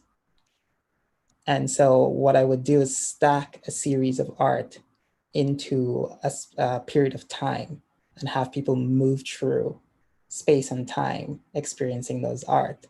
And as they move through and they experience the art, it turns out that you can have people have a deep sense of connection just by having shared experience of the art. And that for me was really epic. And so what I thought is like, okay, great. This is really cool. How do I scale that? And that's where the concept of vertical versus horizontal comes in, because the idea is not to scale it, and have more people come to the experience, but it's actually to repeat the experience so so people can have more and more shared experience, thus deepening the connection. And so if that can be figured out and that can be scaled in a meaningful way, I feel like that's ultimately what I'm exploring. That's the thesis that I'm in. And there's a quote that I wanted to share, but like when we talk about art, because what is Burning Man and what it does really well. Pablo Picasso said, art washes from the soul the dust of everyday life. And you think about Burning Man in the desert and it's dust. And you have art in the dust, right? And so it's just like this really beautiful way to look at it, where you're in the desert, you're covered with dust, you're experiencing art. And I feel that's why people have this sort of like perspective of like coming back, like this is home and coming back to the real world, because the art is washing the dust of everyday life from our soul, and it brings us back into connection with ourselves. So that's why when I approach experiences and when I talk about scaling and scaling for frequency, it's about bringing people into connection with art as often, as frequently as possible, because art has the power to bring us back into ourselves. And ultimately, that's what we need to be doing, coming back into ourselves. And so when we come back into ourselves and we can connect with ourselves, then we can connect to each other in a more deeper and profounder ways. We can expand the spectrum of connection with each other. And then when we start expanding the connection with each other, then we can expand the connection with nature. And so art for me is one of the most powerful tools to bring us into shared experiences, which brings us into connection. Thanks for asking about that. Roxy, I would love to, and thank you for that, Damien. Roxy, I would love to pose to you a question about the next 10 years. I actually just when I said that, I actually just had like my whole body just got kind of, I don't know if it was goosebumps of excitement or fear. It was my whole body just kind of like rippled there. And I'm really wondering what it looks like to work together for the next 10 years. And I want to kind of reference that Roxy's been working on something incredibly special via the legacy of Buckminster Fuller. And Bucky used to talk about a period of time in the early 21st century where humanity would kind of unlock its potential to understand how to solve complex problems together. And it would be a shift in a process of thought. Referred to it as whether we call it critical thinking or design thinking. It's essentially the ability to get out in front of us 5 to 10 years, see the complexities and reverse engineer back to square one and start solving. And so really beautifully last year, at the beginning of last year, actually at the beginning of this year, the Buckminster Fuller Institute actually launched the Design Science Decade. And Roxy and a beautiful team of creators have been stewarding a cohort of other creators, multidisciplinary creators, to work on this future vision and future story of what the next 10 years can look like. And I've had a front row seat to the process. And first of all, I just want to tip my hat. Like, I was on a call this morning with this group and teared up at least 3 or 4 times as we're talking about what we get to create together. And so I would love you to expand on, like, we have 3-4 minutes left, and then Mr. Breedlove is going to come on and make some announcements. And so I would love for you, Roxy, to maybe close us out with the what's the hope for the next 10 years? What's the hope? One of the gifts that we get to acknowledge that we're given through the technology of design is that we can look at where we hope to be and where we know that we can be in a space where all life is thriving, in a world that works for all life, not just humans, not just some humans, but truly being in a future where we are rejoicing in true circularity and regeneration, and knowing that that is part of our true nature, and that our systems are full of this potential and they're ripe with helping that potential be fully tapped. But that vision will remain a vision unless we take the gift of design into our hands and say, how do we plan and get there? How do we take the steps that we need to actually iterate and put plans into effect to shift the systems, the ways that we behave, the ways that we relate, both with our natural world, with ourselves, and with each other, so that we can actually get there. And the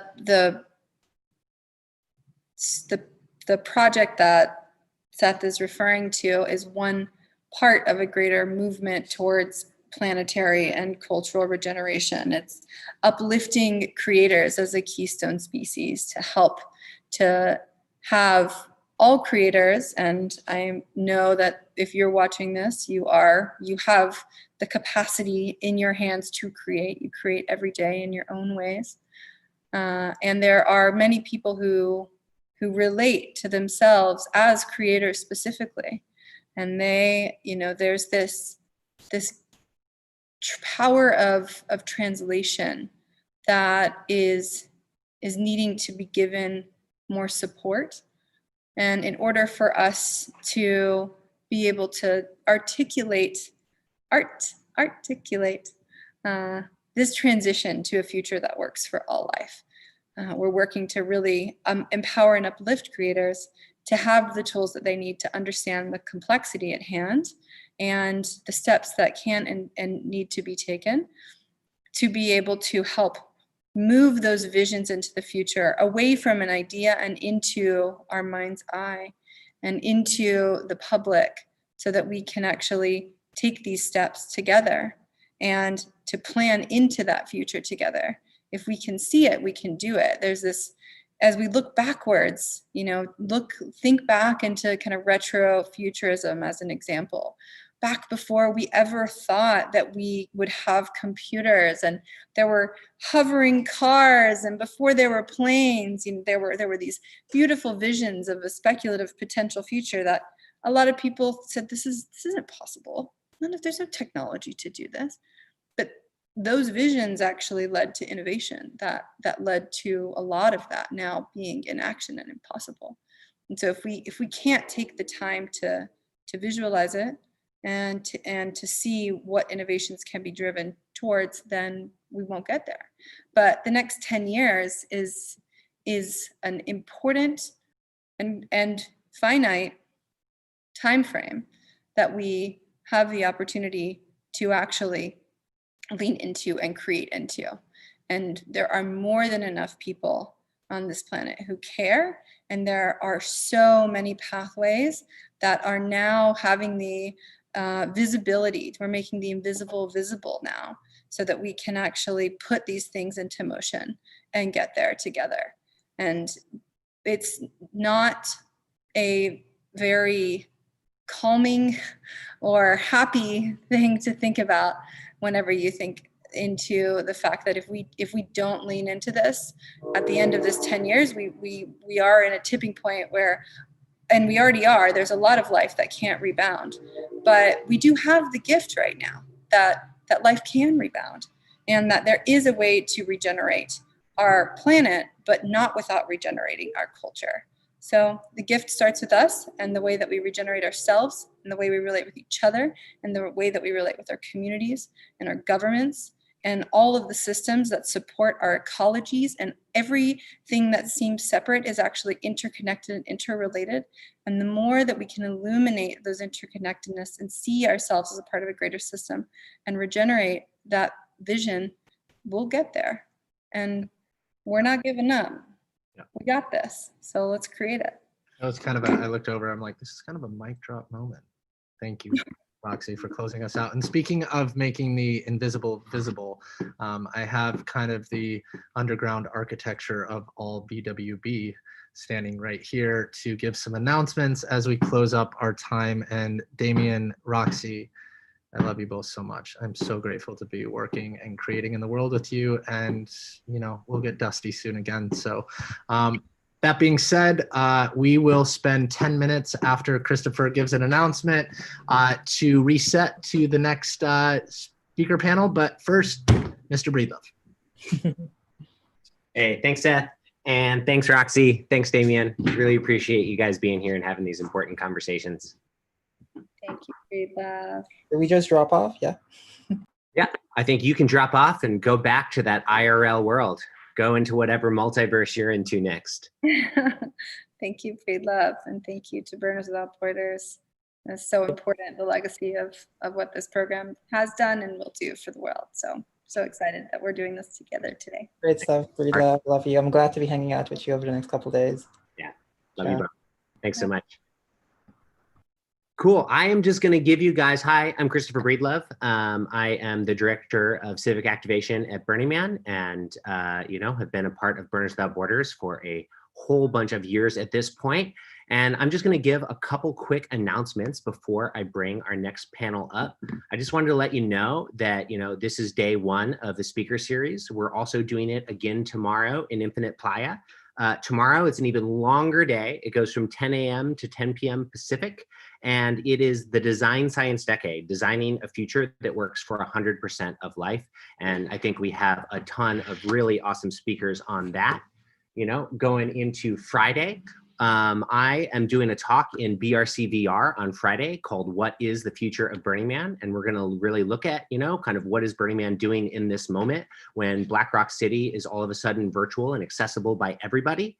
And then something else I'm really excited about is that Saturday and Sunday, we are doing a international music showcase in the Dusty Multiverse world. And so it's going to be early in the morning if you're on Pacific time, both Saturday and Sunday. It's from 4 a.m. to 7 a.m. Pacific. But we have a bunch of artists from the other side of the world, people from Lithuania, Latvia, Hamburg, Mexico City, doing a bunch of stuff with us. And then to close out the entire week, on Monday, we are doing a radio show on BMIR. And so from 6 to 8 p.m., we're going to be doing a show on BMIR with the regional network, with the Global Art Grants folks, with Fly Ranch, and we're going to really look at what everyone is up to these days. And so I'm super excited about that. We hope that you can join us for some of that stuff. So cool. Without further ado, I'm going to bring up our next panel. I'm going to bring them in the room right here. Hopefully they are joining us. Great. And so real quick, this is going to be from domination to partnerism, building a regenerative social system. And so we have Suzanne Cho, we have my friend Rosie Von Leela, and behind me, Ashoka Finley. So hey, take it away, y'all. Great, thank you. Yeah. Hello. Do we have Susanna on? Oh, there we go. I had to admit her. 1 second.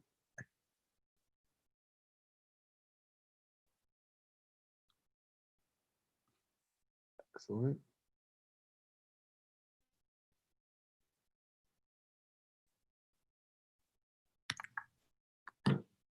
Hey, I think someone's in here who's not supposed to be, so 1 second.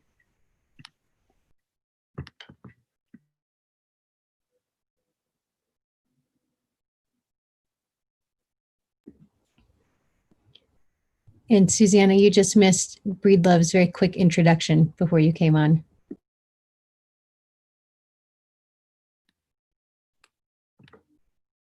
Oh, great. Thank you both for being here. So good to see you both. And I really appreciate your willingness to spontaneously join this conversation as it emerged over the last 24 hours. And thank you to Seth Bunting for plugging me in here, despite the fact that I was trying to hide from the public. Yeah, I'm really excited for this conversation with you, Rosie, considering that you have been so instrumental in shaping the culture of Burning Man with your participatory framework as an advisor to Burning Man. And I would love for you and Ashoka to both introduce yourselves, because you're two of the most dynamic people I've met who've done so many different things throughout your career. But to get started, I will give a brief introduction of you, Rosie. And I think this is such a pertinent time to have this discussion about how the culture of Burning Man is being applied to the world outside of Burning Man, as the world is kind of collapsing and we have this blank canvas to co-create what the world could look like. And as burners ourselves and people who have really experienced Burning Man, I think it's our duty almost to embody the principles that we've learned at the playa and take it out into the world. And Shoka has been, building like the scaffolding that Seth and Roxy and Damien were referring to earlier for creators to participate and contribute to building the world that we believe in. So to get started, Rosie Von Lila, thank you for being here. Rosie is passionate about governance, public policy, and economics. She works in finance and previously worked for Burning Man headquarters. She's considered a Burning Man historian and co-created the cultural attaché training program with Burning Man Education. She has been to the playa 19 times and has been part of the community for 21 years. Wow. Based on her work with Burning Man, she wrote a framework for stakeholder engagement. She has a podcast called What Comes Now, which is available on all major podcast platforms. She's on Twitter at Rosie Von Lila. Rosie, if you want to maybe introduce yourself a little bit further. I'd be happy to. And Susanna, thanks for having me. And Ashoka, it's good to be on stage with you again. Ashoka was on a panel that I led at South by Southwest for Burning Man about 5 years ago. And that session was on building participatory cities. So here we are again. Yeah. So I live in New York. I'm originally from California. I made the jump from Burning Man to Wall Street, and I now work in finance. I'm an executive in finance. And as Susanna shared, I'm really passionate about policy and economics. That's how we fundamentally shift things in this country. I'm deeply involved with the work of an iconic woman named Riane Eisler, who is the mother of partnerism, which is a new movement that is post-capitalism and post-Marxism. So I'm excited to share a little bit about that tonight. And I'll leave it there until we continue. Thank you, Rosie. Ashoka, would you like to introduce yourself? Yeah, my name is Ashoka Finley, from California, currently in California. Definitely feel like an alien sometimes. But my focus is specifically on logistical systems. I studied political economy, so I think a lot about how to keep society running, and specifically the impact that systems like food, energy, housing, water, and how we relate to those resources affect our relationship with the natural and more than human world.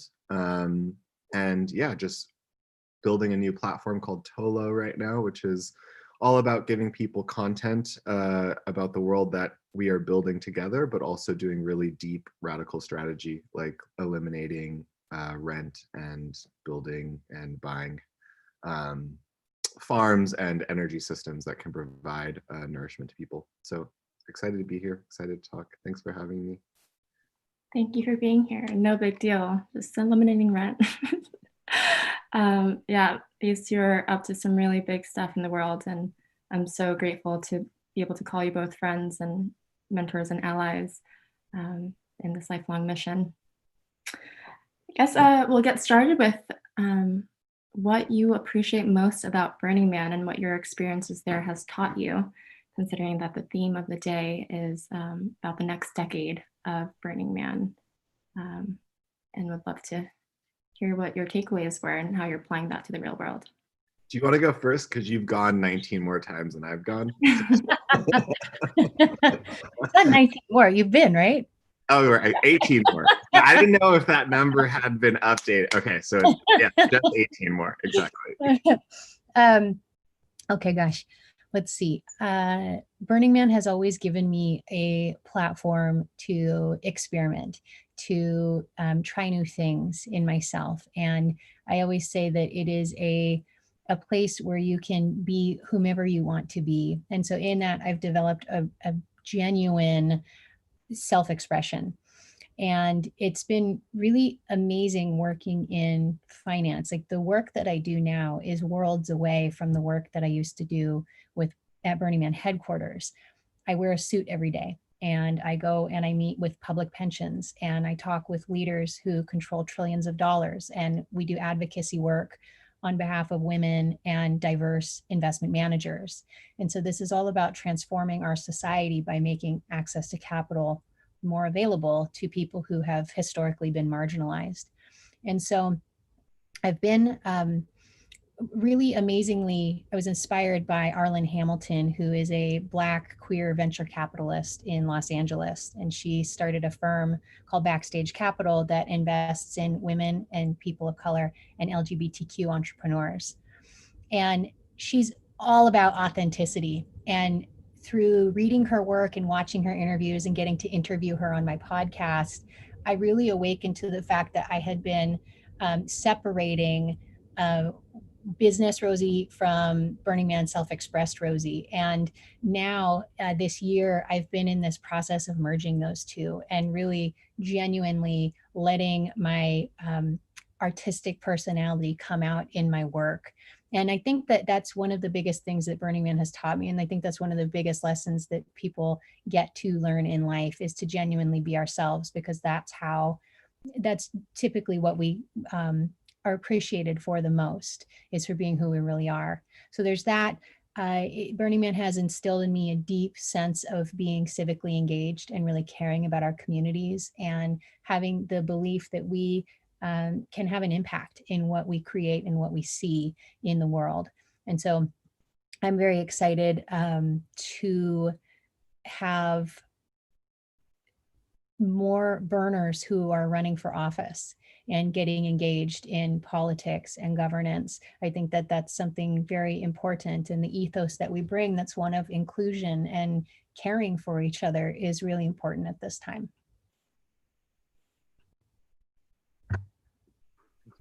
Great answer.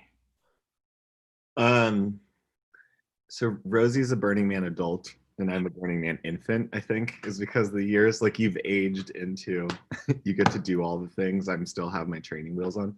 I went for the first and only time in 2016. And I think what struck me was like the question that I really sat with was, why can't this happen everywhere? Why can't we have this level of spontaneity, creativity, authenticity, and participation everywhere?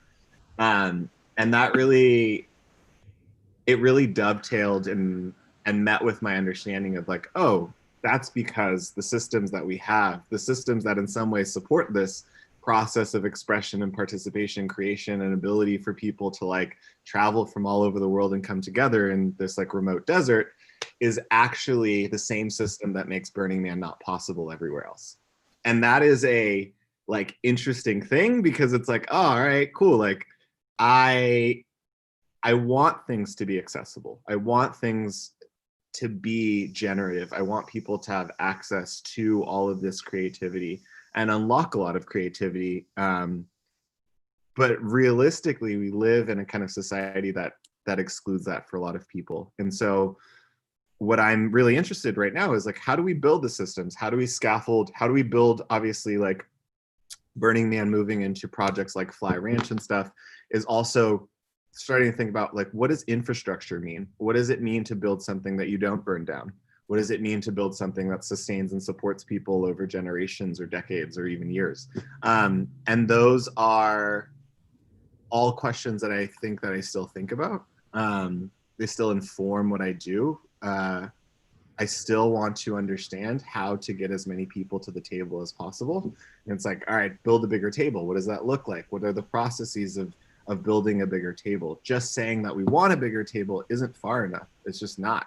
And so doing the kind of like legwork and supporting the people that already know about solutions but don't have access to them is I think a really like strong path forward. Wow, yeah. You kind of started answering my next question about how our lessons can be applied to create the next paradigm and upgrade our life support systems for resiliency in the face of exponential change that we're seeing in regards to housing and food and energy and health and education. What are you doing right now to facilitate that transition, with the current state of the world, COVID-19, the upcoming elections, the ecological collapse, Black Lives Matter movement, the economic breakdown? The meteor. No, I'm just kidding.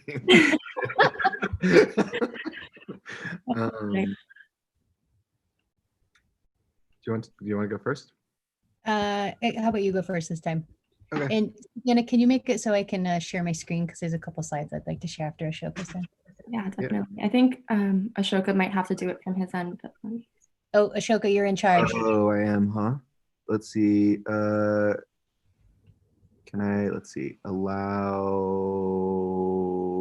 I think it's allow multiple options. Co-host. Great, there we go. Okay. Yeah, it's a complicated question, right? Because the world that we want to exist in already exists and is already built. Like, it's already being built, it's already in process. It lives in every little moment of care that we extend to each other, and like synergy and symbiosis and mutualism, and ways that we understand that the future of our lives are interwoven with every being on this planet. That is the world as it exists, and that's the world that's always existed. That's the world that makes life on this planet possible. It's the reason life got even complex enough to us to have a video conversation on the internet in 2020.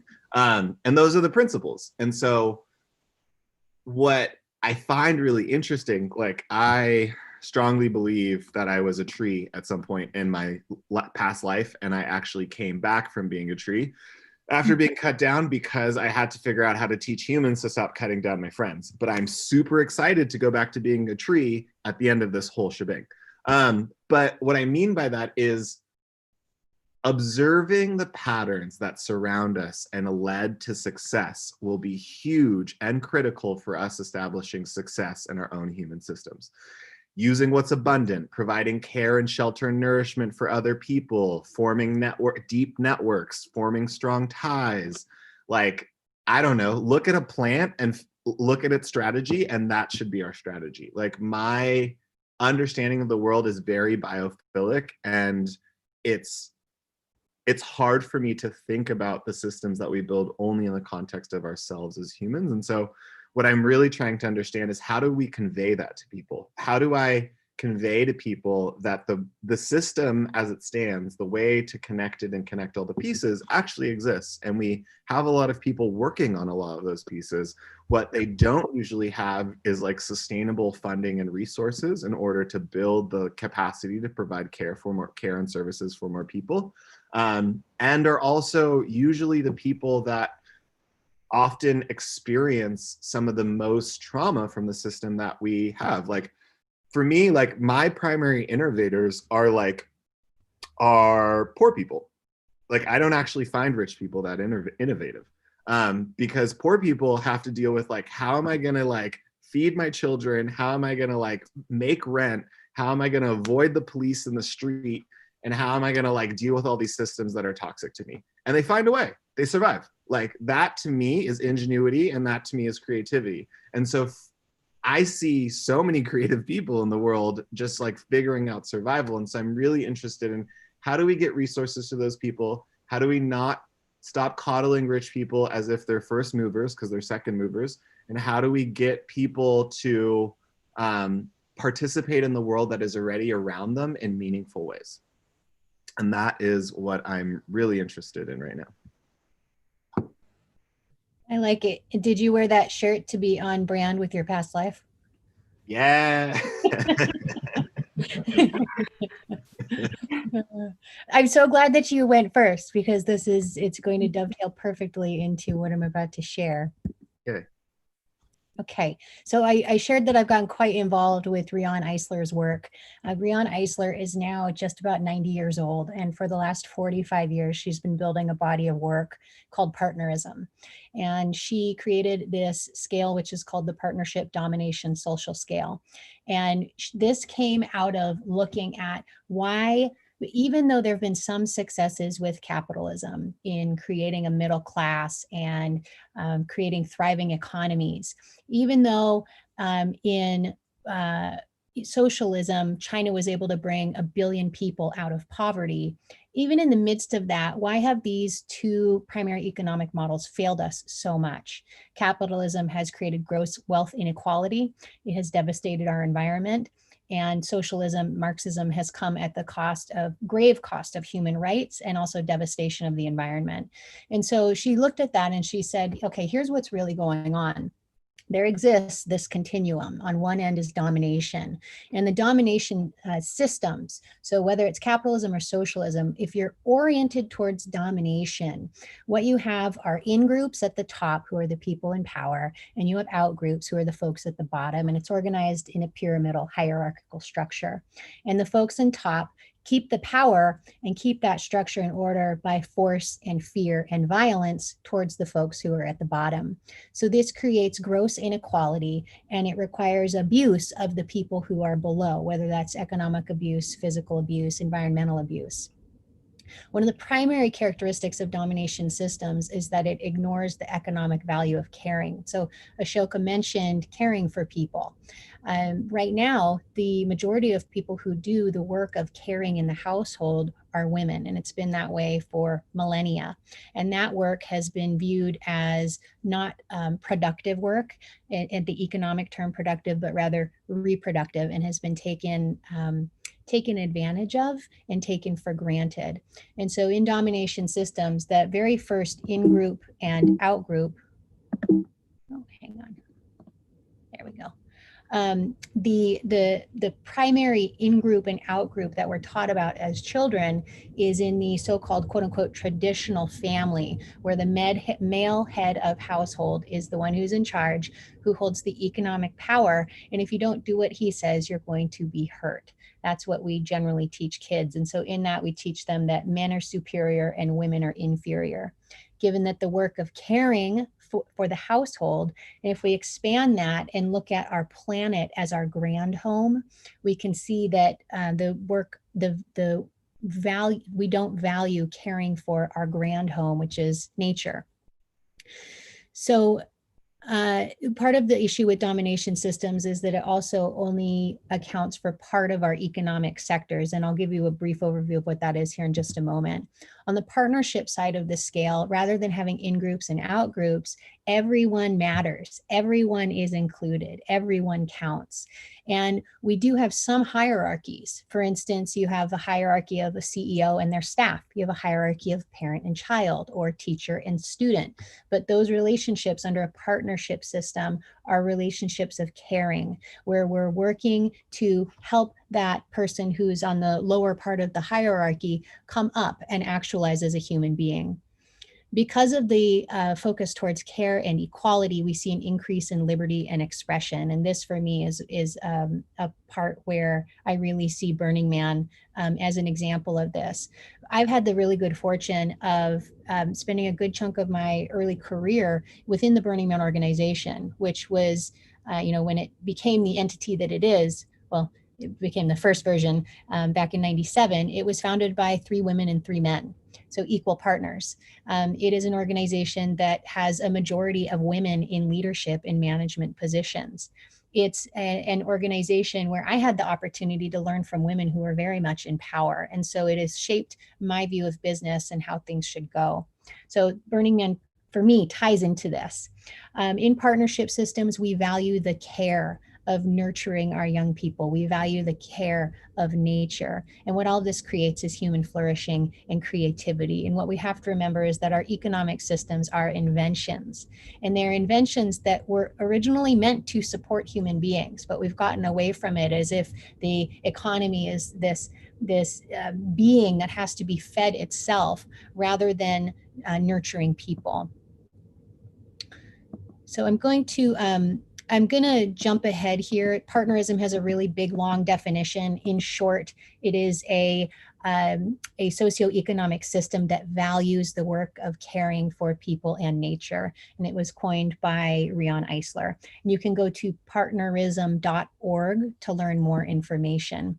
I want to talk really quickly about why capitalism and socialism has failed us. And I mentioned the economic sectors. So currently what we account for in our economy are the market economy and the government economy. And then to some extent, we have a way of estimating the illegal economy. The sections that are ignored are those three pieces on the bottom, which is the unpaid community and the creative community economy. Those are the innovators. Those are the folks who create things like we do at Burning Man, where we create it for the passion of creating it. It's also the household economy. And then lastly, the natural economy. And these are the three life-sustaining sectors. And so under the partnerism economic map, we see those pieces included. So that's the gist that I want to give about partnerism. And I think I answered your question. Did I answer your question, Susanna, in my enthusiasm? Yeah, you did. And I would like to go a little bit deeper about how partnerism, well, and I would like for you to talk about domination theory and how partnerism is a solution to mitigate the root causes that led to the current state of the world, specifically the oppression of Black people, and how partnerism can provide a solution forward to empowering those who are marginalized and often, put into cages to make us feel safe. Right. I mean, all right. Yeah, Ashoka, you can start. History of the world. Yeah, and I would love for you to talk about what Black Lives Matter movement means to you. Yeah, I'm not going to talk about that, but I will answer a related question. So yeah, like I think what's really important to realize about the world, and Rosie mentioned this, is like, it's all arbitrary. It's all been constructed over generations and millennium. Like all of the systems that humans use to operate, they're completely arbitrary. There's no natural law in any of them. There's no divine right. None of it really like has any basis in basically anything. It's kind of just like, well, we have a problem and we're going to try to fix it. And a lot of our history, unfortunately, is predicated and revolves around certain types of violence, and that's just the way it is. And like the culture that was created in Europe, like the papal bulls, which are like papal laws from the Pope, basically what you need to understand about the world happened within 30 years. Like at the first papal bull in this 30-year time span, the Pope gave Spain and Portugal the right to claim any peoples that it discovered on its journeys, and basically gave religious validation for slavery. And then 30 years later, they filed the papal bull for the for burning of witches and the decimation of indigenous culture in Europe. And so we essentially live in the shadow of these two kind of divine rights that were established. This idea that you could destroy women, specifically women who were engaged in medical or like wellness or health practices or alternative cultural storytelling, narrative, dancing, like wisdom keepers all over Europe were destroyed, right? Also happened in the United States, in the early United States. And then you have the complete devaluation or subjugation of many types of life through the first papal bull, which was all about slavery. And so without destroying Black people and without destroying women, you don't get the world as it exists today. You just, it doesn't look like this. It just wouldn't, it can't be this way. You can't create a country like America without the labor of the people, and you just don't have the cultural hegemony of patriarchy without the like fear that was caused by the idea that if you did something like even remotely like out of line, that someone could report you to the appropriate authorities and you would be burned alive. Like, to think about the ways that that sort of cultural dynamic tampers down the ability of people to express themselves and the ways that they internalize that fear. Like, I've had to unlearn generational fear.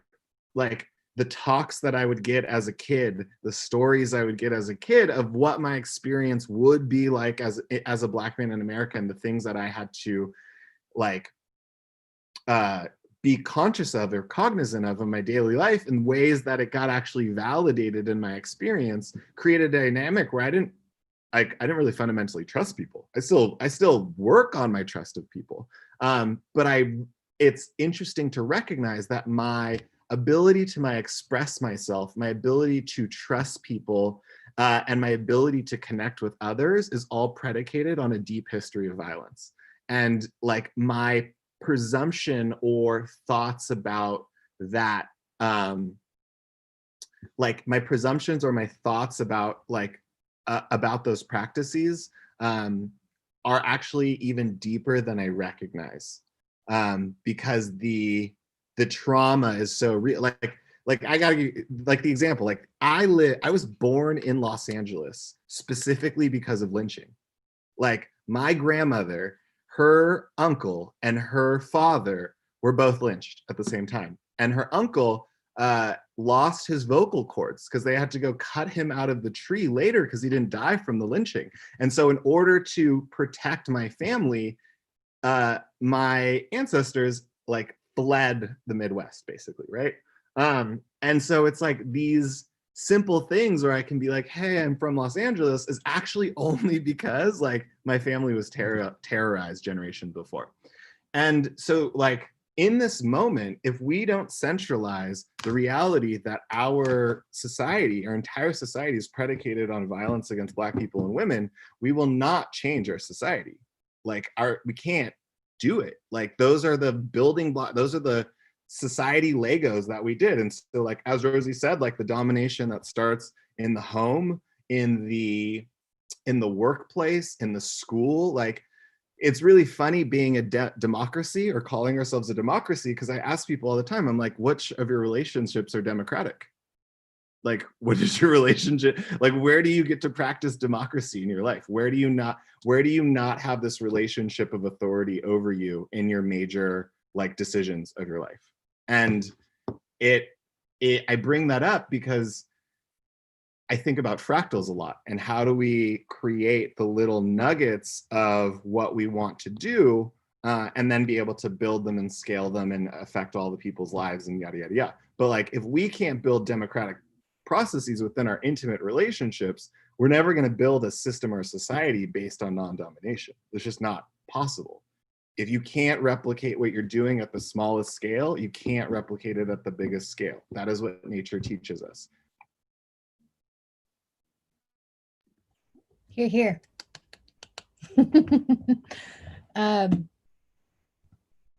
Yeah, I wasn't expecting us to be so aligned in this conversation, Ashoka. I mean, frankly, I didn't have any expectations, but it's really amazing to hear you speaking these same things. The history of domination of the majority of humanity, which is women and children, dates back to between 6,000 and 10,000 years ago.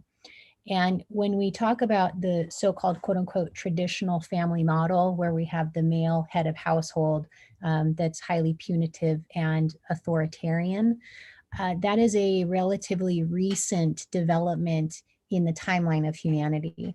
So if we look back prior to 6,000 years ago, which is approximately when patriarchy was invented, and patriarchy says that the women are owned by their fathers or they're owned by their husband. And the father or the husband has a financial claim on anything that the woman produces, including the children. So prior to that, what the actual tradition was in humanity, we have evidence, archaeological evidence of civilizations where this concept of partnerism existed, where there was equality between men and women, and where there was veneration of life and the ability to give life. So Rion's very first book, Rion Eisler, in 1987, she published a book that took her 10 years to research. It's called The Chalice and the Blade. And the chalice represents the woman or the womb, and that represents the ability to give life. The blade represents the male principle and a fascination with taking life and the ability to take life. When we look at examples, there's an archaeological site, a massive site in present-day Turkey. It's called Katılhayak. When we look there, and when we look in Minoan Crete, which is Crete over in the Greek islands, we see examples in the art where we don't see any weapons. We don't see any scenes of violence. We don't see any scenes of war.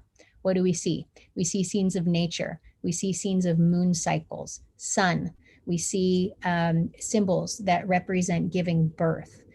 And all of this was about affirming life and the sacredness of life and caring for life and stewarding life. With the invention of the Bronze Age, weapons came in vogue, and there were nomadic tribes that brought steel to come and dominate other cultures. And so it took time, but generationally, eventually those cultures that venerated life were subsumed. And I want to share with you this book. This is called Sacred Pleasure. This is also by Rion Eisler. The subtitle is Sex, Myth, and the Politics of the Body, New Paths to Power and Love. This goes deep into religion and myth and narrative storytelling and how those were used to subjugate women so that men could rise to the position of power and do so through domination. So I highly recommend this book. If you want something a little shorter, because that's a 400-page tome, this is a book from 2019 called Nurturing Our Humanity, How Domination and Partnership Shape Our Brains, Lives, and Future. This was came out last year. It's about 200 pages long. But this gets into the neuroscience, and it also encapsulates Rion's work from the last 35 years. So I highly recommend those books. The way that we move forward is by acknowledging that we need to be investing in children in a way that prevents trauma and harm to them. We need to be creating opportunities for women and seeing women as equal. We need to see men, and fortunately we're starting to see this trend of men sharing in the caregiving in the home, which is tremendously beneficial for the children because it teaches them that men don't have to be held to this rigid stereotype of being insensitive, unfeeling brutes, because that's not really who men are. And then we need to change our narratives, our stories. It's amazing to see in that book, Sacred Pleasure, she goes in depth into how myths in ancient Greece were taken and changed in such a way to make the mother relationship unimportant. So telling the Greeks that your relationship with your mom doesn't matter. And what actually matters is your relationship to the state. What matters is your relationship to men. And so these stories that we see of domination, I was on a master class a couple weeks ago with a very famous screenwriter, and my jaw dropped to the floor when some of the writers thought that their only responsibility was to entertain audiences, rather than recognizing the power and the responsibility that they have as someone who generates narrative that can reach the masses. So our storytelling is really important. And that's something that I'm starting to put some attention and focus on, is what does it look like to have a partnerism oriented storytelling rather than a domination oriented storytelling? That's huge. Yeah, because like the mythos of the world we create is like everything. And it's super subtle. It's like, because yeah, the trick to convince people to turn life into money is like a very subtle neurological trick, because to be able to look at a forest and be like, well, that doesn't have any value to me, chop it all down, is a story, right? Like that is completely dependent on a story and a narrative and nothing else. And so it's wild to me how powerful mythos is too right now, and how how do we move away from the death cult myth?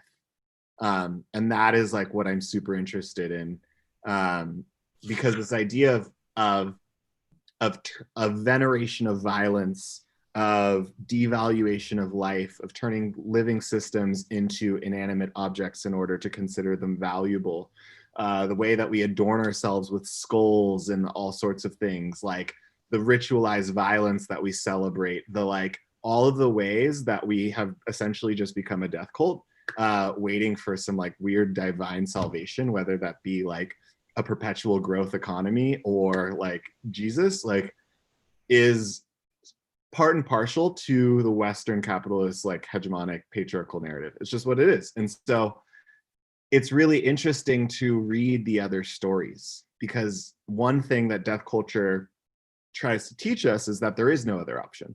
And it tries to create that as the reality by destroying every other option, right? Because if there is a logic that there could be another way, then death culture is less powerful because it's not the supreme ending, right? If it's actually regeneration and not linear, like ashes to ashes, dust to dust vibe, like what do we tell ourselves about that? And so like reading Robin Wall Kimmerer, who's an amazing storyteller and talks a lot about indigenous wisdom of the North American tradition. She wrote a book called Braiding Sweetgrass, which I highly recommend. But this idea of like restoring and understanding our story. And like one of the stories she talks about is the myth of Sky Woman that some indigenous people, specifically, like, I believe the Haudenosaunee, which she is a part of, is the idea of Sky Woman, and this idea that Sky Woman came to Earth and built Earth through relationships. And so the primary like life generator of their society is an immigrant. And that immigrant became indigenous through their relationships of care and understanding. And so that, to me, is like a pathway that we can move towards. Like how deeply, where you're indigenous to is where you're most deeply connected and where you care the most. And that's it. Like there's not really, it doesn't need to be more complicated that. I think that like there is meaning all around us. There's story all around us. We just got to like turn the channel. We're just watching the same channel for way too long. Wow, this is an incredible conversation, and Eamon was like, try to keep it light, but I think that these are really important conversations to be had at this critical point in time, and thank you both for going there. And you touched on my next question about how partnerism incorporates regenerative principles of living systems. If you have anything to add to that, Rosie, I would love to hear. And we keep talking about success, and I'm curious to hear what success looks like to both of you.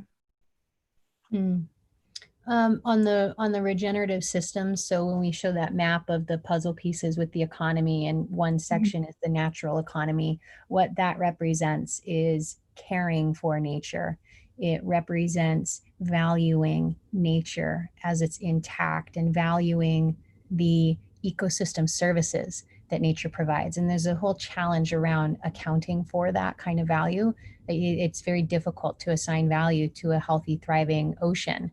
But when we orient towards sustaining life, we can reinvent what our economics are. For instance, we need to get rid of GDP. Gross domestic product is problematic for the following reason. If there is an oil spill, the externalities of that oil spill, so it spills, then you have to pay to get it cleaned up, what parts you can clean up. The cleanup is accounted as a plus for economic growth, but it doesn't account for the devastation and the taking of life and the harm to life that accident caused. So what we need instead are, and there's a number of GDP alternatives that are great ideas. There's an additional one that we need, which is called the Social Wealth Index, and Rion's organization called the Center for Partnership Studies is putting this together now. The Social Wealth Index looks to measure the inputs of investing in the origin of high quality human capital, or our human capacity development. So when we invest in kids, We can look and see the outputs of that, such as higher educational attainment and literacy rates. There are all different kinds of metrics that we can look at to see how are human beings performing in their capacity, in their development to care for other people and for our planet. So I think that that's important, and regeneration ties into all of that. You had another question. I don't remember what it was. It was about what success looks like to you. Oh, yeah. But before we go there, my other question, like to transition from what you just said to the next, my question was how domination theory has led to the extraction and exploitation of the planet, and how we can create a regenerative social system. Yeah, that dates back to the 1700s. So when Adam Smith published The Real Wealth of Nations, and by the way, he wrote a sleeper hit called The Theory of Moral Sentiments. Exactly. All about capitalism not working unless people care about each other, but no one read it. Well, so that wasn't about capitalism. He never called his theory capitalism. Totally. I mean, the theory of market exchange. The theory of moral sentiments. Moral sentiment was what we would nowadays call empathy. And so his work, he was a philosopher, a teacher of philosophy. And so his whole thing was that people are driven by wanting to belong and have empathy with each other. And his magnum opus was The Real Wealth of Nations. And in that, he talked about people are driven by self-interest. The way that I view that, and putting in the context of who he was in that time, I think of it as people are driven by self-care, not a selfish interest, but an interest in caring for themselves and their family to make sure that they have what they need. So Totally. in that time, when in the 1700s, so that was 1776, that he published that book. In that time, women were considered the property of their fathers or the property of their husbands. So you have more than half of humanity who doesn't have the same rights. And again, taking care of the home was not considered, was not valued. And taking care of nature was not valued. Nature was there to be exploited and dominated. And so that is an underlying fault to capitalism, to the economic theory that that Smith put forward. Fast forward to the early mid 1800s, we have Karl Marx. He writes the Communist Manifesto, and then later comes out with Das Kapital, which was where the word capitalism was invented. And so the same thing, women were still owned by their fathers or by their husbands. Same thing. Nature was there to be exploited. The care of the home was not valued. And so you can't have regeneration if you're not actually caring about your house. And the way that I really bring this home is I say, think about your home. If you didn't take the garbage out, you would be living in squalor. And who wants to live with that? Well, not very many people, unless you have super, super low self-esteem.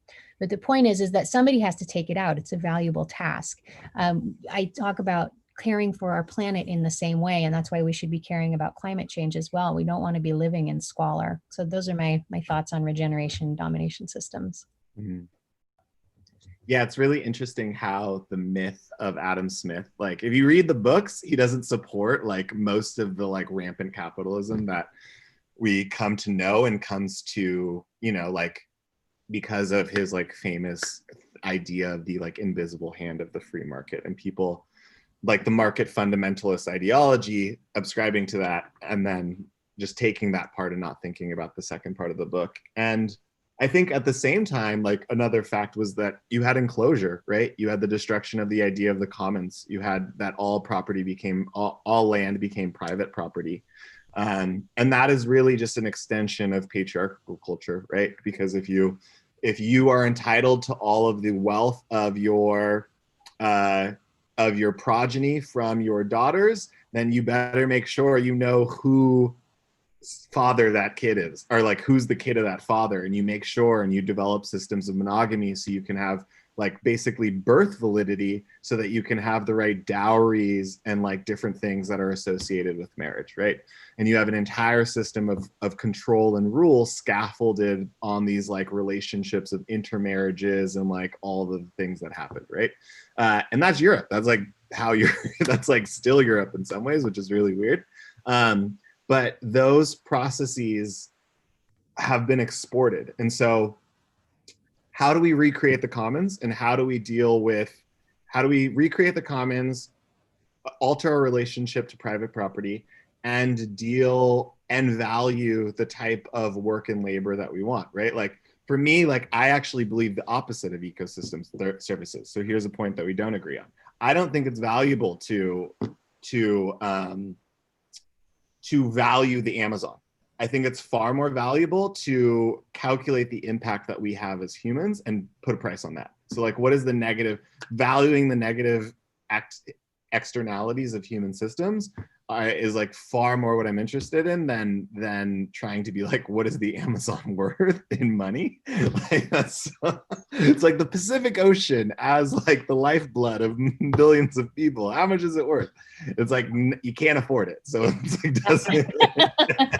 It's too rich for you, so let's. You have to ask. Exactly.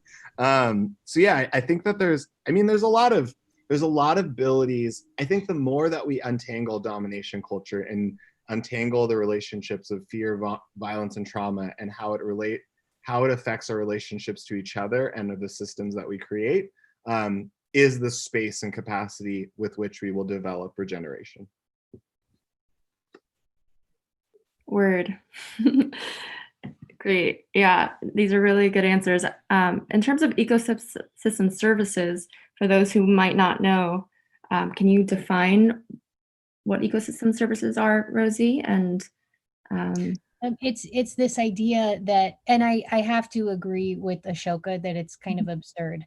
It's very impractical. It's the idea that it's the concept that you could put a dollar amount to the value that a clean river provides to an ecosystem, or that a national forest provides to a country, or that a sea provides to the countries that surround it. Like you can't quantify it, and it to my knowledge, it's been attempted, and it's very, very challenging to do.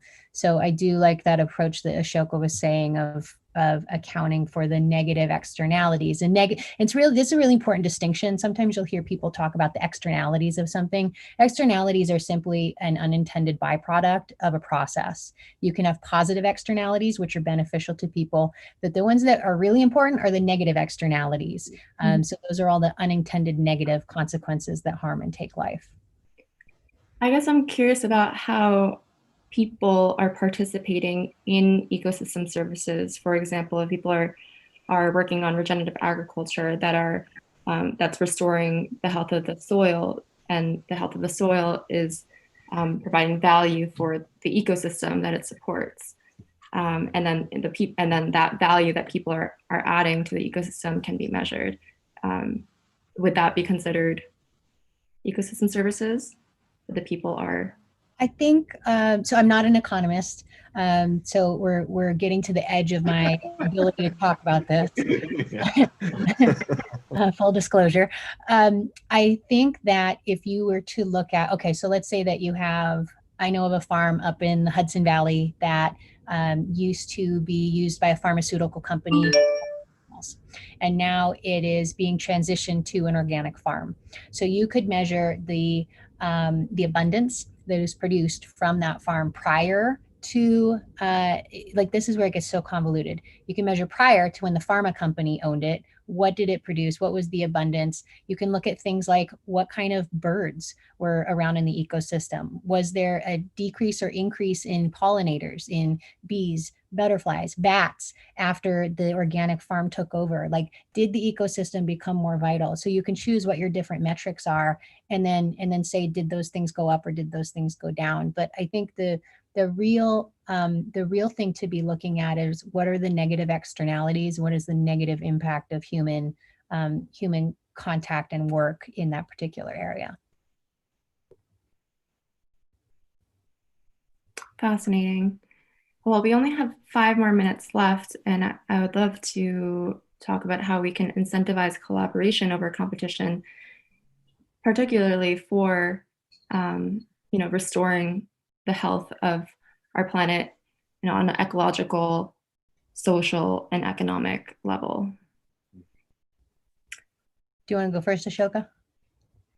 Yeah, I can talk a little bit. So I'm working on this project called Tolo, which basically is the premise that if you take the time, you can develop a well-defined enough strategy to make meaningful impact on whatever issue you really care about. This project is specifically starting with food, energy, and housing because those are very impactful. But essentially, what I understood was that like the energy system is pretty much solved by basically what we need to do. Like there is scientists out of Stanford who came up with a 50-state renewable energy plan by 2030. And so like we know the capacity limits we need, we know where we need to put it, we know who needs to be in control of it, like these sorts of things. But it's very hard for us to coordinate together to make that sort of action in ways that feels meaningful. Like me giving $20 or $100 a month isn't really going to make meaningful impact to an organization, but if we are able to figure out ways of like pooling that money and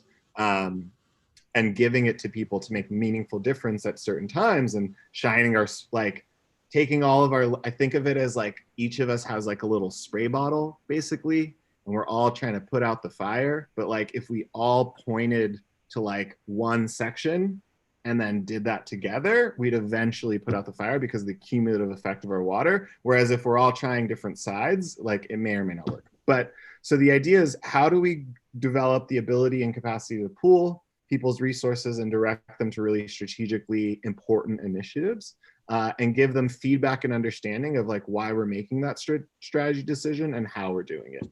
And so that is what I'm super interested in now, because I think a lot of people, I feel a lot of disengagement coming. It's like empathy fatigue, because it's too hard to care about all the things all the time, especially when you're not getting enough hugs because you're trapped in your house because of COVID.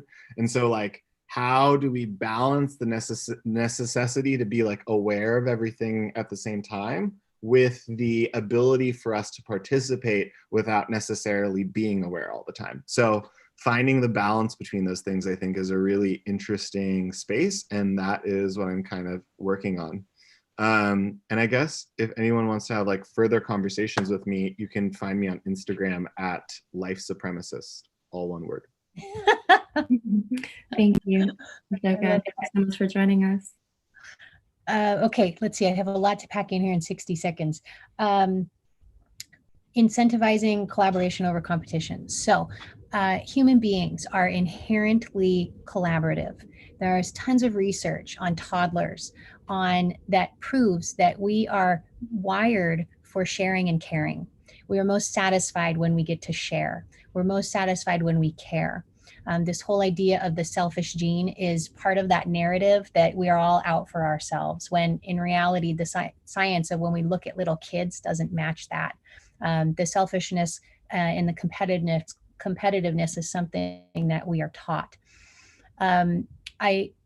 It's funny, I was talking about this with somebody today. I love competition when it's in the context of a game and we're playing it just for sport, and it doesn't matter who wins or who loses because it's just for fun. So if you ever play a game against me, I am going to compete. You don't sound very competitive. I'm just going to say that. You wait and see. There's all kinds of trash talking. It's going to be like full on. And then when we get to the end, if I lose, it doesn't matter. It's just for fun. But if I win, I'm going to be like, sweet, I won. So one of the big issues that we have right now in this country is that there is a quote unquote battle for the soul of America. There are two Americas that exist. One is being told that on the far extreme conservative side, they're being told that America is being taken by the liberals and they're going to lose everything that America stands for. On the far left, we're being told that the Republicans are taking everything and the country's burning down. Part of the issue, this is the last book I'm going to promote tonight. It's called Foxocracy, Inside the Network's Playbook of Tribal Warfare. This was written by Tobin Smith, who spent 14 years as a paid commentator and co-host on Fox News. In this book, he talks about how Fox News was designed to be a propaganda machine. It was invented before the social media tools that we now have were out there. But once the targeted advertising and the algorithmic targeting that happens through Facebook and Twitter and the other social media platforms that has created a bubble that we each live in. Once that was invented, we have 100 million people per month who are ingesting this content that in his book he calls, and I quote, white tribal identity activation porn. And so what this does is it feeds people information that tells them that they're under attack. And this is why we are seeing this huge schism in our country and an incitement to violence. It's because the network does this for profit. And unfortunately, we're starting to see the more left-leaning news networks going in the same direction. They're catching on to this strategy as well. So we are being manipulated for profit on both sides. And the best thing to do is be aware that you are susceptible to manipulation through the social media that you use, and unplug yourself from that and find ways to contribute in your community. I think that that's the most important thing we can do right now. Thank you so much. And I would like, thank you, Rosie, for joining us, and for both of you for sharing all of your wisdom and your insights and advice for the future. And I would love to just close by bringing us back down to earth and recognize the full moon in Pisces right now. I don't know about y'all, but I'm definitely feeling the energy. And I would like to read just this little snippet of what this might mean. But it says, during the full moon and in the days that follow, the imaginal force beckons us to discover a pathway to an intimate contact with the numinous, the great mystery that lies within the seed of creation. We know we have if we are feeling connected and in some way ecstatic. Here the feeling of separateness subsides, compassion for ourselves and all life flowers, and we recognize the love that permeates our existence.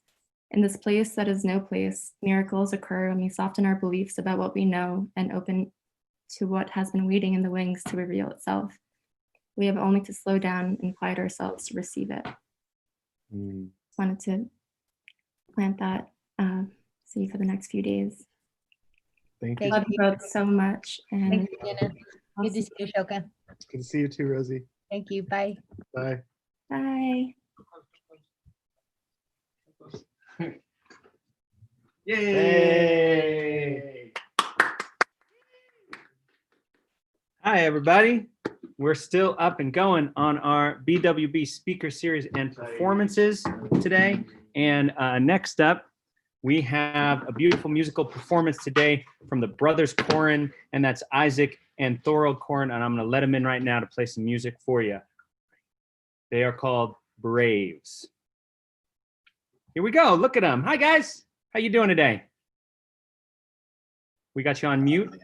Hey, hey. Hello. Can you hear us? We can hear you well. So nice to see you. We're so excited to have you here. I know why we can't hear you. We didn't think of the headphones. Okay. Well, it's all right. You don't need to hear me. We're coming in. We're coming in live from Ojai, California, and we're grateful to be part of this. Can you hear us? Okay. All right. We're just working on some technical issues here, but Burners Without Borders, we're so inspired by what everyone is doing, and you know, in 2009 and 10, I had the privilege of rolling in the sacred dust. And I've never been the same. So this is a huge honor for me. And my brother, our project is called Braves. And I hope you're also feeling great. I can hear that.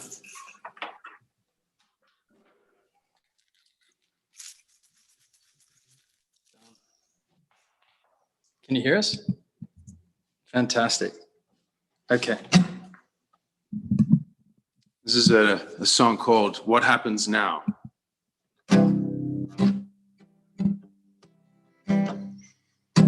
This garment's worn, the edge is torn.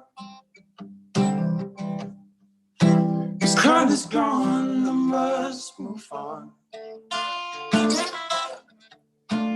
Courage now I call to rise above this wall. Oh, castles love, now they must fall. No compass in my empty hand, and foot footprints in the burning sand. I must trust this call, whether I rise or fall. It's never let me down before.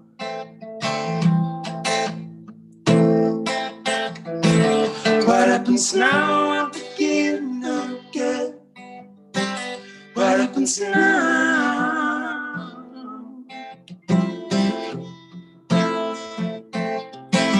What happens now on the path ahead? What happens now?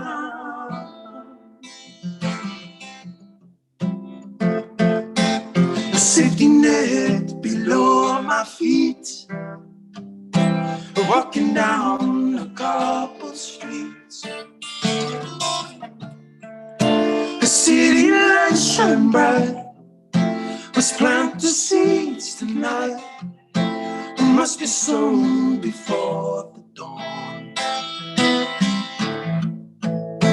And we expand the vast unknown.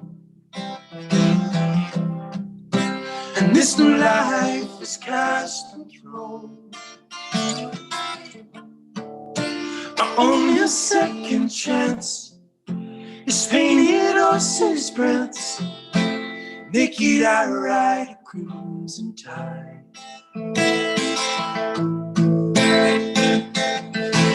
What happens now? I begin again. What happens now?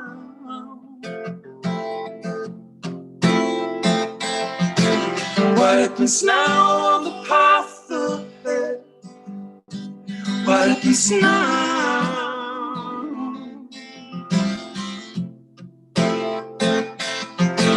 What happens now? We dance again. What happens now?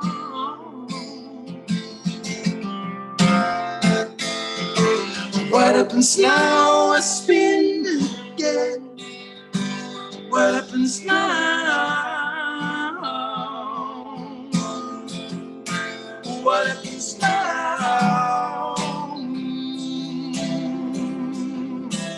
What happens now?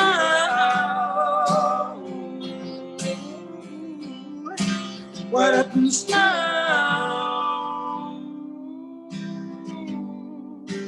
What happens now?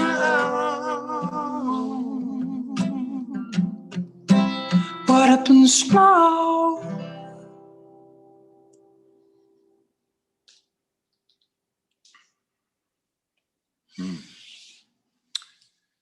What happens now? I guess we're creating that right now, and thank you for making the surprising and what people seem, to some impossible happen. So thanks for making what happens now magical. This is a song called Best Kept Secret.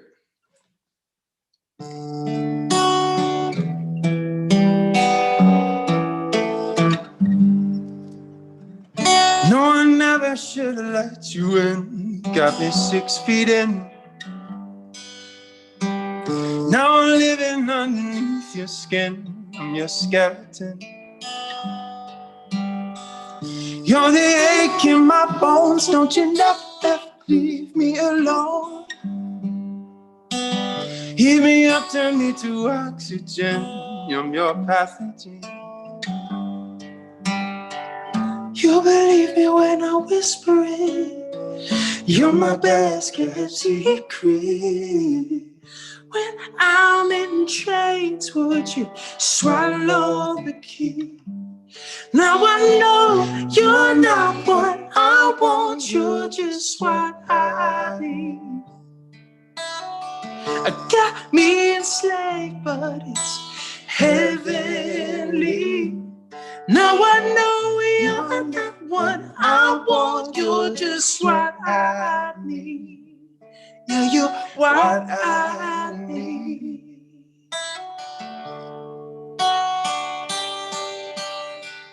Chill me down to the marrow while your heart my throat.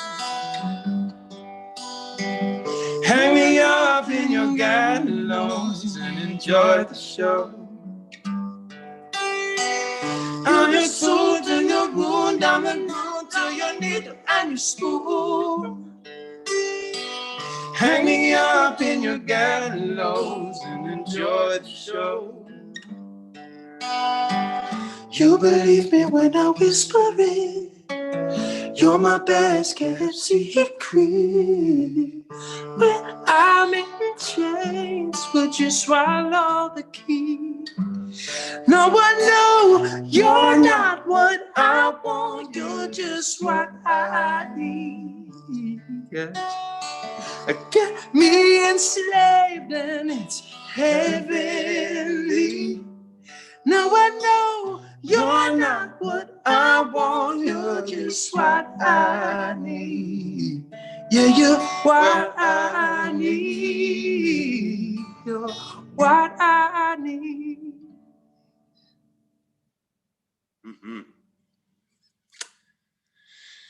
Hope you're feeling good. Hope you're feeling good. I'm Isaac. This is Torald. We're brothers Corin of a band called Braves, based out of Los Angeles, California. We're calling in from Ojai, California, feeling in the mountains, feeling you there, all of you, everywhere. This is a song by a woman, a beautiful artist named Kate Bush, after she was watching a movie about a birth where a tragic birth injury occurred, and same thing happened to our family, to Torald's family, and so this song really resonated with us and still does. It's called "This Woman's Work."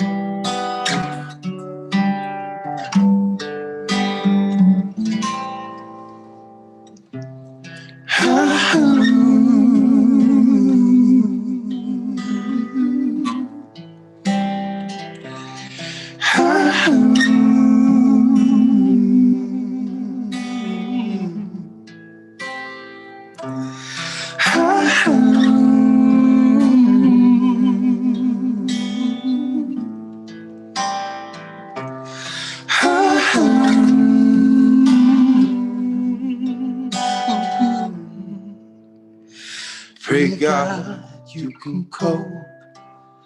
I stand outside this woman's work, this woman's world. Ooh, it's hard on the man. Now his party is over. Now starts the craft of the Father. I know you got a little life in you yet. I know you got a lot of strength left. I know you got a little life in you yet. I know you got a lot of strength left. I should be crying, but I just can't let it show. I should be hoping, but I can't stop thinking of all the things I should have said, but I never said. All the things I should have done, though we never did. All the things I should have given, but I didn't. Oh, make it go. Make it go away. Give me these moments back. Give them back to me. Give me these moments back. Give them back. Oh, does anyone have that feeling of wanting to take some of these moments of 2020 back? I wonder if that's how you feel about any of this. Perhaps it being easy is our choice too. And I want to offer this to all of you, that you find ease and grace in this time. And this song is about the ease of love, easy love, when love comes easy. Can we follow that? It was co-written by our dear mother, Madeline, who's stuck in Australia, not stuck, but she's there and can't leave. And this one goes out to you, Madeline, and everyone from Australia, where we originally hail from. It's called Easy.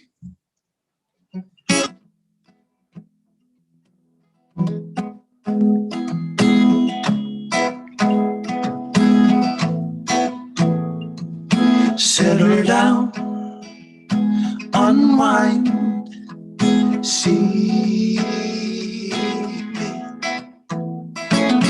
feeling free, a cup of tea, please me,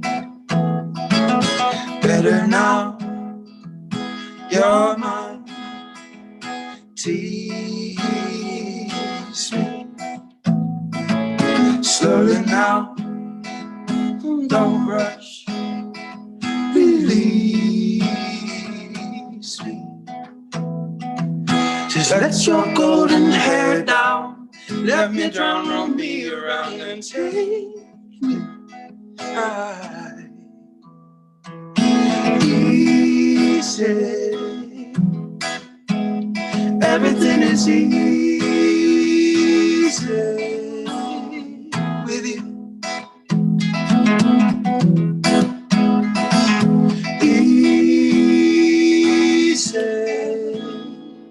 Skin on skin, where life begins. Squeeze me, breathe you in, a sample and a spin. Hold me tight, it feels so right. We'll fall out of line, a size of line. I could die tonight, but let your golden hair down, let me drown, roll me around and take me high. Easy, everything is easy with you. Easy,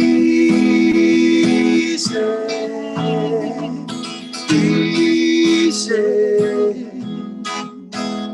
everything is easy with you.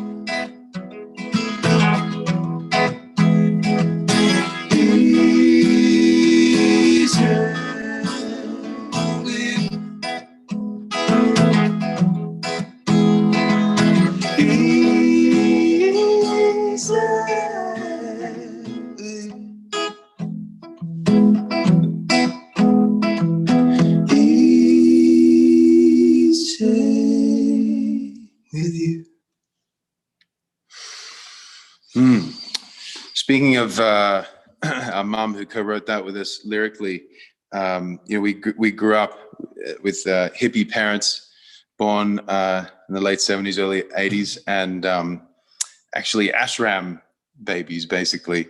And for some reason, we get these downloads of these songs that are seemingly biblical, and we can't explain it, but we like sharing them. This one is a song for peace, on a global scale, and it seems like with the rifts that we have in this country and across the world, there's this story of Abraham and Isaac and Ishmael, and the two sons of Abraham, father of perhaps the West, is buried in this song by his two sons coming together in peace, in this symbol of peace and unity. It's called Abraham.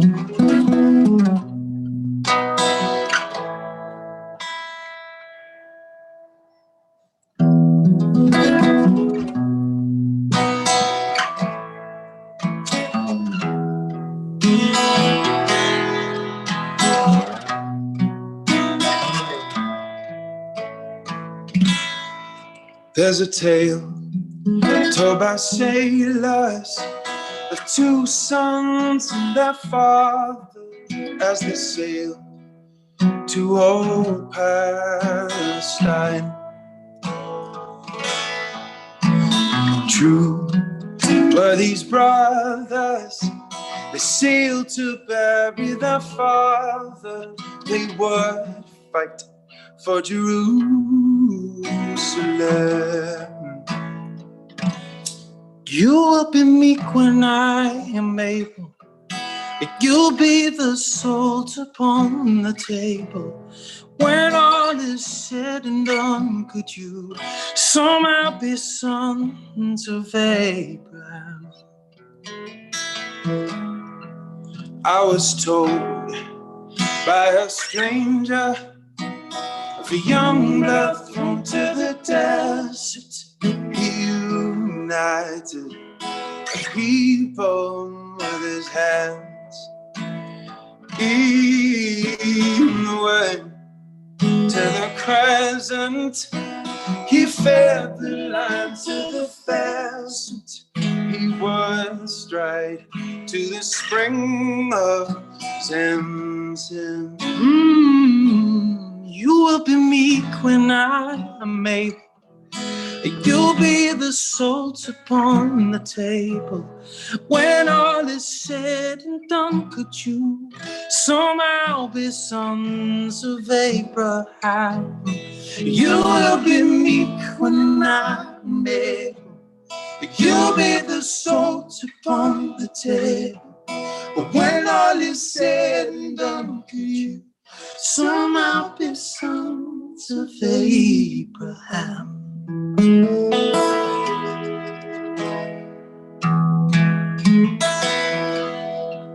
There's a tale told by soldiers of the young boy seeking to slaughter. He was saved by his father's hand. Oh, he was prized and protected.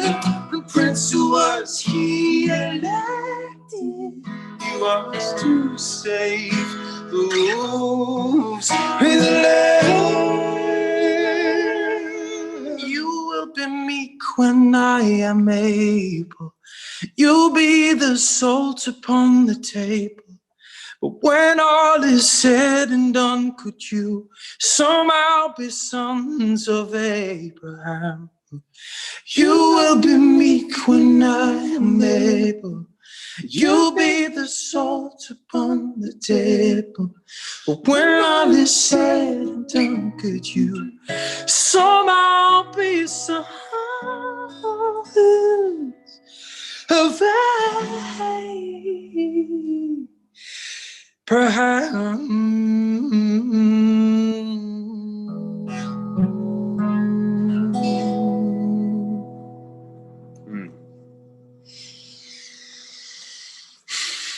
Well, we have this crazy mission as Brothers Koran to hear the world's song and hear everyone. We believe everyone has this gift of a voice that needs to be heard, especially now when we're walking around silencing ourselves and feeling the pressure of and the power of our voice and wrestling with that. And we have a mission to hear the world's song through each of you, one voice at a time.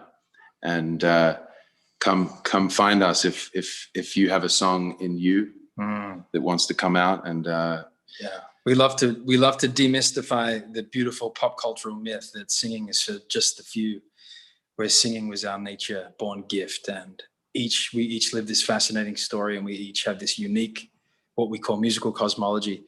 And we get to study all of these different humans from all walks of life. If you're one of them, find us. Brothers Koran is the way to find us.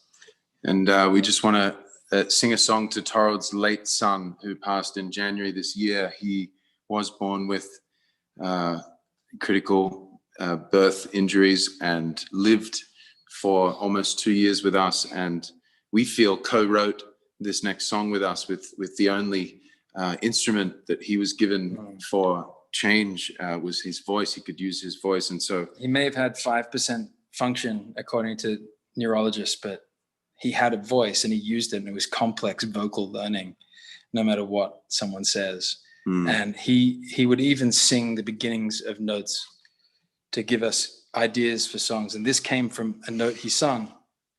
And we believe this was a version of what he was trying to tell us while he was here for the time he was on Earth. His name was Jack Mutsuro McCrae Corin. And this is called More Than You Know.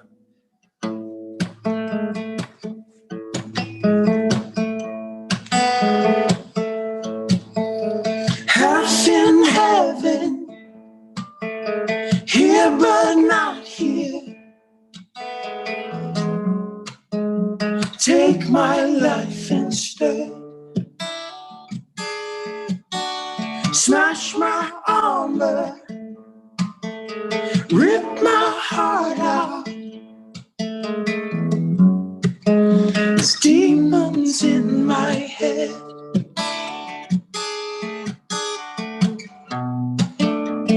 Darkness falls.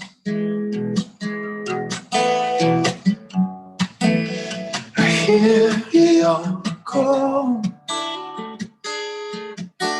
The sun will shine again. Walk with me.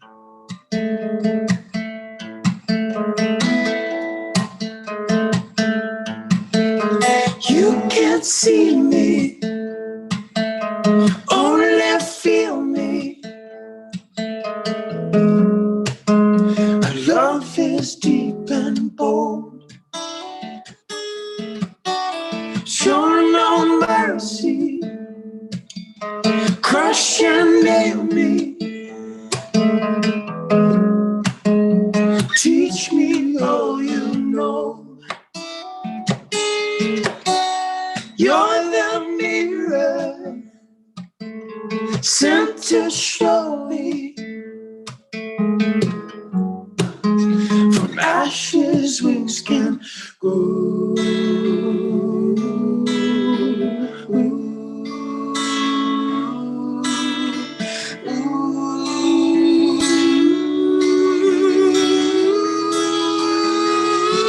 More than you know.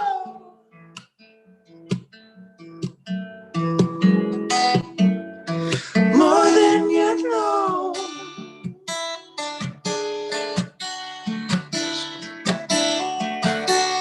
Your sword slashing, our concepts crashing, spinning black to gold. Time is bending, your lessons ending. You force our eyes to see. Make me worthy to share your journey, to set each other free.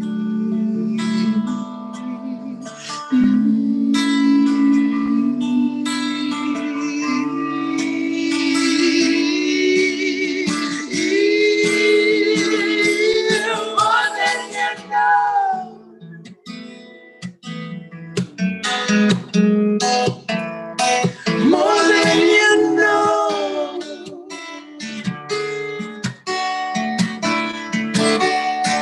More than you know.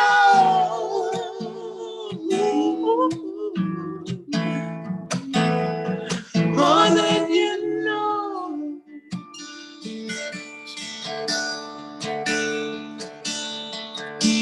Your sound has meaning, desperate breathing.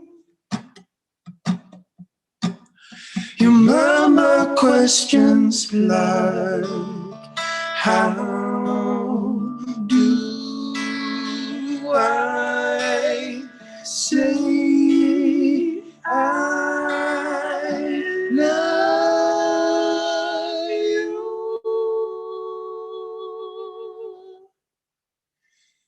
Thank you. We are Braves. Thank you to everyone that made this possible. Burners Without Borders, you incredibly inspiring us, 60,000 of you. God bless you. Thank you Oh so my much. God, you guys, that was so good. Oh, thank you. That was we were all in here well, not that many of us, but a couple of us were in here just relaxing and enjoying, and so touching and so beautiful. And thank you for being on our, Thank you. Yeah. Thanks for including us. Honored to be here. Yeah, such a pleasure. See you soon. Music. And that's Braves Official is the website. So if you want to listen to more of this music, it's bravesofficial.com, right? .com, that's the right one? Yep. Okay. Yeah, thank you. Official.com to check out more of that incredible music. Thank you for being part of our speaker series and performance series today. Cheers. It was fun. Thank you. Thank you so much, everyone. Peace. Well, all right, we're coming through here. We got 2 more offerings today, and we're going to be doing the Burners Without Borders Community Roundup in half an hour, and that's the gathering that has been going on first weekly and then bi-weekly during the COVID crisis to support communities around the world, and that'll be our end today before we move into our final piece of music. But before that, we are going to talk about the long disaster. And so I'm going to invite in now Nick Farr and Leah Holland. So here we go. Welcome to the show. Well, let's see. Hi. I have you on mute at the moment, so you just need to unmute yourself. Done. Hey, how's it going? Nice to see you, Nick. Nice to see you too. You're looking good. Thank you. Thank you. Galactic. And Nick has been a long time camper with BWB, and I just want to give a personal shout out to you, Nick, because when I was camping there last year, you literally found every bit of technical thing that I could possibly need. You're a wizard at the camp. You're a wizard in the world, and I'm so grateful to have you here. And Leah, this is my first time meeting you. You're coming at us from Europe at the moment. Is that true? No, do I have my VPN on? Or maybe it says Holland and I got confused. Yeah, I'm in Portland, Oregon. Oh, there you go. See, that's what happens when you read the words wrong. Well, so happy to have you here as part of our BWB Speaker and Performance Series today. And we're going to leave this camera on because we have to, but we're going to move into just speaker mode. So I'm going to turn the floor over to the both of you. And thanks so much for being with us. Absolutely. Awesome. Thank you so much for the opportunity. It's so great to be here with you in the infinite playa, and hello, warm greetings to everybody. Despite the fact that I am working all of this week, I did manage to make it into one of the many multiverses, and I'm so happy to be here with you. And I am super, super, super stoked and grateful and thrilled to have my dear friend and collaborator on the long disaster here, Leah Holland. Just so that you know, this half-hour talk is about the long disaster. It's a piece that I wrote, and Leah was so gracious to give me amazing feedback on it and help me refine it and help get sort of the real message of what I wanted to get across. And Leah's been an incredible counsel and guidance. In that, if you'd like to read it, it's at longdisaster.org. And I should also take this opportunity to give a warm thanks to Christopher Breedlove and Molly Rose and everybody at BWB who have been really great supporters of the concept and of the idea behind it. The whole thing came about at the BWB Summit at Fly Ranch 2 Mays ago, which is where I met Leah. And Leah, how did you end up in the BWB orbit? I'll explain how I got there in a minute, but I'd like to know how you ended up at the BWB Summit out at Fly Ranch in May. Yeah, I had collaborated with Christopher Breedlove on a variety of projects for a festival event out in Michigan when he used to live in Chicago. And we just always stayed connected. I think that his and my mind and orientation toward art and festival community as a vessel for social change and social development and education, we're just so aligned that we just always stayed connected. And he would invite me often to events and I would never be able to come. And then this time, finally, I said, enough is enough and I have to get my butt out there. I haven't actually been to, this is my first Burning Man right here since 2008, I believe. So it's been a while for me in terms of the dust and all of you wonderful people, but yeah, I'm super grateful to be here and very aligned with the work that Burners Without Borders does.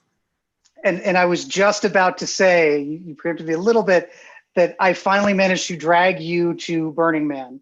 I've been trying to get you to come out to the playa ever since we were together at Fly Ranch back in May. And so if you take nothing else away from this conversation, the point behind the long disaster is that, and I let me take a step back. I ended up coming to BWB. I'd been a long time burner, but at that point, my Burning Man career had taken a very long pause. I have a lot of experience in disaster recovery, disaster relief in a lot of different contexts, seismic, structure collapse recovery, different things like that. And I, through lots of different things, ended up becoming the volunteer coordinator at one of the most disastrous building collapse sites in Mexico City, which happened to be 3 blocks away from my house at the time in Mexico City. Burners Without Borders was instrumental in providing a lot of equipment that I needed for that particular action. It wasn't a BWB action per se. It was one of those things where a friend of mine in BWB said, "Hey, Nick, what do you need?" And I said, "I need this long list of stuff that's hard to get in Mexico," and they made it happen. And that was amazing. And the reason I ended up at the BWB Summit at Fly Ranch back in May was to talk about that experience. The funny thing was, I didn't really get a chance to talk about that experience. I was going in there thinking, oh, I'm, hey, oh, hero conquering, blah, blah, blah, this other stuff like that. And I'll talk about how, what a heroic person I am. And when I got there, when I started talking to Tom, when I, in the 6-hour conversation that you and I had, Leah, it was the first time I really had a chance to reflect on the sort of background of what became the long disaster. And ultimately the point is, rushing in like conquering heroes into a disaster is ultimately unsustainable. I know, Leah, we talked a little bit about sort of the hero myth, and I think you're much better than I am at explaining that whole concept of why it's so alluring to go in and to try to be a hero, and why in a lot of ways we're programmed to, see disaster and then rush in to try to fix it. I'm fishing for the question and all of that, but yeah. In our conversations about the hero archetype, how did you think that related to not just my story, but the other stories that you heard at BWB? And I guess sort of the origin myth of BWB coming out of Hurricane Katrina in New Orleans. That's a big one. So I think that the first acknowledgement is that the affluent culture, white culture in particular, we've been sort of raised on hero stories to a large extent of the Superman swooping in into a context, that in which people who he doesn't know and will probably never interact with again need to be saved, and that he's there as the conquering savior, and then he disappears and they love him and their lives are better. And I think that as a culture, we're really at a place now where we're expunging that myth from our understanding of reality and doing a much more systemic analysis of why these disasters are happening in the first place, and also how we can move to serve to perhaps prevent them instead of letting them play out to their natural conclusions, which are often, devastating and something beyond even the capacity of heroes to solve. So that is, that's more or less where my thinking comes from on that, is that we need to and are actively in the process in this moment of dispelling the hero myth from individuals and finding a new way to talk about it as a collective and as a way of life, that we exist to help each other and not just to rush out somewhere with people that we don't know to save them from something that we may not be, or even if we are, that very educated about, but that ultimately is, you know, a problem that more people than just ourselves need to be empowered to solve. I don't mean to underemphasize the real trauma of people who are going through real trauma because of the pandemic, because of state violence, because of racism and these things like that. But as overall, in an overarching way, especially in our more privileged societies, as this pandemic sort of rips open bare a lot of the failing of our society in the way that it's structured, and tearing apart the hero myth, do you think that for a lot of people who lead relatively normal, relatively privileged, relatively isolated lives, do you think one of the sort of things that makes this pandemic really hard and traumatic for people who are not accustomed to dealing with trauma is the notion of this hero myth just getting tossed into the shredder with every piece of news that kind of comes out as a result of the pandemic? Yeah, I think that to a large extent, the people who are really struggling in this time, in terms of the pandemic and the non-immediate health implications of the pandemic, I would say also, but the people who are struggling mentally and emotionally with the isolation and the lack of certainty seem to be often looking for that hero again. And the people who I see who are maybe not thriving, but in a good place mentally, who are here for the long haul, who are focused, who are grounded, are the people who are taking action to be a part of the collective savings of ourselves. And this is really, you know, an illustrative disaster that obviously we didn't have back in May 2018 when we were first talking about all of this. But at this moment now here, we're able to see that in real time, a disaster that can't be solved by anything but collective action and collective understanding, and that is being made worse by really deep systemic roots of neglect and lack of focus on community resiliency across the nation and the world. No, exactly. And that was, you bring up a good point. When I feel like it feels inappropriate to say that I wrote it. I feel like I was perhaps more of a conductor in a collaborative effort. And you were a huge part of that collaborative effort in helping flesh out the ideas. Huh? You wrote it. Yeah, okay. But it's important to note that this was written long before the COVID epidemic was even on anybody's radar. That when I was looking at it, I thought the pace of disasters just with climate change, hurricanes, earthquakes, all of the things that we're doing to the planet are just increasing the pace, severity, and reach of all of these natural disasters. I actually wasn't anticipating, well, I don't know if pandemic was a word that I put in the original document or that you suggested to put in the original document.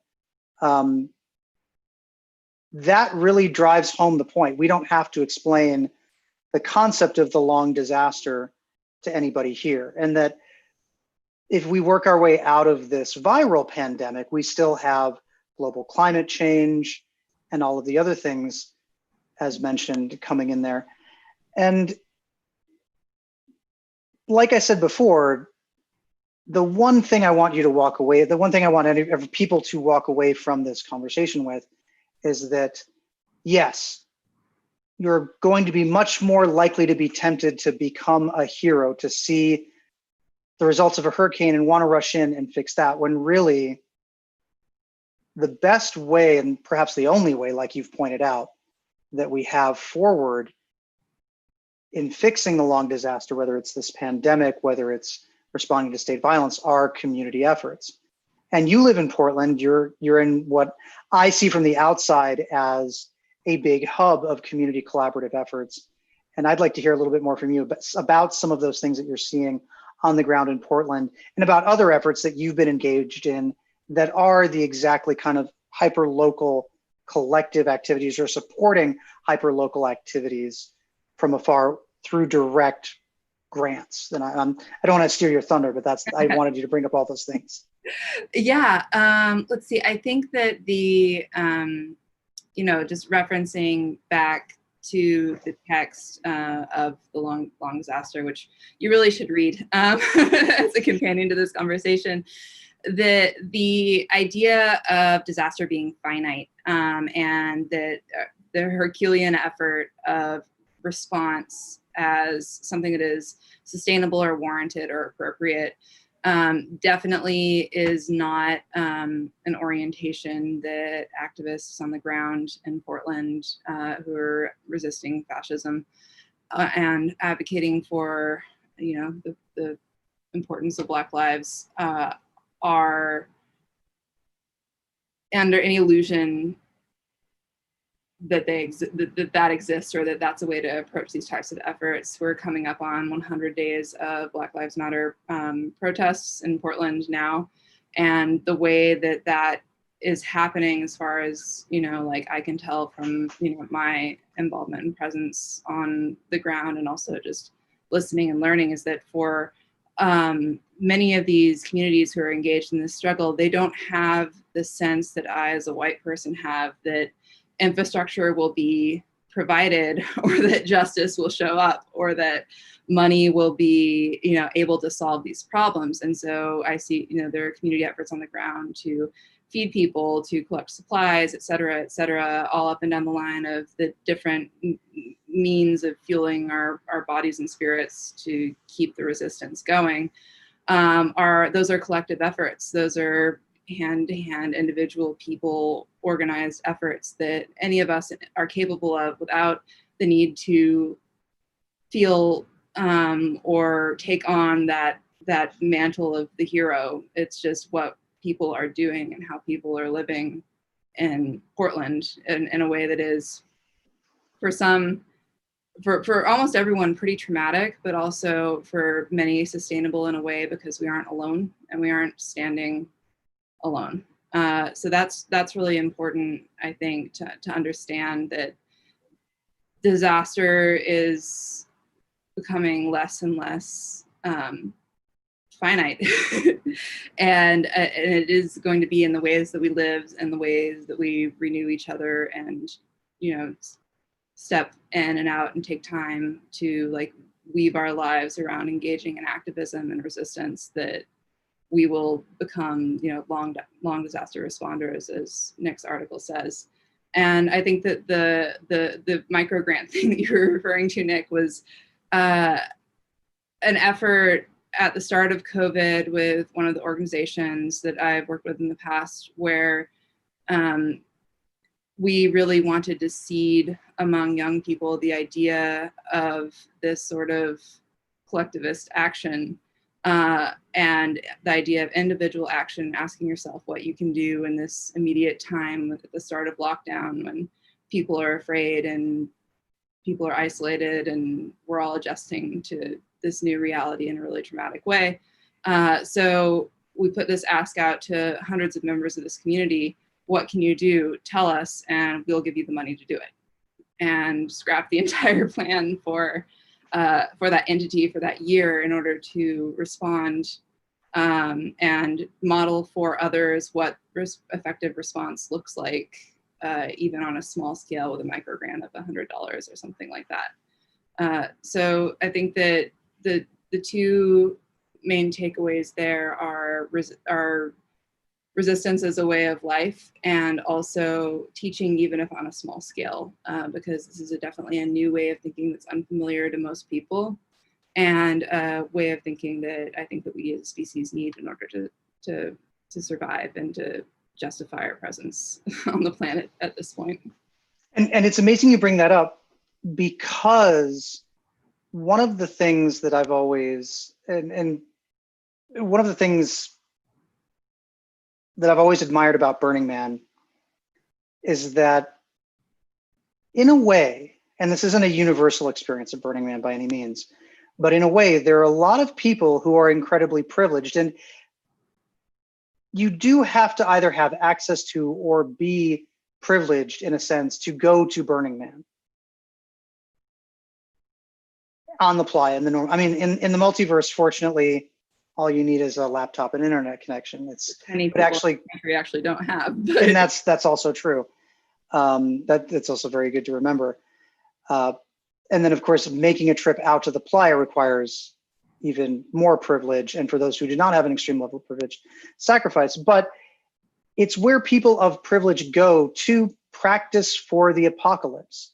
For a lot of privileged people that I know who lead really lives of incredible comfort, it's the one time in their lives where they put themselves in a position of discomfort, of dis-ease, of not being able to have access to all of those things that they can purchase with money obtained through their networks and things like that.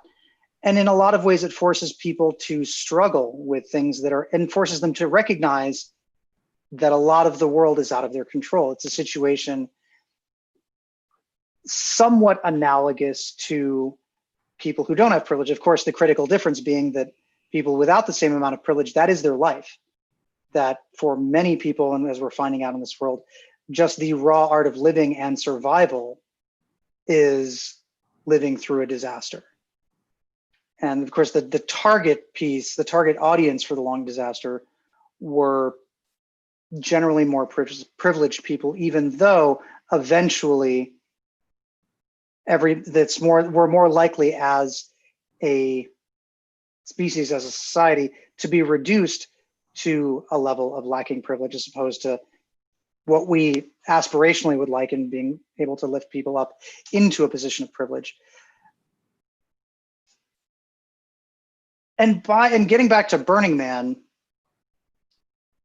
it's because of that I think burners especially are generally more receptive to this. Now, of course, being in the aftermath of a hurricane or in the aftermath of a pandemic or in the aftermath of something is far different, and having to source different things and rely on your neighbors and look to people that you don't know that are in your community for life-sustaining aid. Just as in Black Rock City, you should be able to walk up to any stranger's area if they have water, and they should happily give you water. Sadly, that notion does not exist in a lot of privileged spaces, in a lot of spaces anywhere in this country, but it probably should. And that's another one of the things behind the long disaster that I was trying to get at. There are amazing things to carry away from the Burning Man experience. The living in a gift economy, living in that area where almost by default you can trust a stranger. Whereas one of the things about modern Western privileged white existence is stranger danger, in a sense. And I think Burning Man has a lot to teach us about moving towards a society and a world where we can trust our neighbors, but getting there is going to be challenging. Also, it's the only way that we're going to be able to not just survive, but thrive in the context of the long disaster as a whole. I was going to ask you a little bit about one of the sort of minor points in there. I actually, and I know you fought me a little bit on this, I think, when I was writing it, but I wanted to try to put the 10 principles of Burning Man in the piece and demonstrate that the 10 principles of Burning Man are a great way to run a festival, but they're also a great set of principles for being in the world. You know, wouldn't it be great if one of the things that we're seeing right now when we're talking about amplifying Black voices, when we're talking about looking at state violence, is that we have not been radically inclusive of all voices. We have not valued radical self-expression, radical self-reliance, and a lot of these same principles in our society at large. And I know you fought me a little bit about including the principles when we were writing the piece, but it's very much a work that's not only informed by, Burners Without Borders and things like that, but by Burning Man, and to a certain extent about festival culture. So I was going to ask you, as somebody who's been involved in a lot of different festivals, what are some of the lessons that you see that you can take away from festival culture? And what are some parallels that you've perhaps seen in a lot of these responses to current issues, where there are some parallels and some analogies there that you've noticed? It was really interesting as you were talking about that, and specifically the idea of radical self-reliance. And in my mind, I was relating it back to the thought of the hero complex, the hero industrial disaster relief complex, and that perhaps the thing that we need to think about it, with all of these principles and these things that we so love and value about the community at these festivals that we create is the idea of the radical self-reliance extending into the community, or your sense of self extending beyond your body down the line to the implications of your actions. And that, because let's see, so John Perry Barlow said, your life does not belong to you. Don't waste it, or don't squander it frivolously, or something like that. And that's always been like a really guiding principle of my life, and kind of how I see people coming to these alternative communities and alternative realities, is with the thought that like my vibe, which could be which really extends down to like your actions and how you're moving in the world, how you're contributing and how you're giving back, are fundamentally things that we need to be thinking about all the time, and not just at these events. And so I think across every festival event that I've ever worked at, volunteered at, been a part of, it's that reliance and trust on each other, and that deep commitment to the community of the event, and to making the event magical, and fueling it, and wanting it to continue, and wanting it to grow, and wanting to teach other people how to be a part of it, is something that I universally also hear those same people saying that they wish could exist in default reality. And I think that the long disaster is also a way to think about responding to the disaster of our disconnection, and the disaster that that hasn't extended into the community at large, and into the world at large, and that we aren't taking that with us out into the world in the ways that we could. And how better, what better invitation do you have than a global pandemic and the racial justice uprising and state violence to use the tools that you have to lift other people up who may be less fortunate than you. As we're going into our final couple of minutes here, I wanted to also emphasize that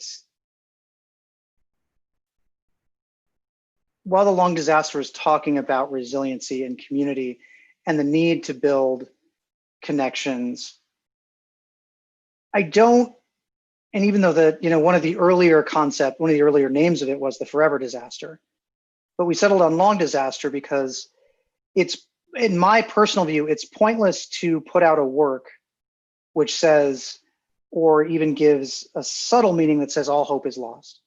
That's not the point of the long disaster at all. The point of the long disaster is that if we reach out to our neighbors, if we work on building community, if we work on figuring out what are the beautiful threads that come out of festivals, and how can we bring that joy into our communities every day as we're building stronger, more resilient, healthier communities, as we're working to restructure our society, that there's that I think a lot of the calls that we have now that are being dismissed are urgent needs to restructure our society fundamentally to be more verdant, to be more just, to be more response, and to be more caring and loving, just as we are caring and loving to each other in the context of festivals. You don't see a huge, the police are not intervening a lot in places like Burning Man, in places like in other festivals and other contexts, because you have people that fundamentally care for each other.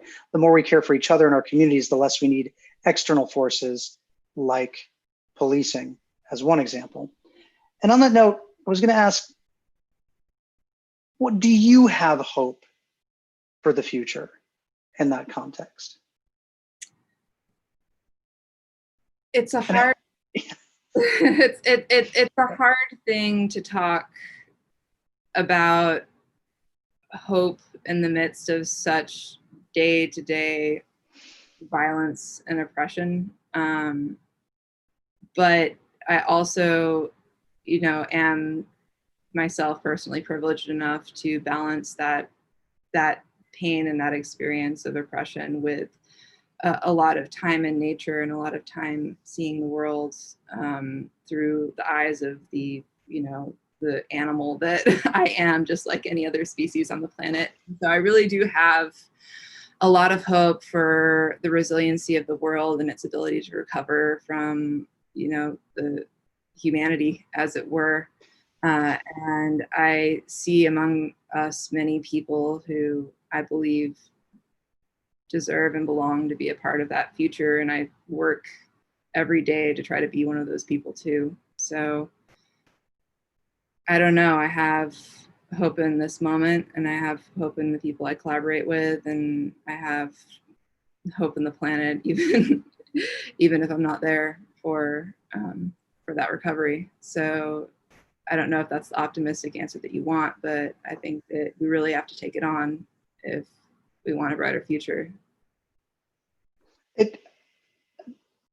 I agree. That is an honest answer, that if we don't make some fundamental changes, whether it's to our politics, to our economics, or to the way that we consume resources, consume and produce resources on this planet, the future does not look very bright. At the same time, and even though the tone of a lot of different things is incredibly negative right now, when you pick up a newspaper, when you talk to people, when you look at the COVID death counts, just as, and I don't mean to make light of recent forest fires, but in nature, one of the reasons, what happens in the aftermath of a lot of forest fires is regrowth, rebirth, bringing about a new way that is hopefully more resilient, more sustainable, better part of evolution and things like that. And that's why while I am in a lot of ways a realist, I don't tend towards optimism. There's an opportunity right now. And I think the core point of what you were saying is that this is our world to do with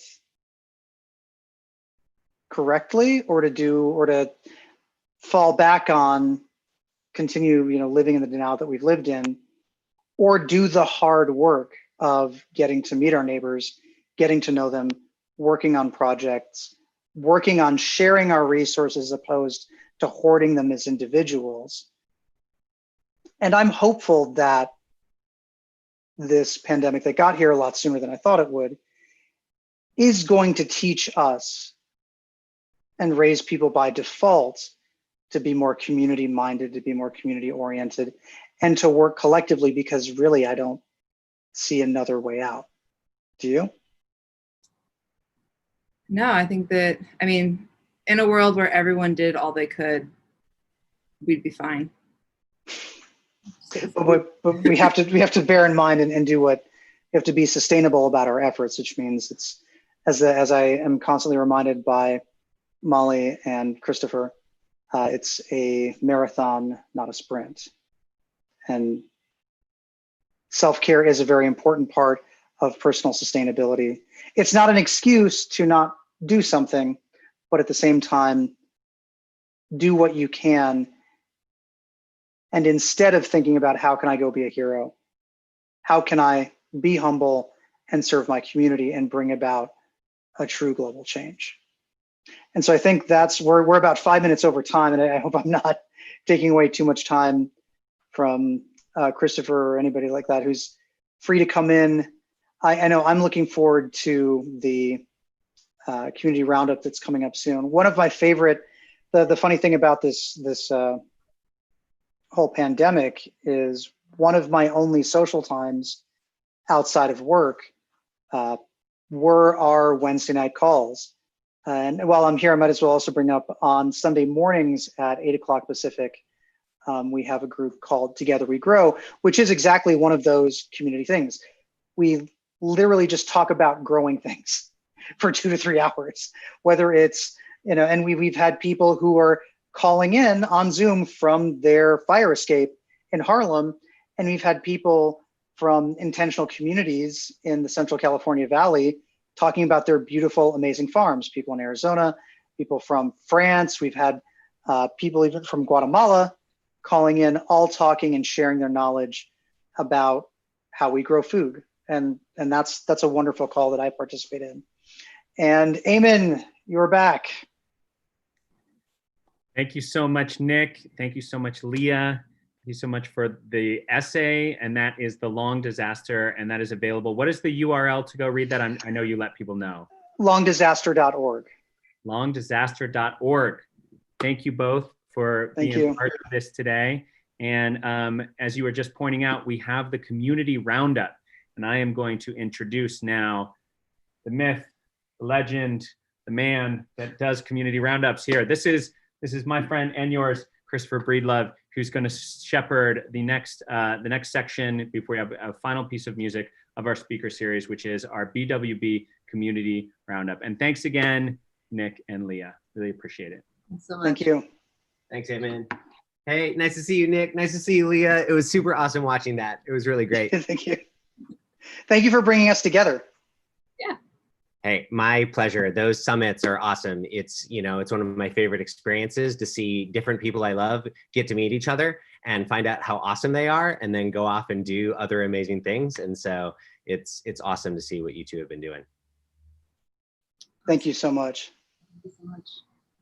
Cool. All right, I'm going to jump into the next thing. And so what we're going to do today is we're going to do a community roundup. And so Nick gave us a little bit of a teaser into what that is. Basically, I'll do like 1 minute of BWB history. And so, if I were going to do the 1 minute, what happened is in 2005, the Burning Man event was happening. And all of a sudden at that same moment, the Gulf Coast had Hurricane Katrina pummeling into it. And so in that moment, a bunch of burners decided to get together a bunch of tools, talk amongst each other, raise a bunch of money, and head out to the Gulf. And so when they got down there, they got turned away by the military, they got turned away by the Red Cross. People were like, burning what? You crazy. Whoa, hold on. Shit, new phone, Zoom isn't active. I have someone who's trying to get in, so I was looking at that real quick. So let me just shoot a message. Hey, Nick, actually, since you're on live with me for the moment, would you send me the Zoom link so I can make sure that my speaker has the right one? I think I might have sent the wrong one. Anyways, what I was saying is folks went down to New Orleans, and people didn't know what Burning Man was. And so they kind of got pushed out of the city, and they ended up in this town called Biloxi. And it's a long, amazing story. There's a documentary about it called Burn on the Bayou. But basically, in a short sentence, what happened is the burners ended up building a dome in a temple there, started doing resource distribution, and then found out that there was a gap in social services. And so that gap meant that people were waiting for contractors to come by to knock down their houses so that they could qualify for FEMA trailers.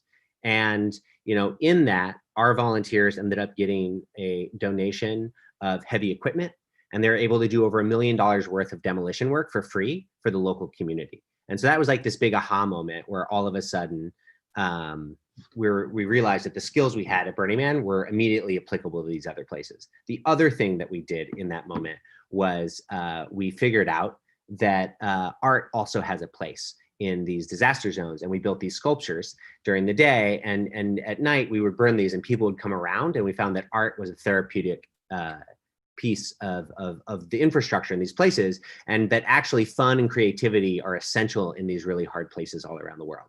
So that's like a quick moment of kind of what happened. And, 15 years later, all of a sudden, Burners Without Borders is community groups doing things all around the world. But, in the past, kind of as Nick and Leah were talking about, the long disaster is changing how we look at things. No longer is it just one disaster anymore. All of a sudden, it's so many disasters at once, and it's in so many places at once. And so we had to figure out a way to start to organize people who are organizing in all of these different verticals in all of these different places. And so that's where the community roundup came from. And so every week for 15 weeks, we invited anyone in the community to call in and do a 5-minute presentation on what they were working on or the idea they had. And so we did these rapid fire projects. And then for the second hour, we would put people into kind of working groups and breakout rooms around certain subject areas. So people working on PPE, people working on food, people working on something called dual disaster, which was a whole kind of system of looking at, again, how do we deal with more than one disaster at once? And it was this really beautiful, awesome experience of what happened. And so today we're going to do a version of that. We're going to see how it goes. It's going to be a little loose. We have a bunch of speakers who are kind of coming in over the next 2 hours, and they're going to give us kind of updates on what they're up to. And so this is going to be a whole bunch of small little snippets in what's happening in the world of BWB. And so let me call in. I think it's Lauren. It could be Lauren and Forrest. Let's see. Hey there, Lauren. I see that your audio is connecting there. All right, you may still be on mute. See if I can get you in there. Let's see if I can ask you to unmute. Does that work? I'm unmuted. There. Hey, Lauren, how are you? Hi, I'm great. How are you? I'm great. Where are you calling in from today for everyone out there? I am currently at the Houston Burners warehouse. We just acquired a new warehouse, so it's quite empty at the moment. Just a couple people. That's Kathleen, our regional contact. Hello, Heidi Leto, she's one of our board members. And then there's 2 other of our burner friends in the background that are carrying on. It is. It's Christopher Breedlove. Hey there. Yeah, nice to see you as well. It says nice to see you as well. So yeah, so we're right now currently at the warehouse taking donations for a Hurricane Laura relief. And as you can see here, I'll show you, we've been collecting a couple of things today. This is a great donation from Kathleen and from Bob, who came by today. And we have some more things that we've Camp Fuel wipes, a couple little stuffed animals for the kiddos. Oh, you're breaking up. A camping bed, some boxes so we can get everything up where I can get better reception. Yeah, is this getting better? That is perfect. Okay, great. Yeah, so we're right now just kind of going through what's been donated and making sense of it, trying to get it sorted into boxes that are common goods. And we're gonna go from there. We're set up here from 7 until 9 o'clock tonight so that members of our community can stop by and make their donations. Whew, take that mask off. A little better. Cool. So it seems like you guys right now you're doing like a community collection and distributing it out to the community, yeah? Yeah, that's correct. Yes, we started I guess on Sunday night, put together a Facebook message, sent it out into the world and said, this is our intention. We would like to acquire as many in-kind donations as possible. And additionally, we set up a PayPal pool so that those that wanted to contribute but were unable to make it out in person could click a link and drop a little bit of cash into a monetary fundraiser pool. And so far today, I think we're at $1,300 of our initial goal of raising $1,500. So I actually went in and pushed it up and reset that goal to 2,000 because we've got a lot of momentum just in the last 48 hours. So it's been really great. That's awesome. And I'm curious, who are the people who you're going to be bringing these supplies to? How are you finding those people at this point? So we are logged into Zello. It's an app that the Cajun Navy uses. And so we're following the Cajun Navy disaster response channel and Zello and trying to work to find out who's in great need. So far, we have one certain stop. We're gonna for sure be going to the Delaney, and I might have mispronounced that city, but the Delaney Fire Department. They put out a call because they're firefighters or volunteer firefighters, and they've run out of sports drinks and water, and so they're calling in desperate need for some Gatorade and things like that. So we definitely want to stop by and give them more than just that. Make sure that they're shown some love. And additionally today, I'm sure you know Daniel Cappy. He got into contact with me and gave me a couple of names for different organizations. One is the United Way. They've got a mobile response. And so I filled out some information today and I'm trying to get in contact with somebody to find out specifically if they'll allow us to bring a crew of maybe 10 to 15 people out from Houston this weekend, and Corpus Christi actually, that are interested in going out there and being boots on ground to do some demolition. He said that these organizations usually work in mucking houses, but because there wasn't that much water damage, he thinks it's going to be more demolition and debris removal this time around. So again, just kind of waiting for information to unfold. It's kind of a fluid and ongoing thing that is being worked on during the hours of course, the workday. So I don't have as much information as I would like to have personally, and as much information as our community would like to have at this point. But we're just really ready to go, and kind of we're just going to go for really whatever it is, and align our forces with somebody that's got a little bit more of an organized effort going on. Well, and just because you brought up Cappy, who's, also part of BWB Chicago, as well as the Cajun Navy, and you brought up Corpus Christi, which has another BWB chapter, it seems like, kind of you guys down there in the Gulf area, you've got a bunch of community groups and chapters that kind of come together when things like this happen. We do. Yeah. And in fact, Shalia from Galveston County has messaged and said that she's willing to drive down if we've got more donations and we can actually get to where they need to go. She's happy to hop in as well. So Corpus Christi, Cappy, Houston, Galveston, and I'm sure if we talk to our friends in San Antonio and Austin, they'd be happy to jump in. Also want to give a heads up or shout out to Calamity Jane. She's kind of like a solo BWB person who I met on the Zello channel. And she's going to be out there, and she's from Tyler, Texas. So, I mean, it's really true that, neighbors need to help each other, and you can kind of see it happening all over the state. Like we certainly know what it's like to go through a disaster and need help. And so Louisiana was there for us when we needed the help. And so we're trying to return the favor and be a good neighbor and give them some love when they need it too.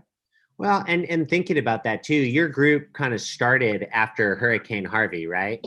Yeah. And so, I mean, I'm curious, do you have any thoughts about how you guys kind of started in this hurricane and how you have one again? And have you seen your kind of community come together in that time? Yeah, absolutely. I mean, it kind of, when there's not a hurricane going on, people tend to get a little busy in day-to-day life with things that go on. But we know kind of, late August, September, something's going to happen. And people, even before this happened, were messaging saying, hey, what are we going to do? What's the plan? And so people get excited about it. And it's really kind of something that can pull the community together and unify us. I know here in Houston, there's several different groups of burners, 2 separate warehouses of defined groups of burners. And this organization is one that really wraps people and wrangles them in and pulls them together, and kind of, it smudges that line right there in the middle. You know, we all just work together. And so it's really a great thing. Not to have a storm, but to see everybody working together and just kind of, I don't know, being great and awesome. Cool. Awesome. Yeah. And so if people want to find out more about what you're doing, how do they find you online? They can look us up on Facebook. We've got the Burners Without Borders Houston Facebook group. They can join there, and we have a somewhat active throughout the year presence. And then as things heat up, you know, in hurricane season, much more active presence. Then there's the Houston Burners Facebook, where if anybody in Houston is seeing this and wants to come out and get involved, that's a great starting point. It's where all of us really, pardon my French, but we shit post a lot. So there's a lot of character that goes on in there. And then, of course, you guys had mentioned that BWB is going to start hosting websites through y'all's internet presence. So when we get up and running there, of course, which we're looking forward to, we'll be there also. Cool. Awesome, Cool. Lauren. I really appreciate you taking a minute and telling us what's up with y'all. Yes, yeah, no problem. Yeah, well, and continue to let us know what you're up to. We want to broadcast it out to as many people as possible. And, you know, good luck getting all the equipment to where it needs to go. Thank you so much. Yeah, you guys have a great rest of the meeting. All right. Thanks, Lauren. Talk to you Bye. later. Bye.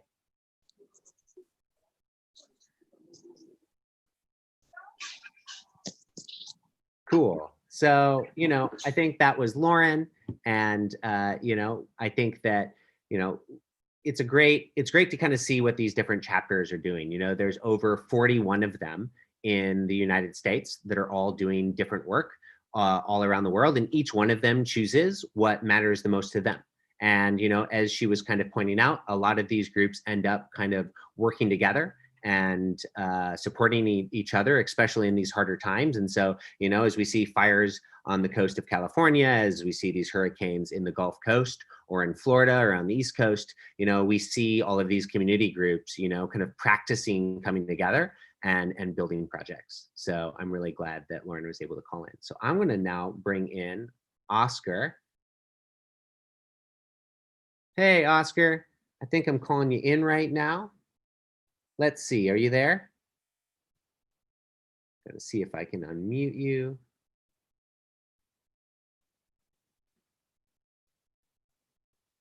I'm not sure. Hey, there's Oscar. Great, and you're still on mute, my friend. Hi, guys. Hey, how are you? I'm good. How you guys doing? I'm good. I'm good. You know, we just heard from BWB Houston with what they're doing with hurricane relief. Awesome. And where are you calling in from today? I'm calling in from Puerto Rico. Yeah. How is it down there? We're doing okay. We're actually doing a trailer build this week. Okay. So. Is that a solar trailer? Yeah. So it almost feels like being a Burning Man because we emptied a trailer and we're building some canopies with it. So it's kind of like building a little mini camp. Cool. That's fun. I was going to ask, you know, would you want to tell me maybe a minute about kind of sail relief and how that started? And then we can kind of maybe go through the journey into what you guys are doing today. So we started in response to Irma and Maria with disaster relief, trying to bring stuff down on sailboats and then target communities that normally wouldn't get access to because of shipping issues. So the beauty about using smaller boats is that we can get to smaller communities and we can get to them directly. And then we can do stuff with solar and water purification or water pumps, or, you know, and then also some kind of medical stuff as well. And then from there, we kind of got to the ground in Maria and Vieques, and we did a lot of disaster relief after the storm. And our main focus has been solar energy primarily because most of the stuff that we utilize runs on power, and being able to keep the lights on and the refrigeration running makes it easier to keep people alive and also keep them well and healthy. And I think it was particularly important after the hurricane. What was that, 2 years ago, 3 years ago now? We're coming up on the 3rd-year anniversary, and most of Puerto Rico, I mean, there's people that took over a year to get power, but your average was 3 to 6 months people didn't have power.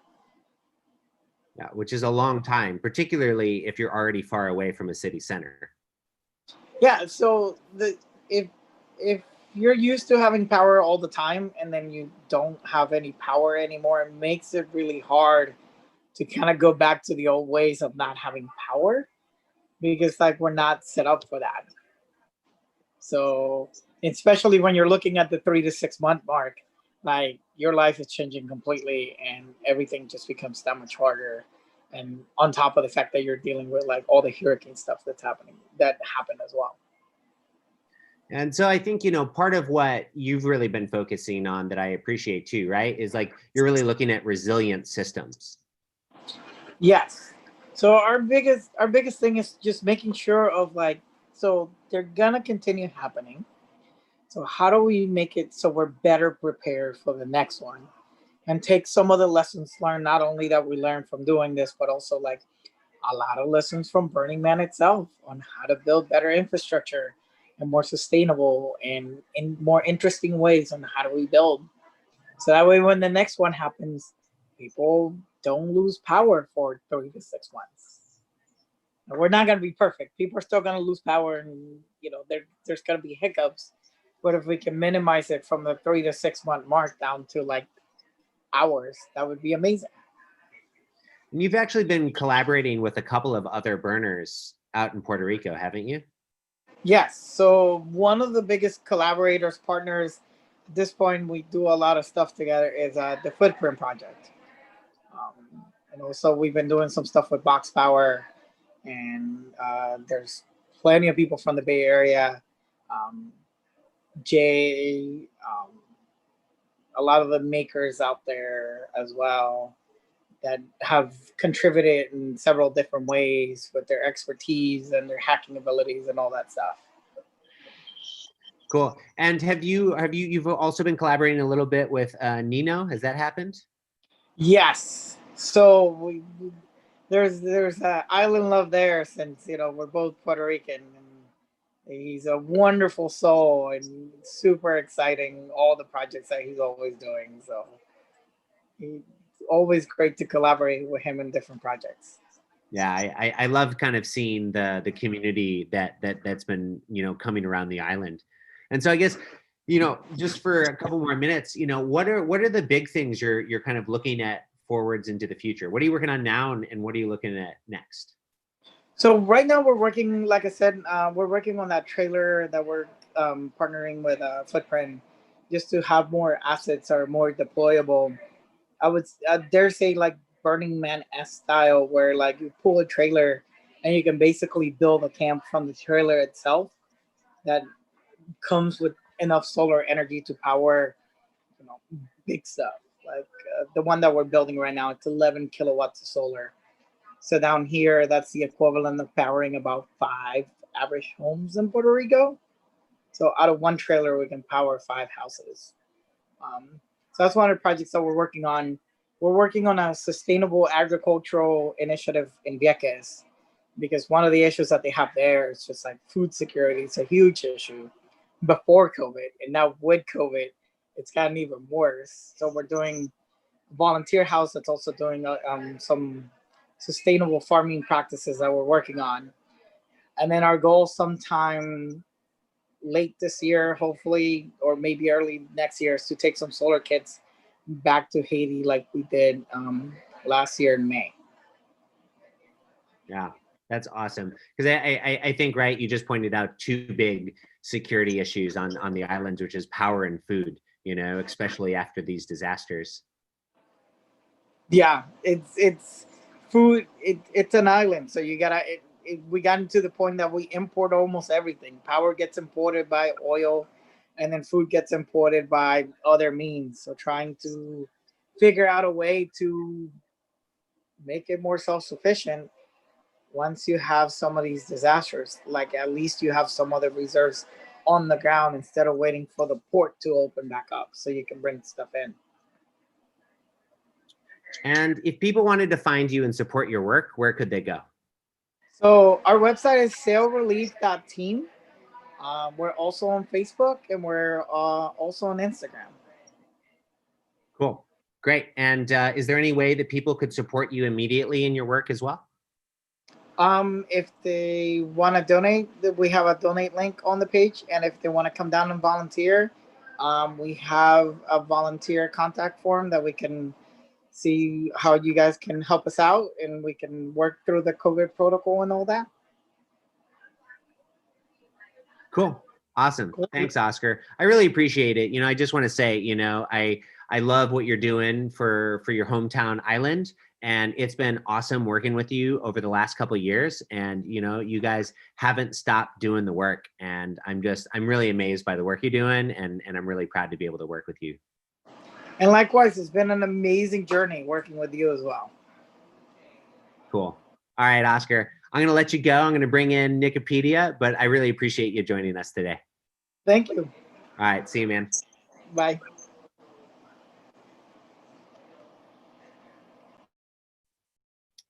All right. Nick, are you there? I see you.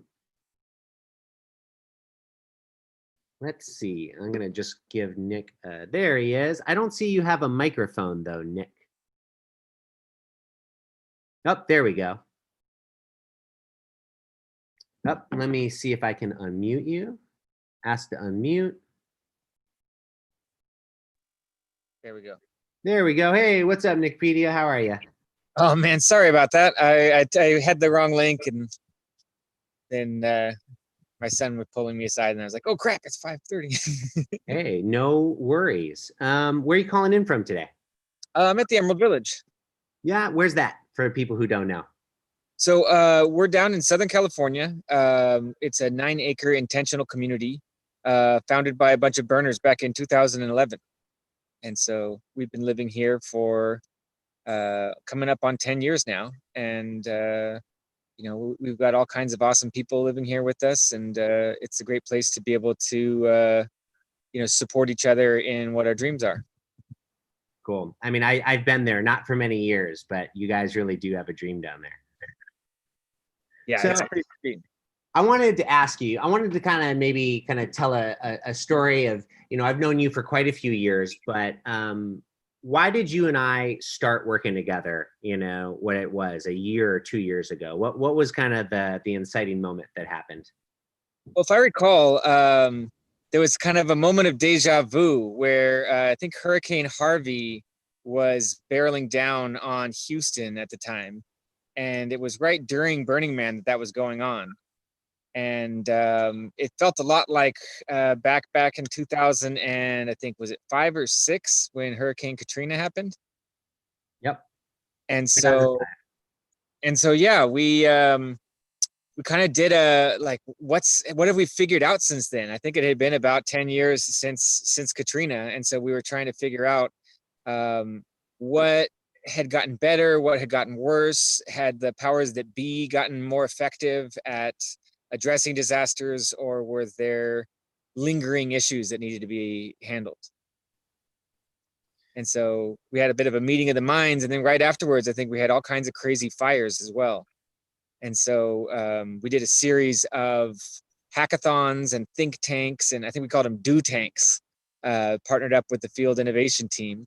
Yep. And brought together all kinds of brilliant people and looked at everything from the UN's description of what needed to happen to improve disaster response globally, to really specific stuff to California, the Bay Area, Southern California, and how we could respond to fires, and tried to come up with some ways to do things better, some systems that might address some of the lingering deficiencies of the systems that are out there. Well, and that kind of sparked a longer term project that you've been working on with Chaos, right? Yeah. Yeah. So from that, we saw that there was a lot of good information out there, almost too much. And so if you try to navigate through all the different plans and guides, you go to FEMA's website, to the Red Cross or ready.gov or those kind of things, it can be really overwhelming. And a lot of that stuff might be good info, but it's not necessarily relevant for a given person in their scenario or their situation. And then on top of that, we identified that there was really bad real-time data during disasters. You had your kind of Esri, FEMA, like where the fires might be or where the hurricane might be, based upon storm tracking. But what you didn't have was like, where are the resource hubs? Where are the FEMA drop-off points? Where are the places where people can go to get food or clothing? And who's mapping that out? And how do we know if it's accurate? Because oftentimes people would build like an ad hoc, okay, we're doing fireresponse.com or something like that. And they'd keep it up for while the fire response was going on, and then it would fall by the wayside. I think Harvey had 2 or 3 of those type of tools that were built. And, I guess those are good enough in the short run, but it's kind of dissatisfying that they constantly get built and then fall apart and built and fall apart. And it feels like a reinventing of the wheel process. And we went and we met with a lot of FEMA and Red Cross and like disaster management professionals and asked them if they had any plans for incorporating crowdsourced information or crowdsourced data. And the answer was a resounding no. It was like, basically, no, we don't want that information. And actually, we're actively deleting it and combating stuff that's contributed by the masses. That's by the public shouldn't get involved. It's not their job. Tell them to stay away from our area of expertise. And so that was when we decided, well, maybe there's an opportunity here to have something that's not quite just anybody can go in and share whatever, but a way to sort of validate people that are trustworthy and can contribute relevant information, and ideally map out those kind of disaster resources. Like where can you go to get a bunch of cleaning equipment, for example, is something that you'll oftentimes see, like drop-off points for cleaning supplies. And they get set up, but it's really hard to find them unless you're actually in the area. And even then, with the way that roadblocks get put up and that kind of thing, it can be really difficult. So we're building out that mapping tool, and we've already got a functioning prototype. Initially, the project was called Disaster Tools, and then now we've rebranded it to be called the Aid Team. And we tried to do it through sort of a hybrid social entrepreneur model at first, where we were looking for investors and making it like a business. But the more we looked at it, the more we realized that this is really a nonprofit endeavor. This is something that we're doing for the public benefit. And so now we're filing all of our paperwork to make it a fully nonprofit enterprise. And Chaos, not only does he bring in a whole bunch of technical expertise, but he also does a lot of, what's the word for it? When you're at a festival or an event and people are having mental health issues and that kind of stuff. Oh, he does like Rangering or like Sanctuary with Rangering. Exactly. Or Zendo, maybe. Exactly. Zendo type stuff. Yeah. So we're trying to incorporate, and we brought onto our board people that are really well trained in crisis mitigation and how to deal with humans that are at their breaking point and in a high stress environment, and how it is that we can present this information and engage people in a way that honors the fact that, oftentimes this is the worst day of their life, or this is the worst case scenario that they can imagine. And how is it that we can, take care of them in that situation and provide them with not just good information, but also tools and resources. Yeah, well, I think for those of us who have been near a disaster, what Tyler Hansen was lovingly calling the rainbow spreadsheet of death, right? There's just like these massive databases that get created after every disaster, and how you're really creating a tool of like, how can people not only organize these things better, but also can everyone get access to this same information? Exactly. And make it timely too, because a lot of times you'll see, okay, this parking lot is now receiving supplies, and they'll do it for 2 or 3 weeks, and then they're not anymore. And so there has to be a way to verify whether a place is an active place for resources or not. And a lot of times those kind of ad hoc spreadsheet type resources don't necessarily reflect that time component. And so that's one thing that we're building in. When you set something, there's a way to make it so that it'll actually ping the people that created the resource to actually go back and verify, oh, is it still there? And so is there a way that people can help you in the creation of this project at this point? Well, we're rapidly approaching the point where we can start demoing and beta testing and building out all of the, like, in a sense, they're like missions where we're actually making almost like a role-playing game, like threads that you can follow that will help you to unlock specific skills and tools. A lot of the resources we're putting together now are actually around preparation, because preparation is the thing that anybody can do at any time, and you don't actually have to be impacted by a disaster. So we, within the next month, are going to be available to bring on people that ideally have subject matter expertise, like if they have experience responding to disasters, if they're trained as like EMTs, EMS, paramedics, fire response, those kind of things. Because we've written up a whole bunch of guides, and we need people to look over them and validate and verify that, yes, this is actually good information. And then beyond that, we're going to need probably more technical support once we get, to a critical mass of those guides being available. And then it's going to be, deploying that prototype out into an actual disaster and making sure that we're able to map the resources well and keep them accurate. Cool. And if people want to find you to get involved, how can they find you? Well, I believe, let me verify this, that aidteam.org is up. Just going to pull it up real quick and verify. It doesn't look like Chaos has gone live with it just yet.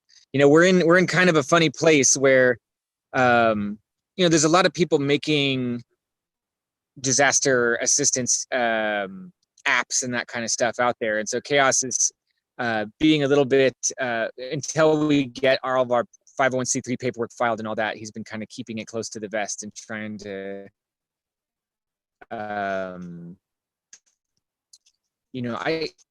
can probably share, I've got some links that he sent me that are not just the main website, but let me pull that up. Well, you know what I can also say is I can say, sorry, I should have had this stuff. You're good. I was going to say, I think that too, people could email bwb@burningman.org, and we could definitely get people connected with you. And I would assume too that people can also probably look up BWB San Diego and find you through that portal as well. Absolutely. Yeah. So the main stuff that I have from him, we've got a bunch of, I could share some PDFs and that kind of stuff that we've created. And let me see, I've also got, trying to find the link to his updates. Well, I was gonna say, I think we're kind of running down on time, and we're gonna want to move over to Matthew. But, okay. Like I said, if people want to get in contact with you, they can email us at bwb@burningman.org, and we can connect you. And also, like I said, BWB San Diego is probably another place they could look into to find you. Yes, and it looks like the website is aidteam.app for the demo. Okay, cool. Awesome. Well, Nikipedia, thanks so much for calling in. I'm super excited to see this prototype come out. I think it's going to be something that is massively useful across the field. So thanks for sharing with us today. Thanks, Christopher. Yeah. All right. See you, Nick. Hey, Matthew, how you doing? Hey, Christopher, how you doing? I'm good. Where are you calling in from today? Ventura County. All right. Camarillo specifically. Doing okay. Thanks so much for having me on. It was an honor to be following Nick And it's just so appreciated working with you guys over the last couple years. So thanks again. Well, I was gonna say, when did we meet one another? It was during a disaster. Was it the LA fires? So yeah, I believe it was Paradise. When I first got introduced to the field innovation team, actually, I came more as a burner with some disaster response experience, and I think we both experienced our first dew tank, as Nick was talking about, this idea that a group of innovators goes to a community and asks that community specifically, what are the issues you are facing right now, and how do we build your capacity? And so I think it was a really incredible first experience for me to see not only this is what a group of 60 people can do in the same Zoom room for 6 hours, but what a community, given some additional support and resources, when FEMA's tapped, when county OES is tapped, it was incredible to see the rapid innovation that happens. So I'm just super happy to talk about field innovation team and what we're working on. One of the many things that I think all of us are working on for sure. Yeah, and so I think that's been the awesome thing is since you've teamed up with FIT, I've gotten to work with you on several different projects. And what are you guys working on now? Is it more fire relief? Well, so what I am talking about today is called Shelter Smart. And this was actually created in the midst and after Hurricane Harvey, and was then tested in Alabama, Louisiana, and then again in Paradise when we all kind of got the chance to use it. But what with a team of designers at FIT, I think roughly 30 or 40, created basically a DIY kit called Shelter Smart that is designed to allow communities right after disaster to give them all the tools they need to set up their own community shelters. I got my start prior to being exposed to Burning Man and prior to being exposed to FIT, working during the Thomas Fire, and down here in Ventura County, and now the second kind of most historic or third most historic fire in California history. And I saw just such a disparate effect of pre-disaster homelessness and farm worker housing and all these kind of intersectional disparities prior to the disaster that made people so much more vulnerable. And it became very apparent that county OES and the county infrastructure and the federal disaster infrastructure just continues to be less and less resourced to respond to the level of prior existing and then long-term need. And so, I think what this guide is designed to do is say, okay, resident of a hurricane or fire-stricken area, oftentimes the Red Cross will have resources to set up for 2 or 3 weeks, but after which point, there is this, when the high kind of dies down and the heroic kind of out-of-state responders leave, there's this real sense in a lot of communities, what do we do now?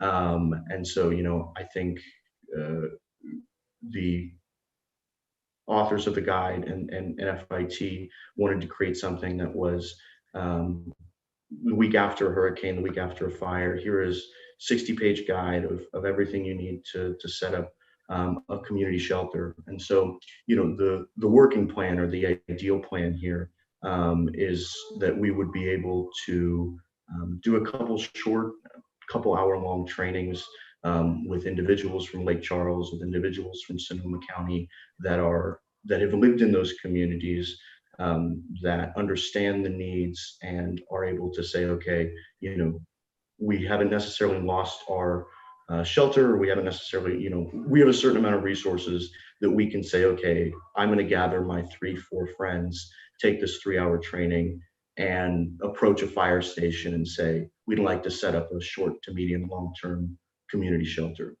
And so I think, kind of in the spirit of a lot of the conversations we have today, or we've been having in the past, and Nick Farr's long disaster article was how do we build capacity in communities? And I think very simply, every community in America over the next 1, 2, 5, 10 years is going to have to be prepared to respond to disaster. And I think this is potentially a good start. Yeah, and so how can people engage with the Shelter Smart system? Well, so I think FIT is designed, or historically has always responded rapidly to disasters.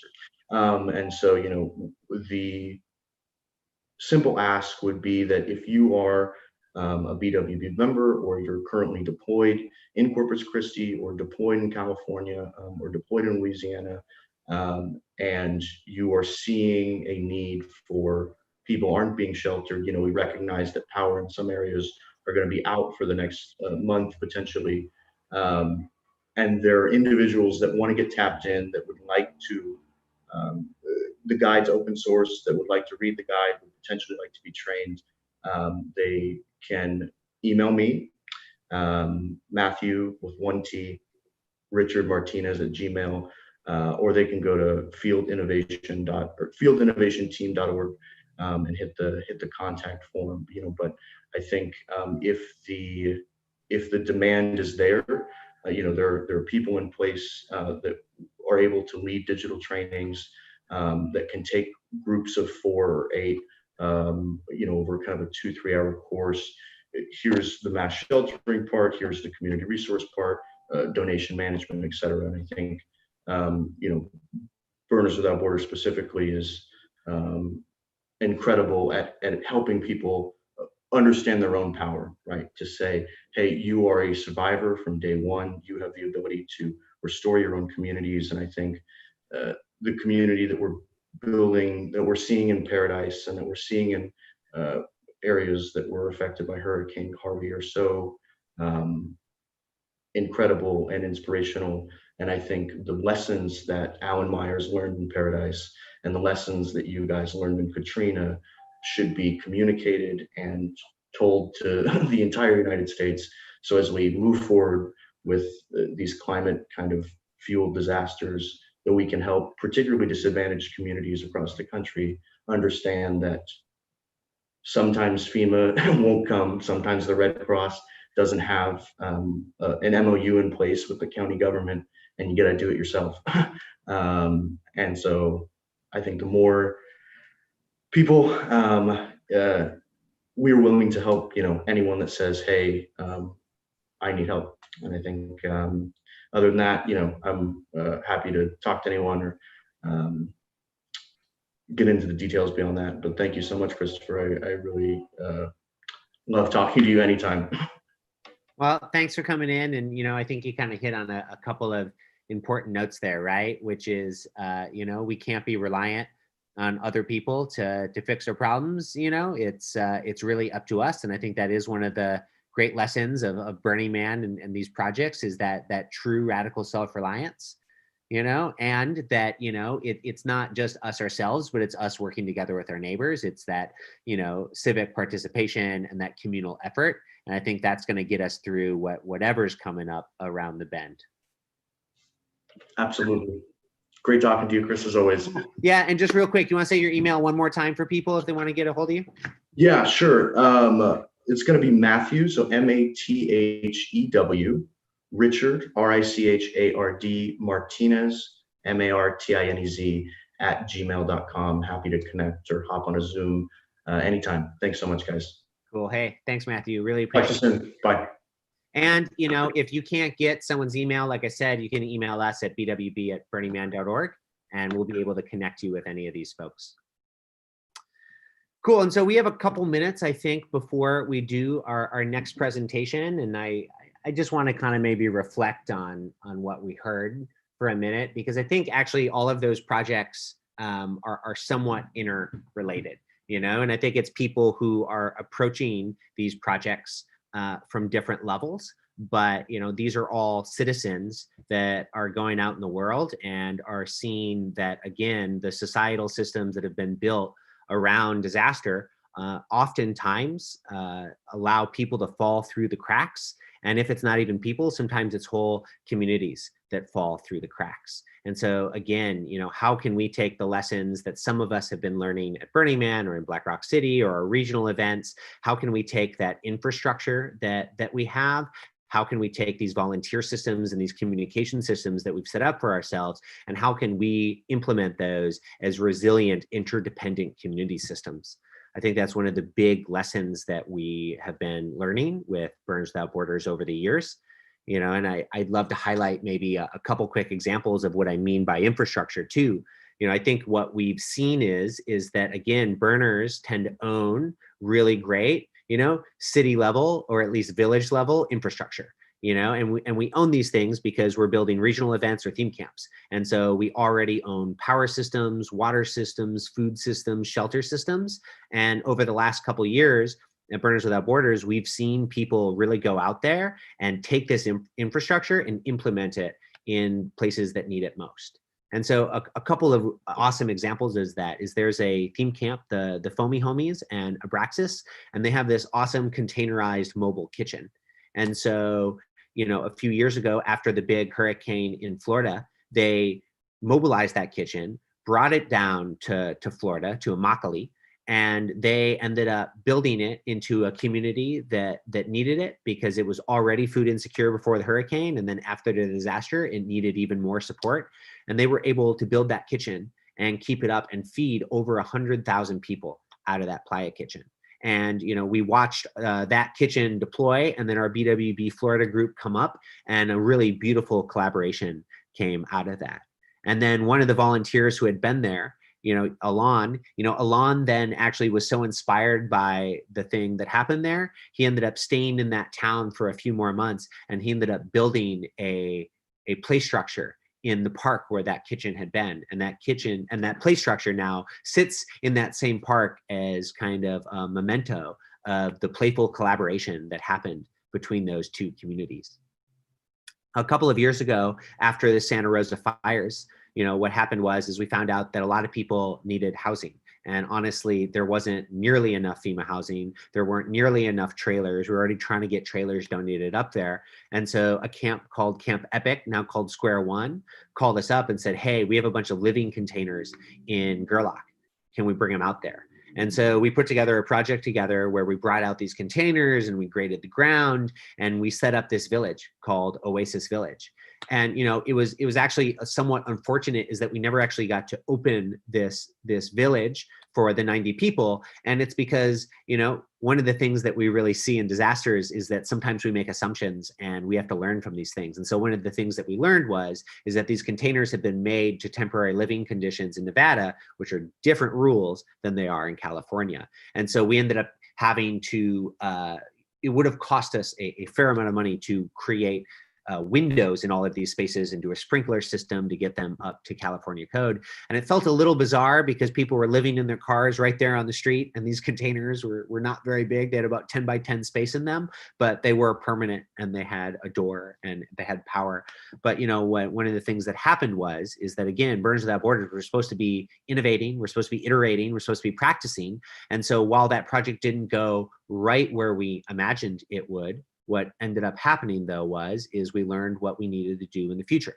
And so now all of the future containers that are built there and the other theme camps that are building these same container systems, the EpiCubes, like Playa Alchemist, all of them now have the right systems. And so these are going to be able to be deployed in the future when we need housing. Another really great example is 2 years ago in the Paradise Fires, I was actually out in New York City, and my friend Sam Block from World Central Kitchen called me up and said, hey, we need refrigeration up here. I'm at a food shelter. They don't have a refrigeration system. We've got supplies coming in, but the food that we want to be able to feed the people who are still here isn't going to stay good very long. And so I went out on a theme camp list and I emailed out and I said, hey, who's got a reefer truck in California? And within 2 hours, Mayan Warrior reached out to me and said, hey, we got a reefer truck. Where do you need it? And so Mayan Warrior brought their reefer truck up to Paradise and was able to cool food in that town of near Paradise for 6 to 9 months, right? And this was just infrastructure that was just sitting in a lot somewhere and could be utilized in these social conditions. And again, it's not only the skills, it's the tools that we have as burners.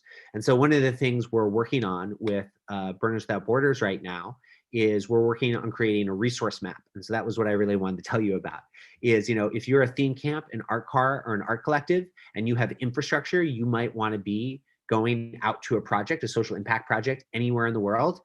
Reach out to us, bwb@burningman.org. You can also go to burnerswithoutborders.org/resource partners and learn about it.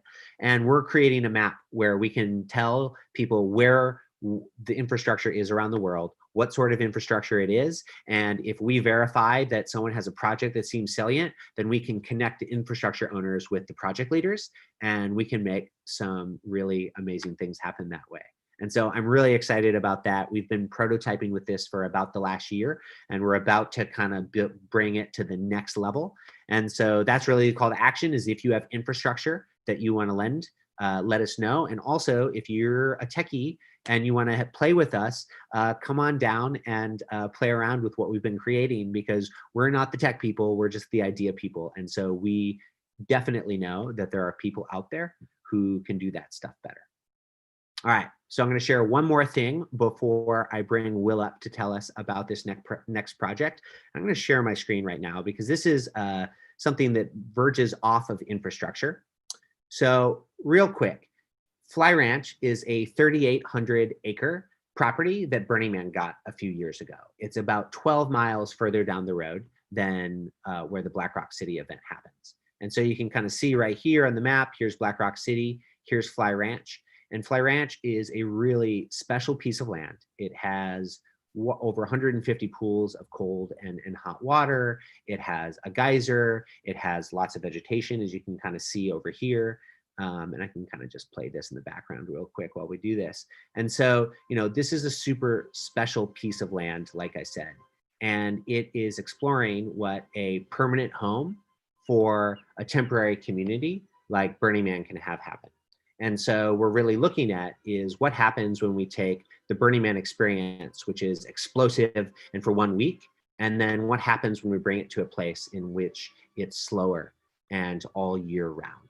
And so one of the really cool things that we have happening this year is we are doing this design challenge with a group called LAGI, the Land Art Generator Initiative. And what we're doing is we have a design challenge around 5 different subject areas. And so those subject areas are power, water, shelter, food, and regeneration or waste. And what we're doing is this competition is open until the end of October. And what we're really doing is we're inviting people to come out and tell us what they think sustainable and regenerative technology could look like on this land. So it's open to anyone in the world. And we're going to be picking about 10 winners, likely 2 from each one of those subject areas. And we're going to be building the first permanent infrastructure on the land. So it's really going to be the start of us being able to have a sustainable regenerative village out there. And so as we do campouts, as we do education events, as we do learning opportunities out there, we're going to explore what living in the regenerative future really looks like. And so this is just kind of my last call to action is that if you are a designer, if you're an artist, if you're an architect, if you're an infrastructure human, check out LAGI, because I really think this is going to be one of the coolest things that Burning Man is going to do in 2021 is go through all of these submissions, choose the winners. And again, there's over $150,000 of prize money. You will be able to get a spot on one of the properties out in Northern Nevada, as well as access to heavy equipment and volunteers. And we're going to be able to start building, like I said, this regenerative future of what Burning Man in a slower, longer, and more sustainable context looks like. So anyways, if you want to go to this website, it is lagi2020flyranch.org. There is also a Fly Ranch volunteers group on Facebook. And so you can always check out the community there. Again, if you're confused about where to find any of this stuff, you can email us at bwb@burningman.org.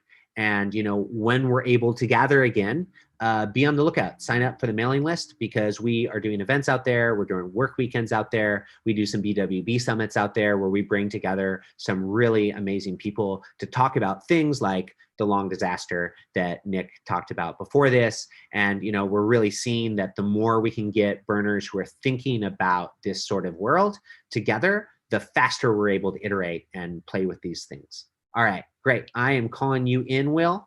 Let's pull you in. Hey there, Will. Hey, you're still on mute. Oh, hey. Hey, where are you calling in from today? El Paso. Oh, El Paso. What's going on down in El Paso right now? Oh, it is pretty normal. That looks like a much more exciting cabin. Yeah, I'm in the music studio in background. California right now. Oh, that sounds legit. Yeah, it's nice. We're El producing. Paso is not a studio. It's a studio apartment. Let's put it that way. Cool. Well, you're usually living in Minneapolis. So why the purpose of being down in El Paso right now? My girlfriend is living here for at least the next month. And yeah, then we do a lot of mobile solar builds in Phoenix. So it kind of makes sense for me I can just drive over to Phoenix. I try not to fly anymore, but it's easy to, kind of float in the Southwest when I have a home base in El Paso. Great. Well, I was gonna say, I met you because you were doing solar installations on Rampart at Black Rock City. I think that's why we originally met. And I feel like you, over the last couple of years, have taken what you learned through kind of building some of these iterative solar systems and really expanded this, out into the world, into a whole bunch of different places. So I'm curious, what is that project called? Footprint project. Yeah. It's pretty simple. We slap batteries and panels on wheels, try to move them around. It's not, I wouldn't say it's global. We focus primarily on our region. We have yet to put anything on a boat that goes farther than Puerto Rico. But it is, we try to get those lessons learned out via tools and designs and everything we try to share it because it's exciting, but we're not going to ship anything to Europe or Africa until we should just build it there. Yeah, well, we did talk to Oscar a little bit earlier, and so he told us a teeny bit about what you were doing in Puerto Rico. But I think we could go into it a little bit more. And I was curious if you maybe wanted to talk a little bit about what happened in Matamoros earlier this year. Oh, well. Sure. Yeah, that was a fun deployment. If Oscar covered the Puerto Rico stuff, he knows more about what the hell we're doing there than I do. But yeah, he was building. I know he was slapping panels on a trailer down there for the fire station today. So he's been busy. Yeah, as he tends to be. Yes. Yeah, so I guess, I just wanted to talk about Matamoros because I thought that was an awesome project and it also had some unique challenges for you guys. And so, I'd love for you to maybe tell us, where is Matamoros and what happened earlier this year? For sure. Yeah, it was a funny start to a project. I was getting was in Nashville right after the tornado, and I was wrapping up our kind of deployments there. And my girlfriend Jamie texted me and said, hey, this is right when COVID was spinning up. A lot of our stuff had been put on pause, and we were we had all this, mobile equipment and solar equipment in Phoenix, and the stuff in Nashville was then staged. And she texted me an Instagram thing of the Global Response Management, which is a small kind of NGO that has been supporting the asylum seekers on the border of Brownsville and Matamoros, which is like the literal southern tip of Texas, where on the Gulf, where as far south as you can go in Texas. And she texted me, she sent me the Instagram post that they were setting up a COVID clinic for the asylum seekers there. And they were planning on dropping in generators. We Instagram messaged them and said we have a solar trailer in Phoenix at a tent. If they want it, they can use it. A lot of Burns Without Borders community members supported the Facebook fundraiser to get the equipment from Phoenix to Matamoros. It took us a couple weeks to cross it over the border because it was the part of the ICU, the clinic there, and it was just like a diplomatic thing to like cross X quantity of medical and solar equipment across a border. But yeah, I was there from April until end of July, and we pulled it right before. Now I'm blanking on the hurricane, but not Hurricane Laura, but the one before, Hannah. Hannah, yeah. Hurricane Hannah. We pulled it back because it was expected to be flooded. The clinic was being planned to be taken down and repositioned. So yeah, it was a great learning experience. We powered the clinic for until it was recently taken down. The big challenge is HVAC. It's brutal. It's really tricky to run we couldn't run there. Like, we can power mini splits, like mini split air conditioners, but it is really hard to run a traditional military style 408 volt. Like, this is like Alaskan shelters, like, Iraq or Alaska style ventilation systems. And that's just like, you need like a megawatt hour battery to kind of do that. But we could power lighting. All the medical appliances are super easy because they're all battery based. It's like power tools. Lighting, comms, pretty much everything up to heating and ventilation is really doable with mobile solar. It's just once you get into like heat or really large scale AC air conditioning, it starts to get tricky. Yeah, and I think that's kind of the point of what you guys are really doing, right? You're bringing energy to where it needs to be in the moment. And so I kind of want to ask, I know that you have, kind of the dream of the mobile solar all over the nation, right? I'd say, would you mind telling me just 1 minute about that and how people can support you in kind of building that dream? Yeah, I would. I mean, it's less of a dream. I feel like it's more of a necessity. We got a decade to figure out how to rapidly transition off portable generators. The biggest cause of death after Laura has been carbon monoxide from portable generators. It wasn't even the hurricane. Look it up on NPR. I mean, figuring out an alternative energy system that can be delivered rapidly for a 2 kilowatt to 10 kilowatt generator, which is the majority of what is providing on-site power for disaster responders and homeowners and anyone who wants to keep their fridge running when the grid goes down, is one of the biggest challenges of our decade. So we need, we have, I think, 20 or so mobile or portable, 2 to 10 kilowatt hour solar battery systems in our fleet, so to speak. There are more of those systems in a Home Depot. There are more generators of that quantity in a single Home Depot outside of Hurricane Laura right now than we have in our entire network. And they're expensive to build, but we can roll them around and show large response groups that there are alternative options to procure, and then leave these systems in communities that provide this power. 1 second, my girlfriend's pulling tinfoil for the grill. I'm sorry. This is important. Jamie. I'm sorry. I appreciate. She's the one making dinner. I just get to talk. This is what happens when it's live. This is what happens when it's live. All good. Right way. It's real life. Yes. But yeah, so we're basically building as fast as possible.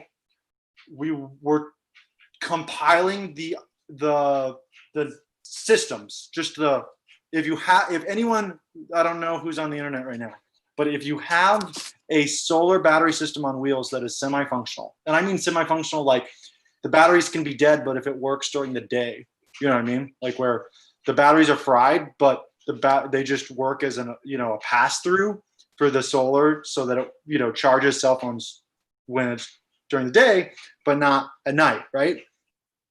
We're trying to make that list of every single system that is available in a region, so that when there's another Nashville tornado or a Hurricane Laura or a Iowa tornado or a Matamoros COVID clinic, we can source quickly community mobile solar assets that can beat generators into climate disasters. And that's all we're trying to do. It's brutal, but yeah, anyone who wants to support can go to our website, footprintproject.org. If all our systems are available for rent at rent.solar, so we try to generate revenue from non-disaster events by renting the systems when they're not deployed, so that they can fund our disaster operations. And yeah, we're just going to keep building as fast as we can and hope that we can leapfrog our grid before it's too late. If not, we'll see you in Mexico or Canada, because we'll see if we can make it. Awesome. Thanks, Will. So 10 minutes comes up quick. I really appreciate you coming on. It's been a pleasure to get to work with you over these last couple of years. And I love seeing more and more of the community getting involved with what you're doing. And thanks for building back greener. I think it's super important. Thank you. Yeah, you guys have been at the forefront of it. And yeah, we wouldn't be here without Rampart and Burners Without Borders. So see you guys next year. Cool. All right. See you, Will. Hi, I'm missing you this year. Nice to see you. Bye. Bye. Hey, Jesse, are you there?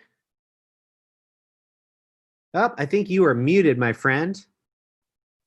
Let's see. I said, I'm here. Hey. I'm driving. You're driving. That's what I can do. Cool. Where are you calling in from? I am calling in from Oakland, California, on my way to Alameda, California. Cool. Nice. Well, I was going to say, you don't even know this, but I have Kai calling in a couple minutes too. And, I was hoping that we could kind of tell a little bit of a story about what you and Kai have been up to. And I kind of wanted Kai to finish it off with Together We Grow. But, I was curious, us, we were working on a project that was about imagining a world without hunger. And I was wondering if you could just tell me a little bit about what that was. And I'll ask you a couple of questions as we go. Okay, cool. Well, the project started in 2019. I'm a chef, and I was excited about creating a large-scale communal dinner on the playa, reminding people that we have the responsibility to bring the magic and the resources from Burning Man out into the world. And was fortunate enough to get linked up with Breedlove and the BWB crew who hosted the event, and Abraxas was our soundstage, and we had Zulu drummers who came in from South Africa as our featured artists, and the Human Experience as our DJ. And it was just a very beautiful, magical, powerful experience. We used money that we raised for the event to donate to a nonprofit in Oakland that trains and that feeds folks and trains folks how to be chefs. And it was really solid, and we really wanted to keep growing the experience and growing the community that had sprung up around it. And I think with Breedlove, as kind of the great spark starter, we decided to start looking at creating a large-scale communal meal on the U.S.-Mexico border, where we would eat together, between the slats of the wall, the border wall, would be the middle of the table. And so we were in a process of scouting in Tecate and building relationships on the ground there, and just making sure that we were really gonna be lined up and create an event that was not only kind of artistically spectacular, but was having a really big positive impact on the local community. And that was really our primary goal. And so we were in that process. We had a scouting trip scheduled for late February, I believe, and Kai, who is the co-producer and co-visionary for the project, which is called The Feast, had all these incredible contacts, and and we were really like starting to pull something quite beautiful together. And then the Corona universe happened, and I think that's a great place. If you have questions for me, that's great, but it's a great place for Kai to pick up too. I was on mute. I'm going to bring Kai in the room, but I have one more kind of question kind of based off of that, because I think that, you and I have been having a conversation recently, Jesse, about, kind of, looking at, there was this big vision of this feast on the border, and then the world kind of changed it, and I'm wondering, kind of how do you look at that? How do you look at what's happened, and what do you think's come out of it, even if the project has changed from its original vision? Sure. I mean, I think there were some really, really beautiful things that happened. And I think there's some really beautiful things that are poised to happen as well. We were, I think part of the beauty of like a Burning Man project like this, and, bringing something into the world, is the ability to be nimble and to be responsive. And certainly the way we have always approached the work itself, it's very much about relationships, and the relationships that you are building every step along the way, being a part of the work. Not, they're not in addition to the work, or they're not separate from the work. They are the work. And so, we made some great relationships and great contacts along the way. And I think, we started really making contacts with the San Diego and Tijuana burner communities. We have some great nonprofit contacts. I'll let Kai talk a little bit more about some of those folks, because he really brought those folks in. But we're still poised to make, to make those relationships go, and to do amazing things with those people when circumstances allow. And I think the other thing that came out of it was, it really gave us an opportunity when the world shut down with shelter in place in California, our world anyways. It really gave us the opportunity to rewind back down to like what's at the DNA of this project, right? We're imagining a world without hunger, and there's so many different ways to take the kind of the food and the connection piece. And for me, the DNA of the project was really around getting people together around food. So we had a ready-made group of people who were excited to keep meeting, and we had a daily cup of coffee Zoom, and it became a place to, just to connect, just to talk about whatever random stuff. And there were some really amazing projects that emerged from it as well. One of them was called One World Fast, where we gathered together people from 7 different time zones across the countries, across the world, to fast in solidarity with our Muslim family. And that was really powerful and beautiful. And I think there's some other projects that popped out of that too, that I think Kai can speak to a little bit better than I can. So does that answer all your questions? I think that is the perfect segue to Kai. I was just going to say, Jesse, you guys have a community on Facebook that people can join. What's that community called? Yeah, it's called the Feast Community, Imagining a World Without Hunger. And I could probably pop that into the chat if I have access to that. This is a live stream, so people aren't going to be able to see that chat, but it is called the Feast Community. And so if people want to get involved in this project whenever it reemerges, that's a great place for people to connect in.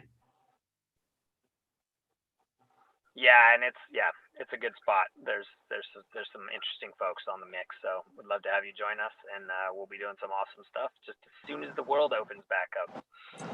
Cool. Thanks, Jesse. You want to say hi to Kai real quick as we transition over to him? Absolutely. Thanks a lot, Breedlove. I appreciate all the work that you're doing and keeping us all connected. Yeah, totally, Jesse. Thanks so much for calling in on your drive. All right. What's up, Kai? Bye. Hey. So nice to see you. Ditto on that Jesse sentiment. It's thanks for all you do, Christopher, and everybody else. And great to hear you, Jesse. Hi, Kai. You brought back so many memories. Good golly, we're like 9 months away from our scout on the border for the feast in Tecate and Tijuana, Jiminy.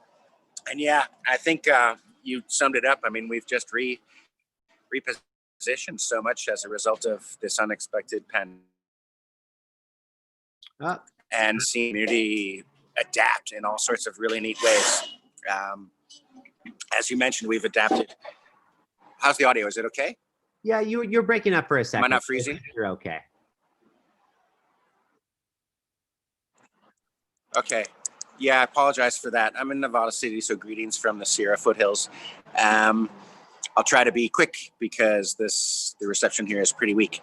But yeah, we've adapted all sorts of things thanks to the innovation of the Burners Without Borders thinking. And one of the things that the feast has done that Jesse touched on was introduce a daily cuppa where we talk with people from around the world, burn related and unburn related, that became part of the community.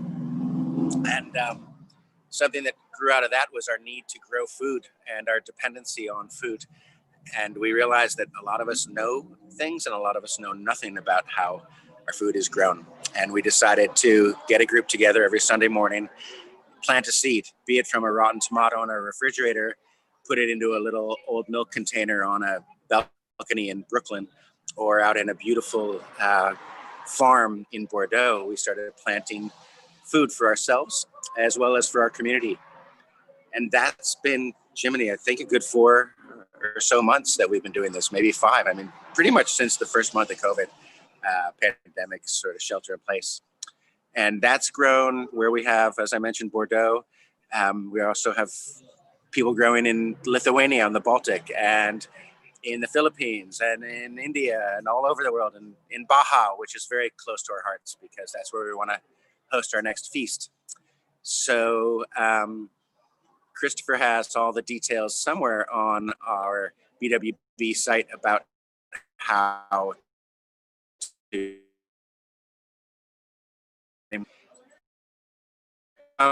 come. Basically, feel free to bring a seed or just an idea or lots of questions, and we'll figure out how to grow things together.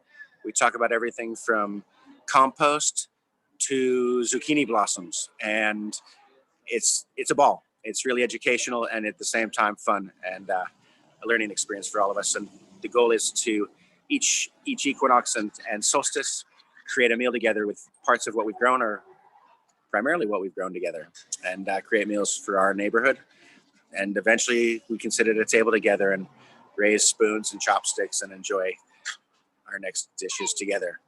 I am so grateful for BWB and what you guys have taught me, and Jesse for thinking of the feast and watching it grow together, and for Christopher and Molly Rose and Brace, and gosh, there's so many people. Kristen, too many to name. Chef Charles and Lena. I can't even begin to count. It's like an encyclopedia of wonderful people. So that's kind of the nutshell on Together We Grow. Thank you tons. Yeah, thanks, Kai. And, I think you broke up there for a second, so I'm just going to repeat what I'm pretty sure you were saying, which is, if you're interested in joining, it's at 8:11 a.m. Pacific time. You can find the information of how to join this call on the BWB website or on the BWB Facebook. We have an event that happens every Sunday. And then there's also a Together We Grow community on Facebook as well. Great. Well, Kai, I want to appreciate you coming on. I'm going to show Lena's video, I think, of of the Together We Grow, and you're welcome to stay on if you want, but you can also hop off if you need to be somewhere else.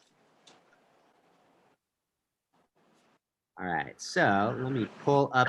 Are you going to show Lena's film? That's what I'm going to do right now. Excellent. Pull that up. I'm just going to mute you for a second. Pull this up, but I need to do one other thing. You know, when you do it live, sometimes you forget. I gotta share the sound, share computer sound, and here we go. So here is, let's see. Hello, hello.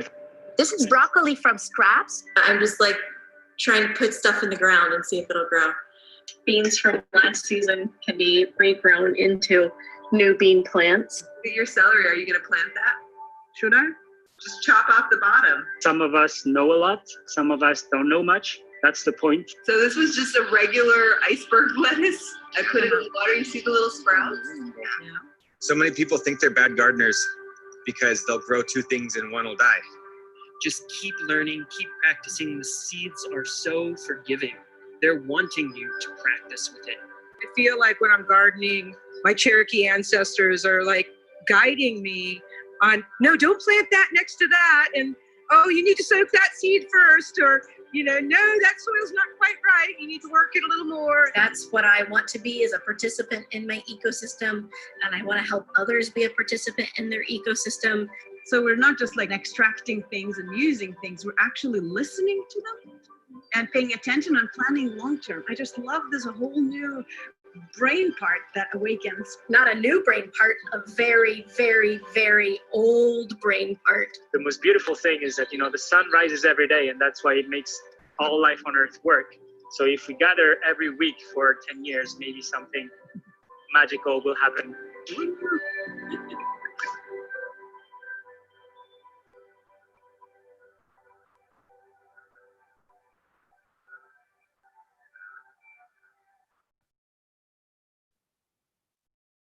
Great. I'm glad we were able to share that. I think Lena did such an awesome job on that. So Kai, thanks for calling in and sharing that with us. Butterflies and worms, butterflies and worms. Love you all. All right. I'll see you later, Kai. Thanks, man. All right. And so I see Frank in the background, but I was hoping Kirsten or Kathleen was going to call in first. So let me text her real quick. And so I'm just going to say it one more time, is, that's called Together We Grow. And you did see that kind of international schedule back there. And here we go, Kathleen. But it is really a global community that I'm very excited about. So let's see if we can get Kathleen. Hello. Looks like your audio is connecting. How are you? Oh, I think you got to unmute yourself. I'm good. It's been a minute. So yeah, thank you for the invite. Totally. So just so you know, because we didn't get to talk too much before this is a little bit different of a format. We're just kind of doing 10-minute kind of catch-ups with some people. This is being live streamed as part of the BWB Speaker Series. And so, I just really wanted to say hi. And you had such an awesome project that happened this year as part of our community roundups. So I'd love for you to say, who you are, where you're calling in from, and tell us about Masks Are Vital. Yeah, no, thank you so much. Like, honestly, Masks Are Vital definitely didn't happen without the community roundup calls that I found, that I stumbled upon in April. So my name is Kathleen Emmert. I'm an Arizona burner, and I actually was graduating nursing school my last semester this spring when COVID-19 hit, and with spring break, I was found without classes, without clinicals, and with colleagues that I've known now and begun to learn and work with that we're really facing a PPE shortage. That was kind of the thing that was first being mentioned in February, March, and April. So with school having some spare time, I decided to just kind of jump to action and start helping out some local nurses I knew, some individuals at certain facilities just really didn't have anything. And, one research night led to another. without having N95s, we just started looking at like, okay, can we sew some cloth masks, at least get them out into the community and start just getting some kind of coverage, or even a cloth mask to go over your N95, because at that point, some nurses were wearing N95s for a week or two at a time, and that was the only one they were getting when they're supposed to really be single use. So I just jumped to action with the networks that I know in the nursing community, the healthcare community, the Burning Man community here in Arizona. And then again, I found in April, the Arizona Burners Without Borders linked me to the National Burners Without Borders community outreach call. To kind of backtrack, I guess, I mean, Masks Are Vital, the name itself wasn't even the name that I decided or gave to it. It was actually gifted to me by another burner here in Tucson. And just, it was a really collaborative effort. You know, a couple Facebook groups formed up, and we just were emailing and texting and dropping supplies off to each other's homes and picking up things. And I had friends just offering to delivery drive, like, hey, I can go pick up fabric and get it over to this seamstress. And there was a lot of like PPE and mask making sewing groups online too. So really just the power of networking, jumping on to whatever group, asking and say, this is what I want to do. Can you help? And what's your opinion or input on that? And so it was really a collective. It really wasn't anything that like I came up with on my own, but between March and April, linking up with everyone else, we were also given a micro grant from Arizona Burners Without Borders that really funded our efforts, because we actually did not charge a single healthcare provider for a single item of PPE. Super awesome. And I think by the time we were kind of all said and done and slowing down, by June, we had issued almost 40,000 masks, fabric masks, let alone not counting countless boxes of gloves and Tyvek suits, like full blown, like biohazard style white bunny zip up suits. We worked really well with Josh, who he ran the maskshortagesolution.com, and he's a Utah burner. So again, just connecting all these little circles is what really made that happen. And it's something we're still doing on a smaller scale, but you know, with everything kind of slowing down, thank goodness. And with me going to school and graduating now as a nurse, I'm working in the field too. So the time really kind of got away from us, but we're still doing much smaller scale things, donating to the community when needed, things like that. So. Well, I mean, like, how many PPE did you donate overall? It was quite a bit. I know it's a guess. But. Yeah, I honestly can't count. Like, I do have a binder that when I have a minute, I will sit down one day and like, look, I tried to log everything, but yeah, the last total I had for just the fabric masks was 40,000. It was definitely, I would say, at least 5,000 pairs of gloves. We ended up getting from the burner makerspace in San Francisco, they just recently, within the last few weeks, donated 500 face shields for us to use at the largest hospital here in Arizona. So yeah, I mean, we're still continuing, but I mean, it's literally in the tens of thousands for sure. And it was all free, thanks to everyone that helped and volunteered their time and money. Yeah, and I guess I would love to know too, it was kind of, I think, what happened for you when we joined those community roundups, right? Like the report outs were awesome, but it was kind of the breakout rooms where the real stuff happened, right? Definitely, like networking with the Arizona Burner Makerspace in San Francisco. Hello. Oh, hello. This is Crash. I met Jay from New Orleans. Like I networked with the Cajun Navy. And so many other groups that were all really doing the same thing. Like I'm still in touch with the Las Vegas Masketeers is what they're calling themselves now, because I was in Vegas several years ago, and everybody kind of had the same idea. And it's like, we were all at different points of time, and it's like, well, I've done this, but I haven't figured this out. And I've done this, but I haven't figured this out. And, you know, a random person would pop in on those like evening calls and they'd be like, well, have you thought of this? Or have you seen this article? And it really just, I mean, I've been in school for years now and I hate group projects, but this is like truly the power of a group project in its finest, in a beautiful way. And, you know, are you guys still looking for support, or have you kind of slowed down to the point where you feel pretty steady at this point? We definitely were gearing up financial, like fundraising. We were gearing up for troops and boots on the ground and supplies, but we've really slowed down just because the need isn't there any longer. Like the requests had pretty much dropped down. And that's a great thing because, again, we were providing primarily to healthcare, secondarily to patients, clients, and community. So, I mean, we do have Food Not Bombs, who creates food for the homeless here. They are needing some gloves, so we're getting them some gloves this week. And we just happened to order them, like, I think 200 like Tupperware, like meal prep Tupperware, because that's what they needed. So I mean, masks are vital. The name is Masks Are Vital because of where it came from, but we're still just doing little things when needed. We answer the call, but we're really not looking for support or effort. I mean, love to have anyone like our Facebook page. It's still up and running, and we do have a small website, but it definitely doesn't tell the story that it should.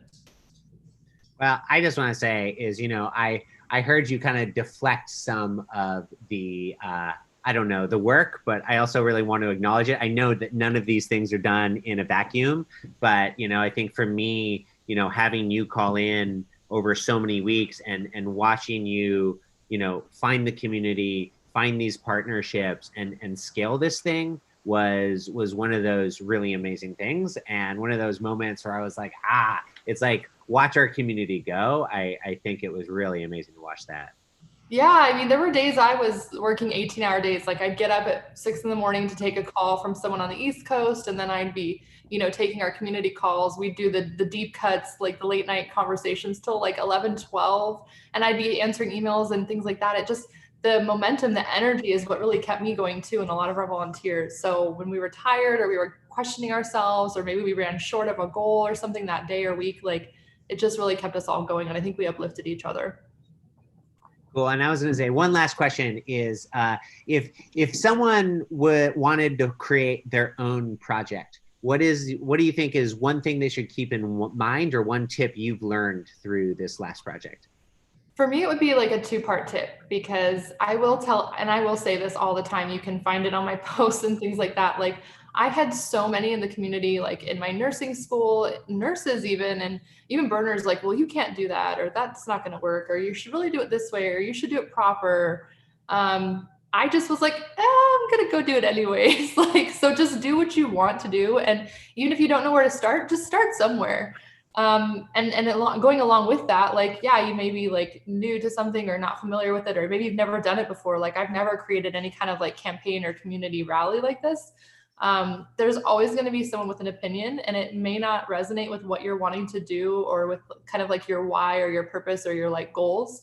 Just keep doing it anyways. And, if it helps you out and it follows with your path, go ahead. But otherwise, just do what you want, and it's totally possible, even if you're doubting it. Cool. Thanks, Kathleen. And if people want to get a hold of you, probably the Facebook page, Masks Are Vital, is that the best one? Absolutely. Yeah, we're still running that. There's a few of us on there.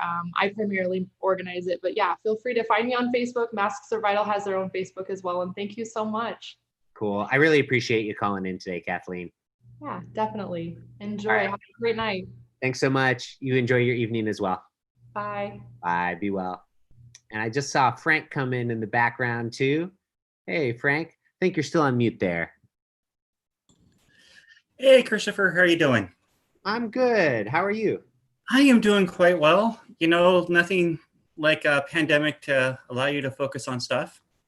Yeah. Have you been keeping yourself busy?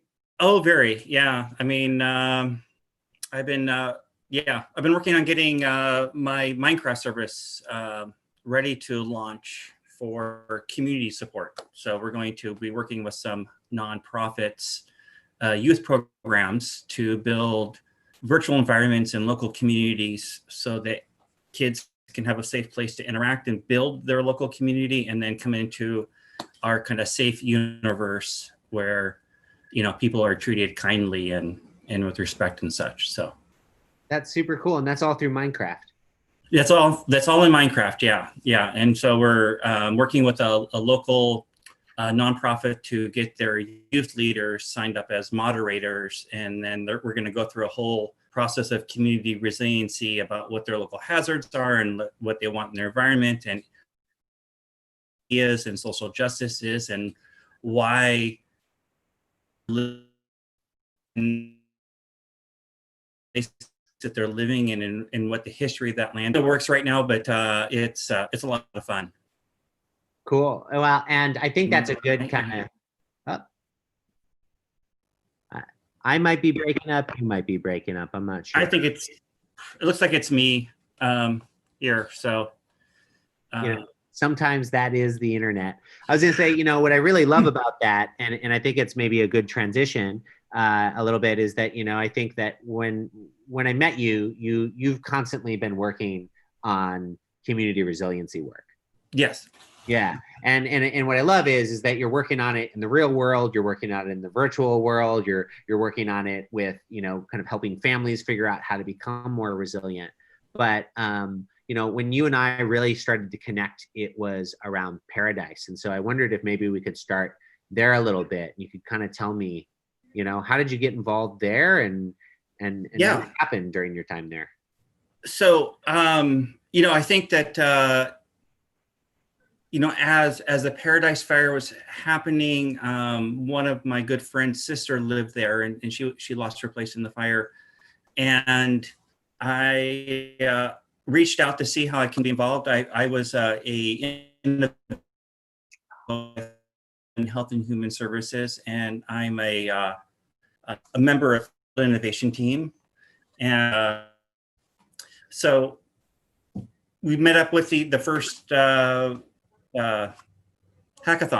the do-a-thon, the do tank down down there, and then we've continued to follow along through the process. And I jumped in and continue to help in Paradise and supporting the people who were there, supporting either the environment or their fellow citizens. I was who started ecosystem restoration camp there, Alan Myers, who was supporting the individuals and who's continued to work on the Paradise Revival Festival and other works there. Yeah, and you just broke up there a teeny bit, but I want to bring it back. What is an ecosystem restoration camp?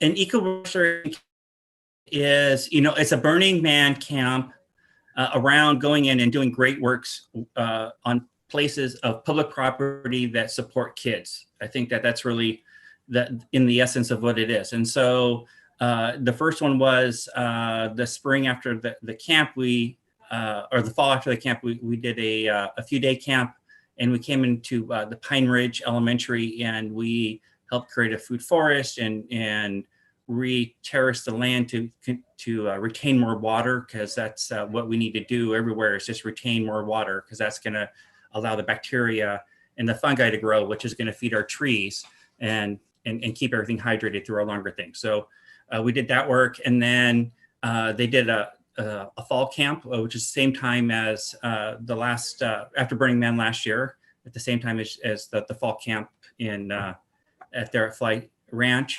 and that one was over 10 days, and we went in and supported multiple places inside the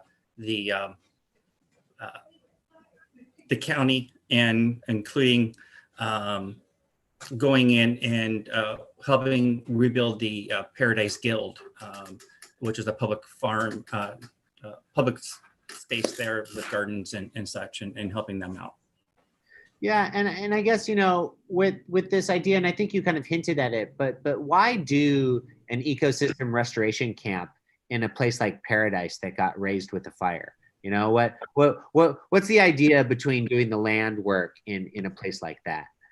Well, I mean, there's many reasons to do it. One, we are part of nature. And so when we go through a traumatic event, one of the best things that we can do for ourselves is to go out and be in nature and work in nature and tend to nature, because it's tending to ourselves and allows us to process and reintegrate that trauma in a space that just kind of, you know, working in the forest, that it just creates a space that allows us to do that not a lot of other things do. And so it really does help reintegrate that traumatic, that process. And so, and we all carry trauma, whether we realize it or not, especially now, we can all feel it. We're all a bit different right now with the world the way it is. And so, you know, being in nature ties that together. And so if you're going out with intention and going out and working with nature and be with the intention of gratitude towards ourselves and appreciating ourselves and that, we can go out and really use nature as a way to be able to reintegrate those parts that don't necessarily always serve us, but are there always protecting us. Yeah. I love that part of it. I think it's really important because, right, it's we have to heal the people and the land when these disasters happen. Yes. Well, and you know, the thing about Paradise is that every, you know, house was a toxic waste dump, and no one can go and rebuild there until their land is scraped and put into a giant hole in the ground, and the county and the state come out and say that it's no longer toxic. And you know, and I think that's a big piece of the work, is also trying to figure out how we move forward with a new system that takes that into account, that we should probably not be filling ourselves with toxic waste all around us all the time. I mean, and just so, a suggestion. you know, I mean, it's, you know, I mean, there's a few things, you know, Paradise, you're working with Paradise and over the, you know, the past couple of years in Butte County and the different programs and projects and all of the craziness, you know, a few of the things that really have come to thing is that, you know, we as a community coming together and doing mutual aid is how we are going to move forward. And, you know, we need to move to groups and societies where, you know, nature is, we're the stewards and we live with nature. We can, you know, help it along. We know a lot about how to terraform and help the earth if we do it right. Or not right, but properly, or just we spend some time and listen to the land. The land will tell us what it needs.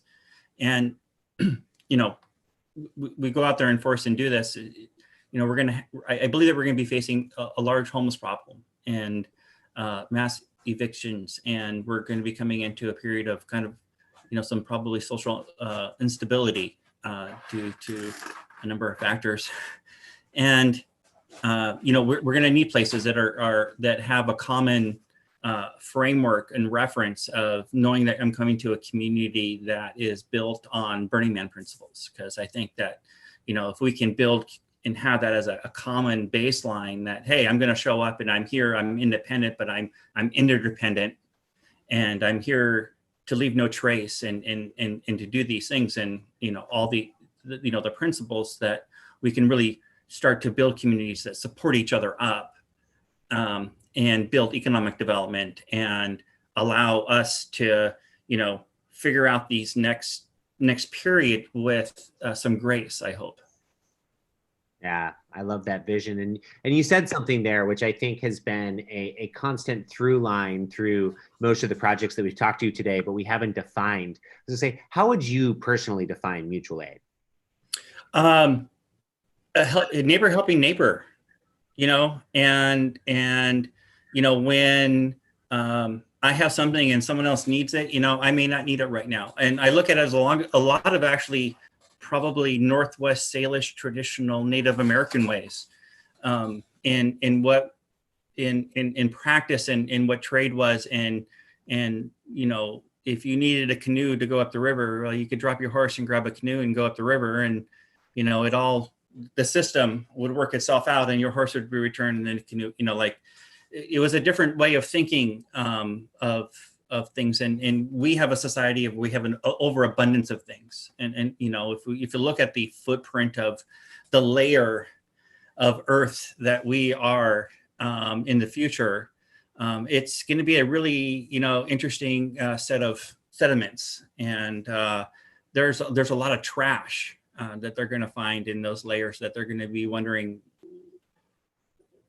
why, where, how, you know, our oceans are filling up with plastics, or we're killing off the sea life. You know, we have to do a better way. I mean, they did it for thousands of years without accumulating this amount of stuff, you know, and I'm a huge person with, I like stuff, don't get me wrong. But I have way too much of it, and, you know, we all do. And so that's where we need to figure out, you know, how, but we don't necessarily, you know, it's that redistribution thing, right? So I think that mutual aid comes into, you know, how do we support each other and lift each other up, especially in the times of disasters, because it's a heavy lift for anyone. And, you know, if you try to help out your fellow neighbor and there's some type of, you know, in our world, you need to have legal protection to be able to do that. Otherwise you're putting yourself at risk. And, you know, there's a lot of things that we need to get in place for people to be able to do their good work and be supportive. And that's what I love about, you know, BWB is that it really does provide that framework for people to be able to come in and do this work and do that. Cool. And I see Matthew in the background. We only have about 2 more minutes before we have to close up. So I'm going to pull Matthew in real quick. Yeah, let's pull Matthew in because he can give you let's get an update from on what's going on in Paradise.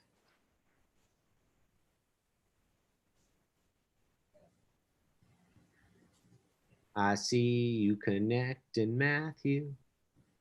Dun, dun, dun, dun, dun, dun. Here comes Matthew.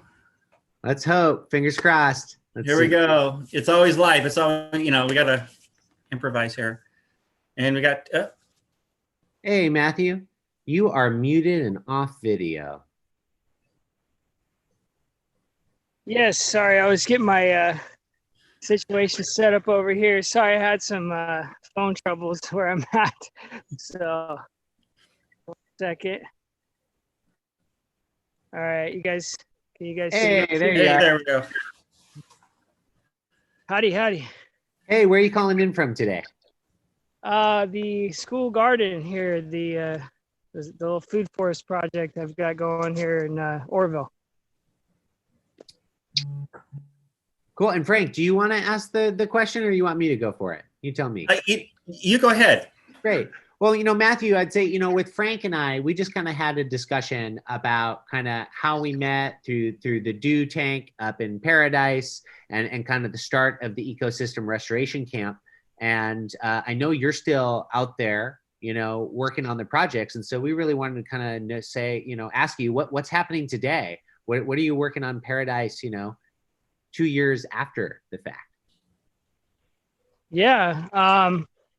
So it'll be 2 years, November 8th. Okay. Yeah.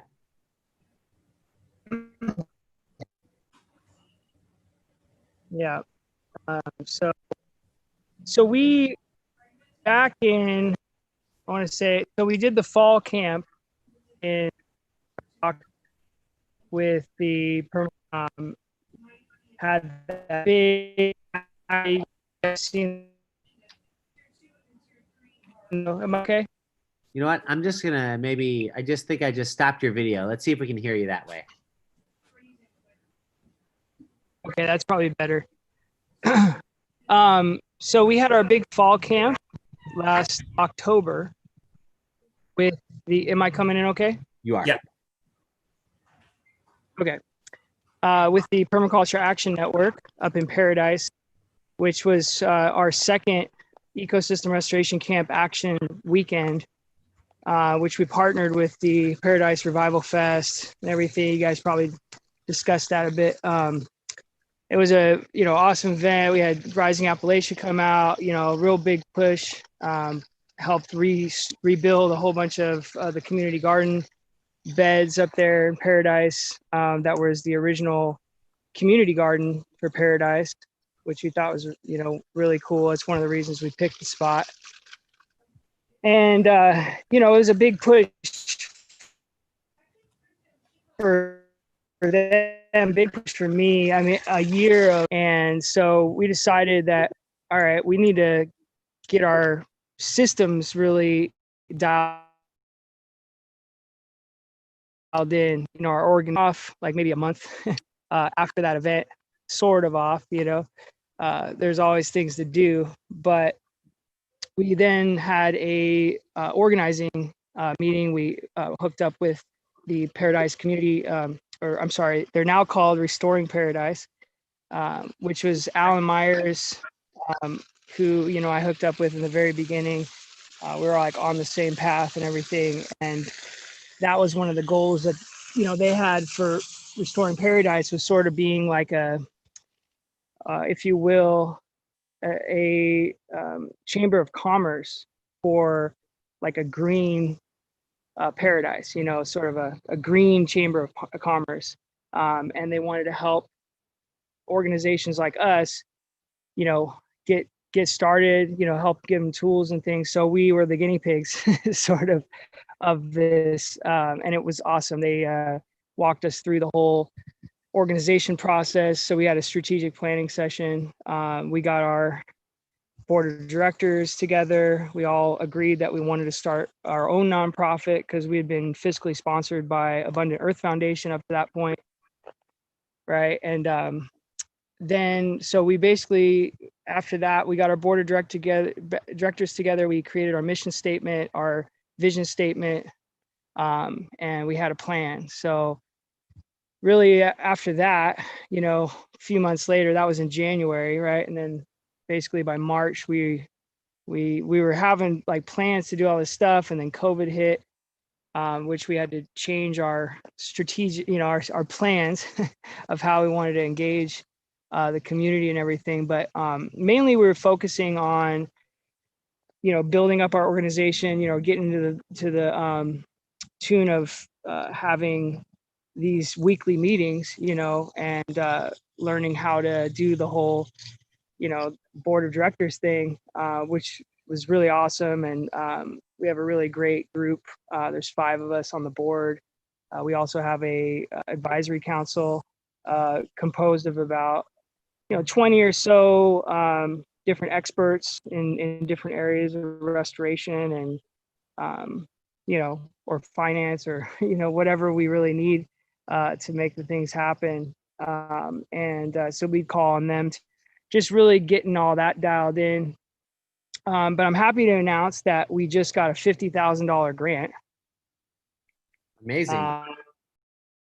Through the North Valley Community Foundation, which we had applied for like early on in COVID, and then and they had called us back, asked questions, and then they denied it, and they said, but we still want you guys to apply, hint hint, but you're going to have to change the, you know, the language, right, to basically focus on, you know, COVID times. And so we had to change a lot of our workshops to also be online and different things like that. So we had resubmitted that, and thanks to our, you know, my good friend that I've, you know, grown to be so close with, Geneva, was like my assistant director for the project, who I was really just training to take over my job for, you know, the last year.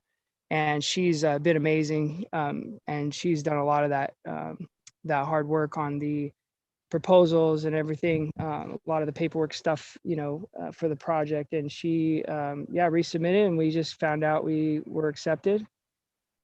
So we got that, and that's to do 6 workshops, 1 a month, to bring information related to, you know, restoration and rebuilding in, you know, in a more sustainable, imbalanced way with the, you know, ecological design and fire wise and all these things. So we're going to do a whole host of different workshops, from earthworks, you know, like water harvesting and water resilience, you know, seed collection and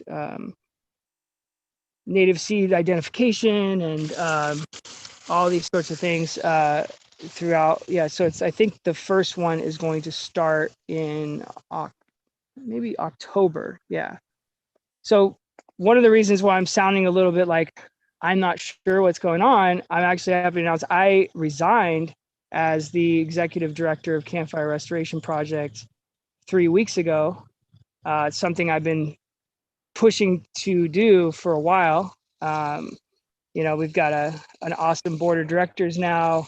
I felt confident that Geneva is now, you know, able to run things on her own. And you know, so I said, it's my time to, you know, step back and, you know, let this thing put the regenerative piece into this and let it like sort of take off on its own.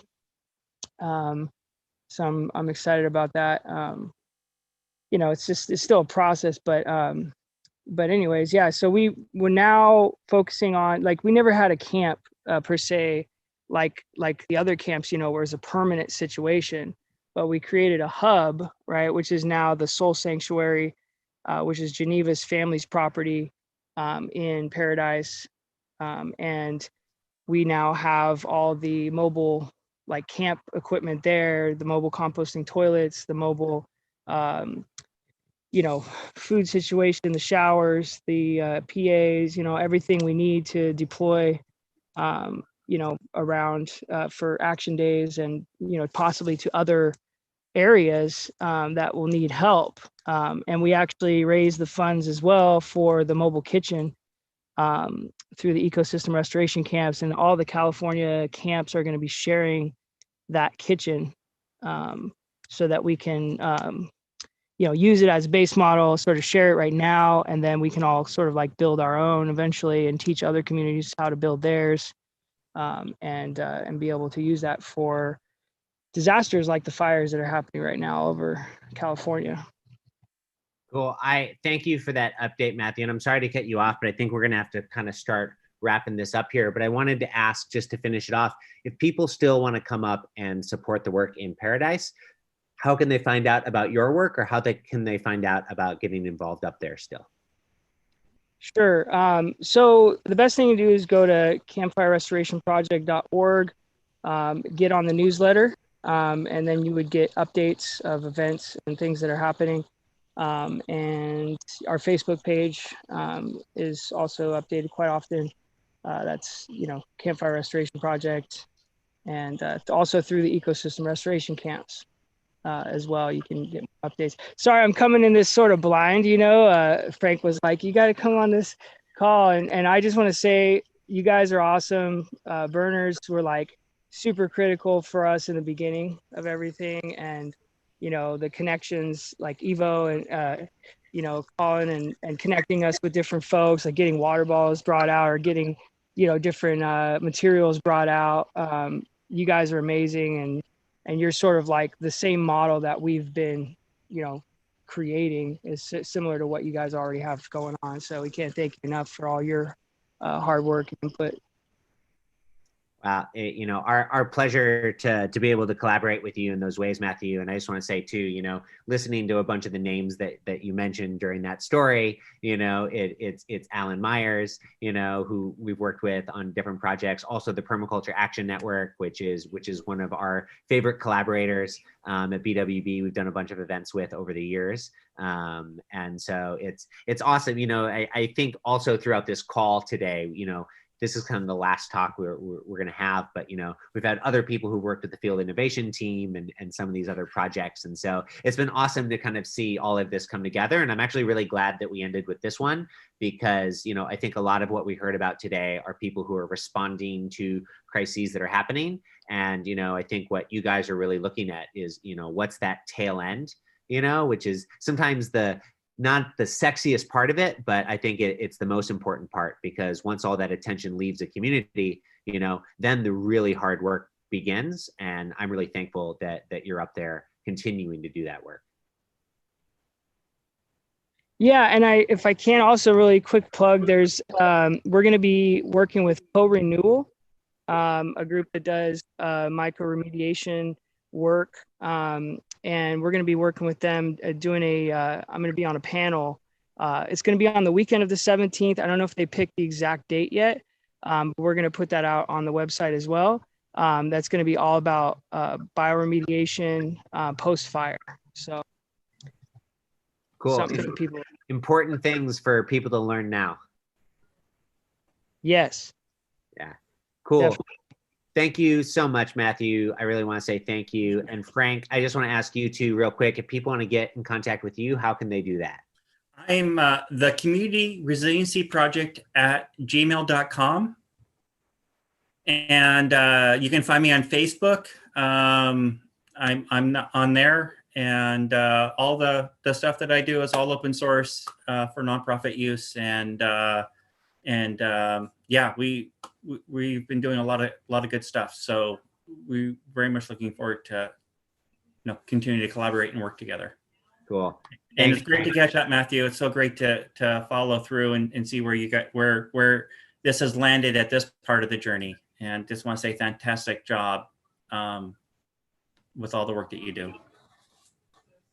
Cool. Thanks for joining, Frank. I'm just going to kind of take this home real quick. So thanks everybody for joining. This has been an interesting experiment here of having a bunch of different people join us throughout the day.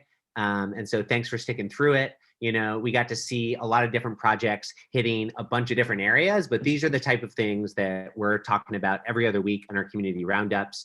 And so, please come and join. We're going to do the next one next Wednesday at 5 p.m. Pacific.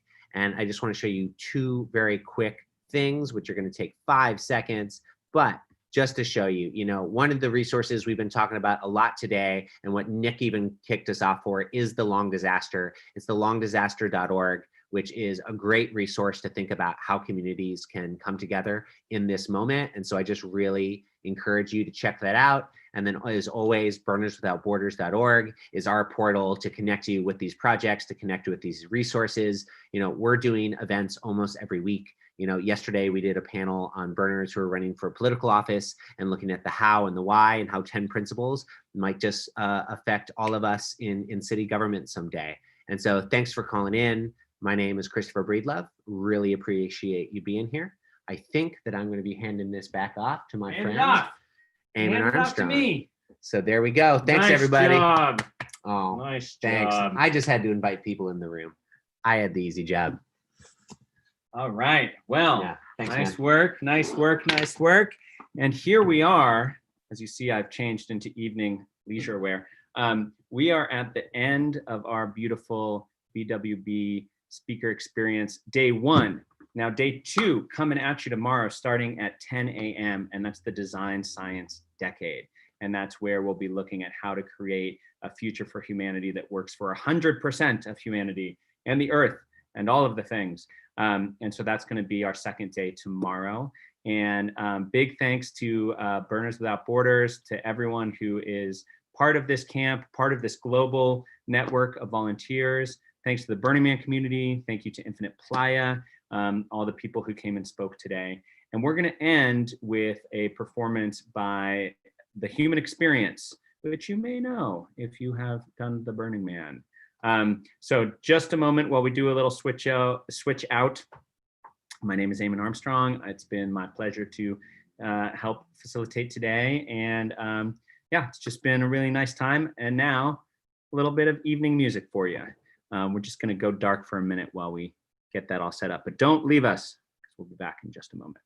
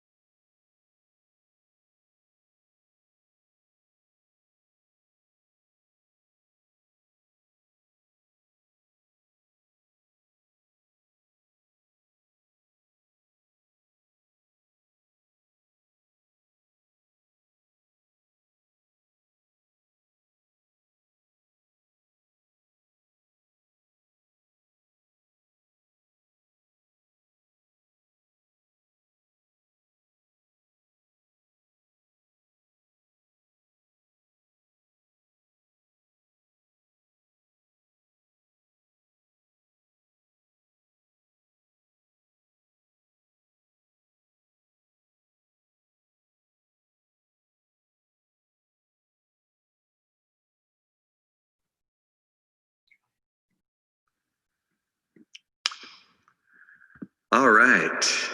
This is the third time I'm doing this because of the technical difficulties. So welcome to Burning Man Los Angeles edition. We're here in the studio. We're obviously not in the dust at one of our favorite places on planet Earth. My name is David. My music's called The Human Experience. And in the background here, if I can see if I can pinch his head here. Wait, where are you?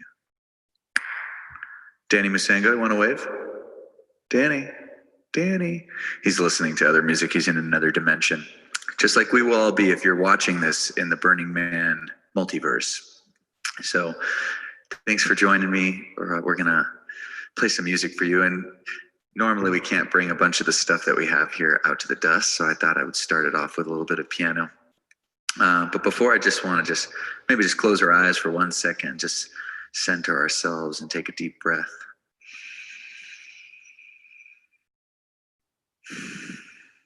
And just breathing out all the gratitude that we have for our Burning Man community, for all the incredible moments that we've had in the dust, those incredible bike rides through whiteouts and just getting lost and wandering and finding out that we were never really looking for anything in the first place. And if we were looking for something, then we found something that we weren't looking for, and just that magic playa synchronicity that we love and cherish so much. So just have such an immense amount of gratitude. This will be my 12th burn in a row. So I guess we kind of count this one a little bit different, but hopefully we can still share a little bit of that same magic. So thank you for coming here and for being a part of this. And thank you for being a part of my global community. It's such an honor to share music at Burning Man. And I've had the privilege of some of my favorite moments of my entire life sharing music there. So very, very grateful for that. And so I thought I'd play you a little bit of piano and then we'll get into the mix here. So hope y'all enjoy.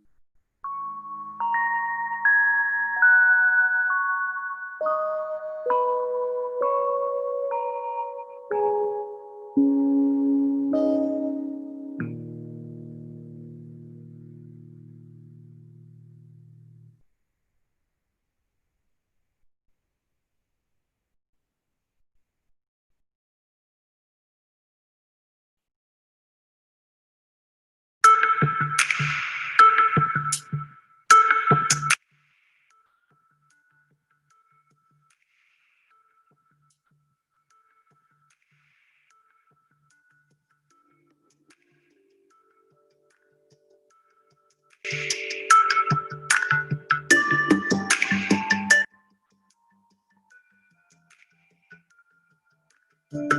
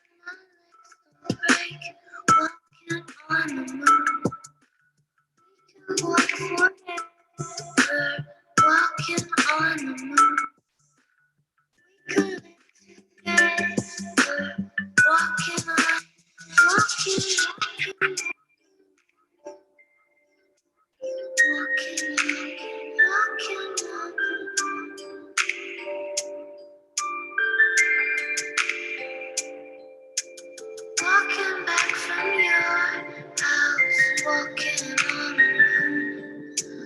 Walking back from your house, walking on the moon.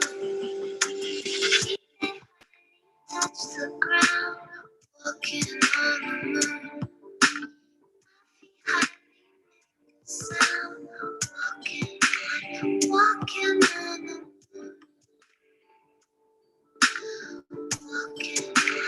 Walking on the moon.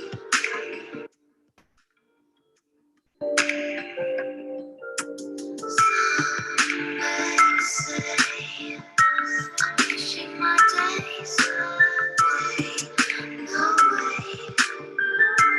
If it's the price I pay, some say tomorrow's another day. You say might as well play. Mistakes are what you take. Walking on the moon. I hope that my legs don't break. Walking on the moon. We could walk forever. Walking on the moon. We could live together. Walking. It feels like nothing is around, still stepping. Heels toward the ground, feet ain't touching nothing. Nothing is the matter when we're walking on the moon. Michael Jackson action, fresh out of our cocoons. I want to live in your house and go about the rooms. Don't care about the whereabouts, the glow is so in tune. Weightless giants, not even police can catch. Achieving the highest bliss, free of the beaten path. I'm wishing my days away, no way. If it's the price I pay, some say tomorrow's another day. You say someone might as well play. Try and six on what you take. Walking on the moon.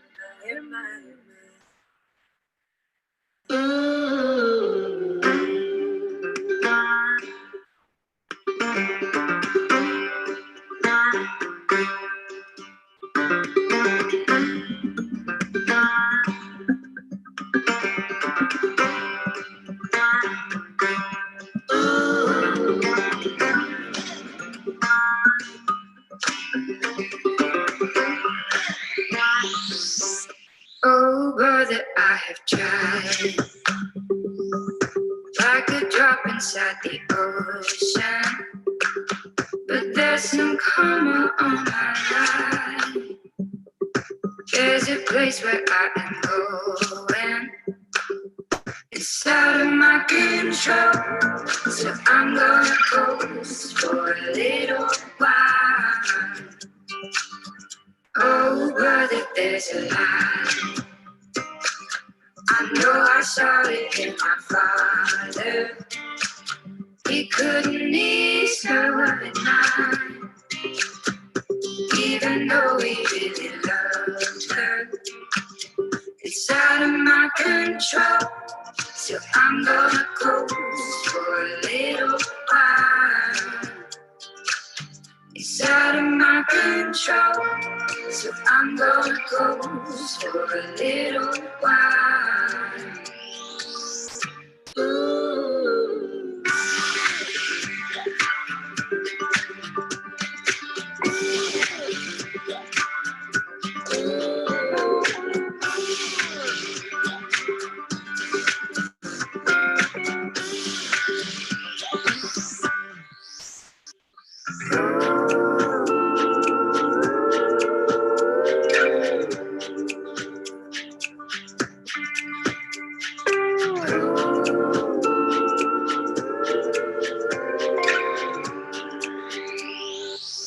It's out of my control, so I'm gonna coast for a little while. It's out of my control, so I'm gonna coast for a little while. It's out of my control, so I'm gonna coast for a little while.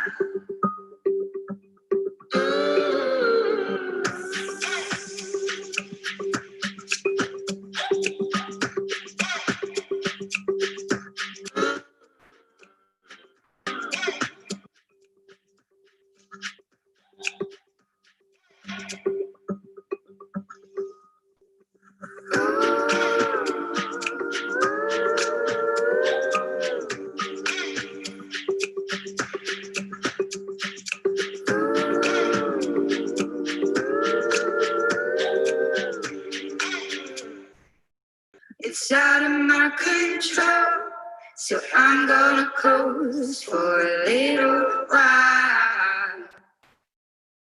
It's out of my control, so I'm gonna coast for a little while.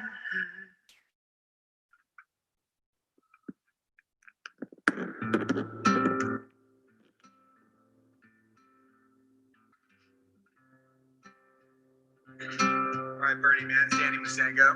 I miss you guys so much. Glad I got to be here in the ionosphere. Something. We're here for the moment, then floating away. We're just here for the moment, then floating away. Tomorrow, child, you may be gone, so let us adore one another while we're here.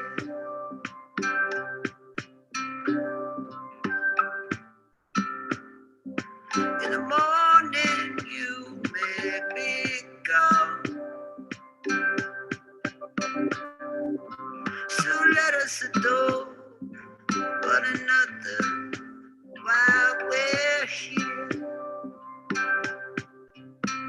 'Cause we're just here for the moment, then floating away.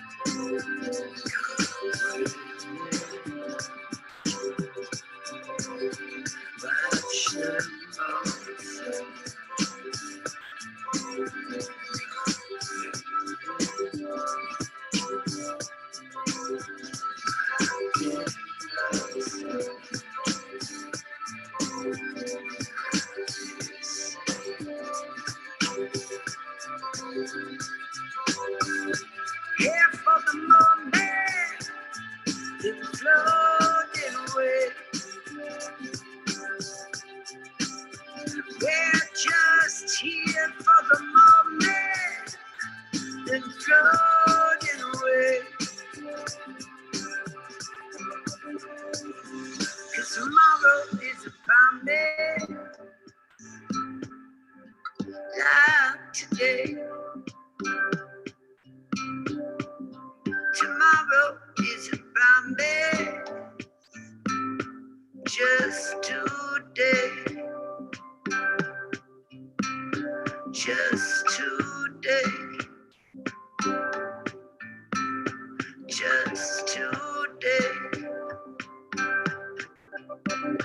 Just today. Just today. Today.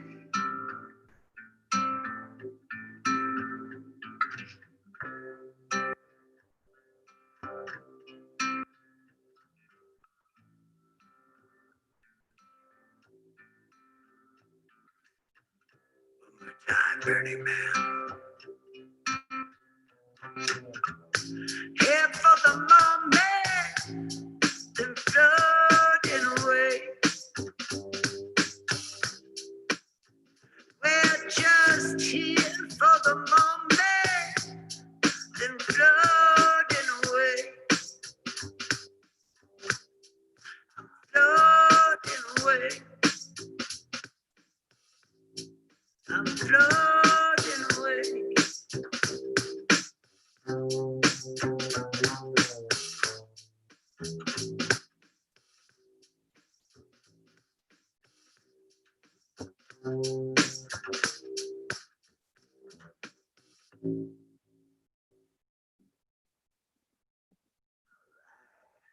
Carnival? Sure. This is one of the first songs we ever did together. I think it's been played on the playa a few times.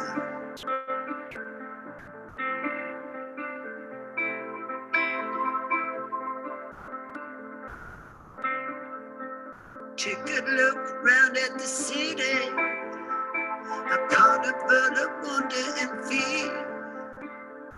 Everybody tumbling and spinning to catch a dream that just disappears. Don't give up, little sister, don't give up on me. Don't give up, little sister, don't give up. 'Cause even when the stars begin to fall, I'll be by your side forevermore. Even at the final curtain call of this carnival.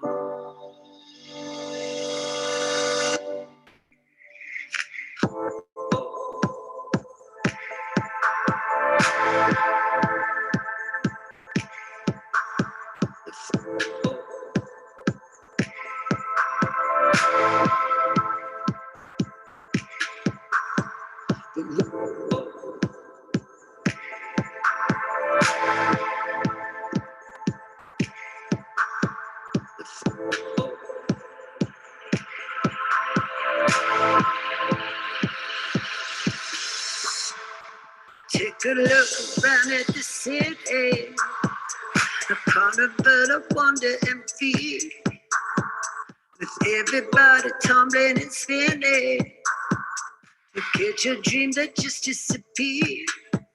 Don't give up, oh, little sister, don't give up on me. Don't give up, oh, little sister, don't give up.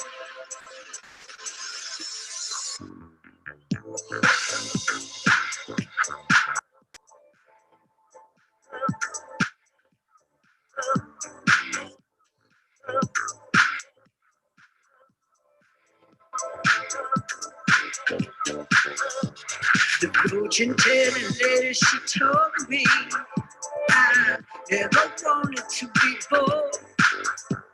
But when the crowd is gone and you broke me, Gotta know what this life is for. Don't give up, little sister.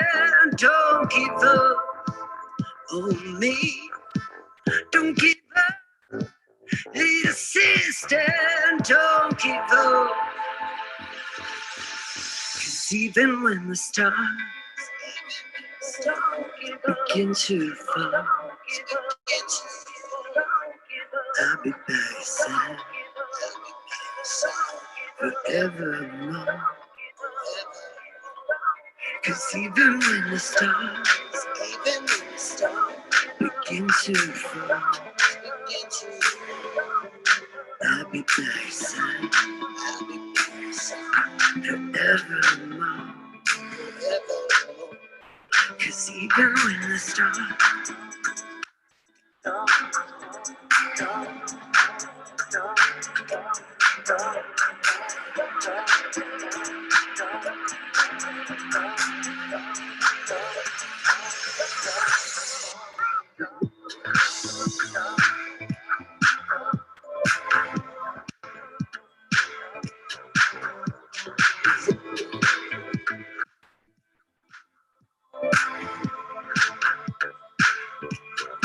even when the stars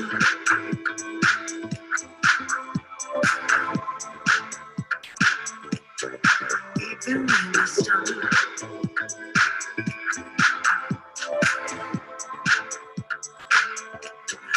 even when the stars begin to fall, I'll be by your side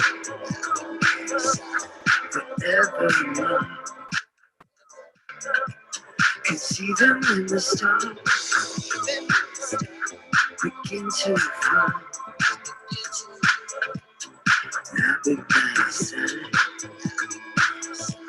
forevermore, evermore, evermore.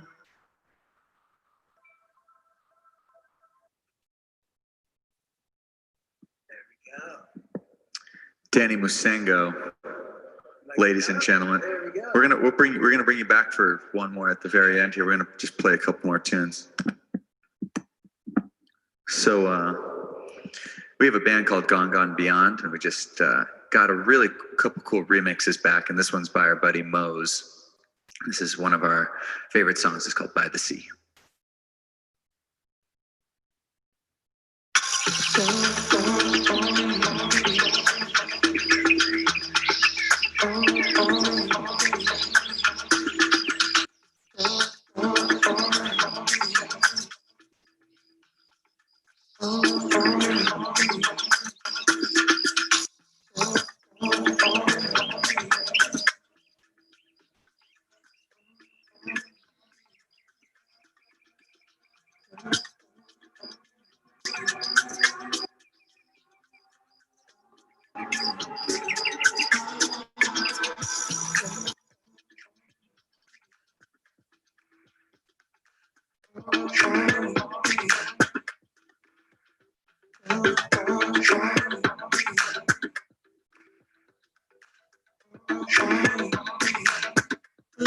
Sundays, my wall is by the sea.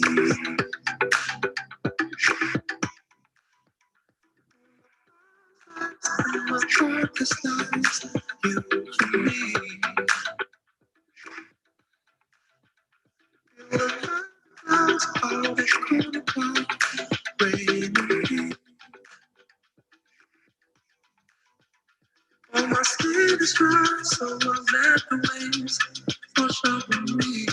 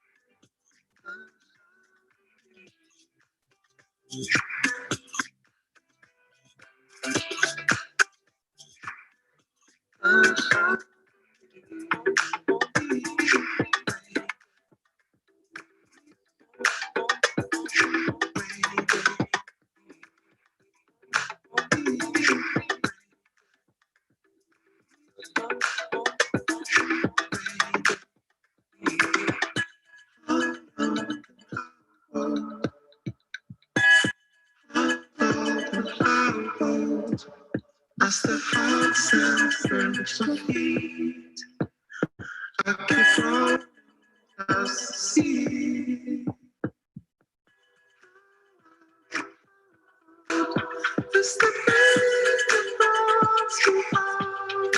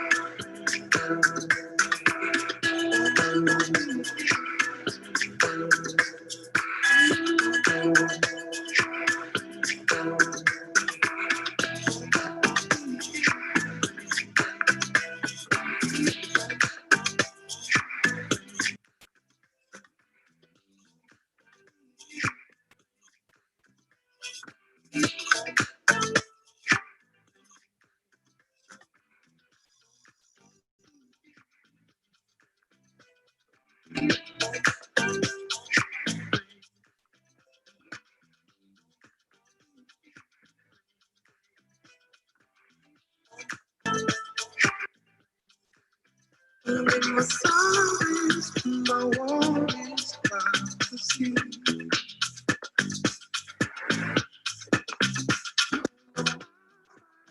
My heart responds, you and me. Feel the heart of cool fall, rain and deep. My skin is dry, so I'll let the waves wash over me. Wash over me.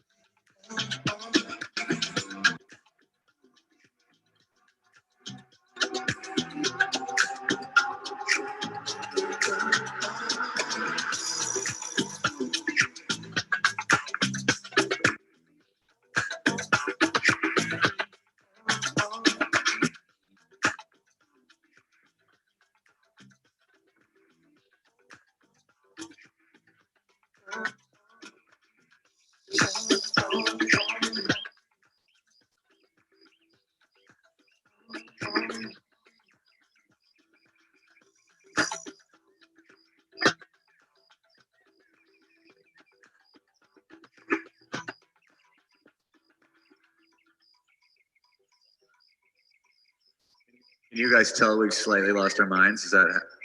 We've been in the woods for a long time. But we're making. I think we're making fun music. I like what we're doing. It's been fun. It's fine. It's like a groundhog. People call me and they're like, "What are you guys doing today?" We don't need society. we don't need society anymore. So this last song we're gonna play. Thank you guys so much. We're really grateful for being here, from sharing the microphone and sharing the headphones. And we're just very grateful to be able to make music. We're in just such a blessed position on planet Earth right now. And so just thanking every single moment for this opportunity to create art and meaningful art, and hopefully it's meaningful for us, and hopefully it's meaningful for you. And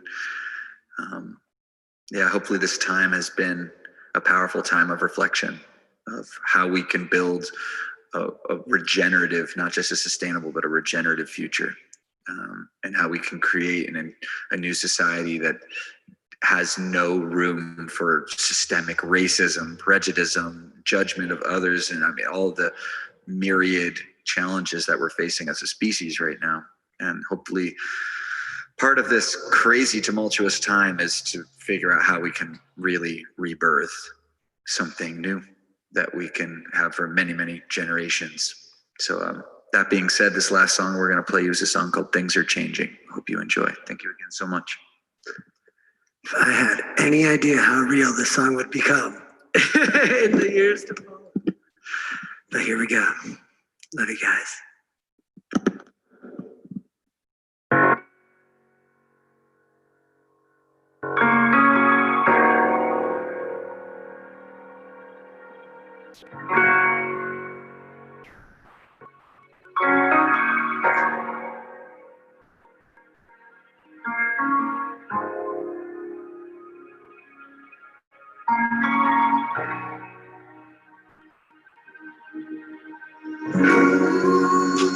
Things are changing for the better this time. Things are changing for the better this time. For the better this time. For the better this time. You live places get a while. It's getting ready for the end times. When the winter finally comes, he was outside looking on the sea. You know the man can't live off a better load. He's gonna need some signs that'll fit his soul. Come on and play me a song everybody knows. And we all sing along. Now keep it going.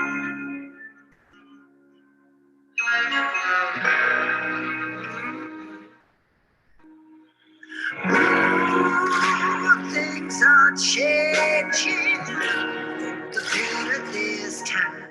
I know I must suffer on account of my crime. But I'll never be long, no, I'm never gonna fall.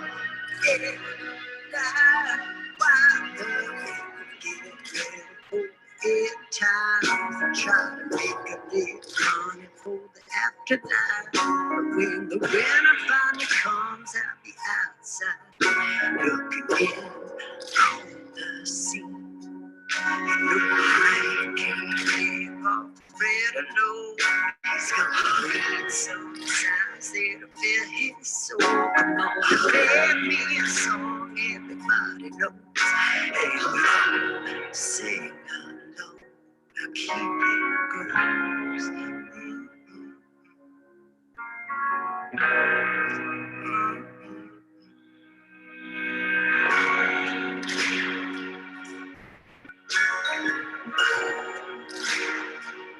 I know I must suffer.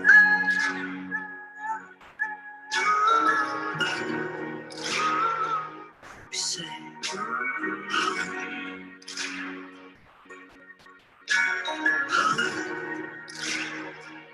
but I know I must suffer.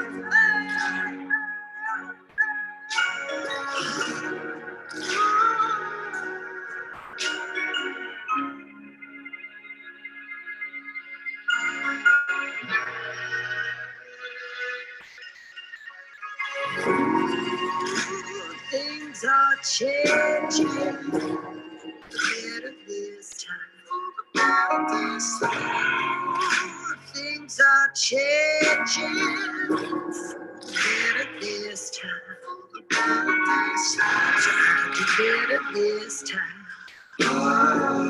Yeah, do better things.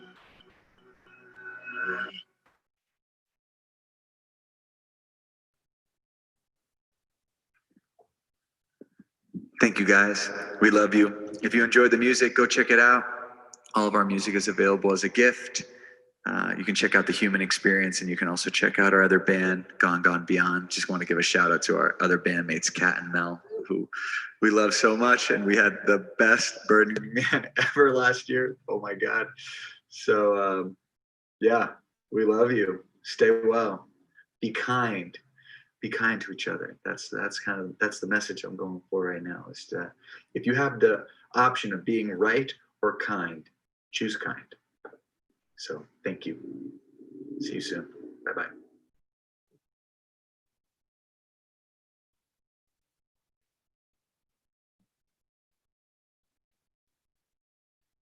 Well, my friends, that's a wrap.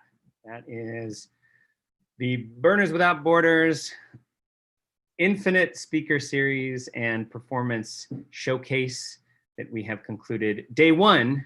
Now tomorrow, please come back for the Decade of Design Science. The Decade of Design Science will be tomorrow, Thursday, starting at 10 a.m. and going until 10 a.m. So we did 8 hours today. They're doing 12 hours tomorrow. What we're doing, it's another group of us doing 12 hours tomorrow.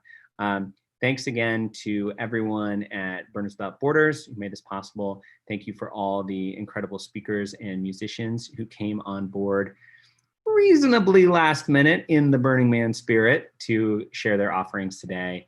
And my name is Eamon Armstrong, and I'm very grateful to have been here with you on this ride. So thank you so much. Blessings to you, and have a magnificent virtual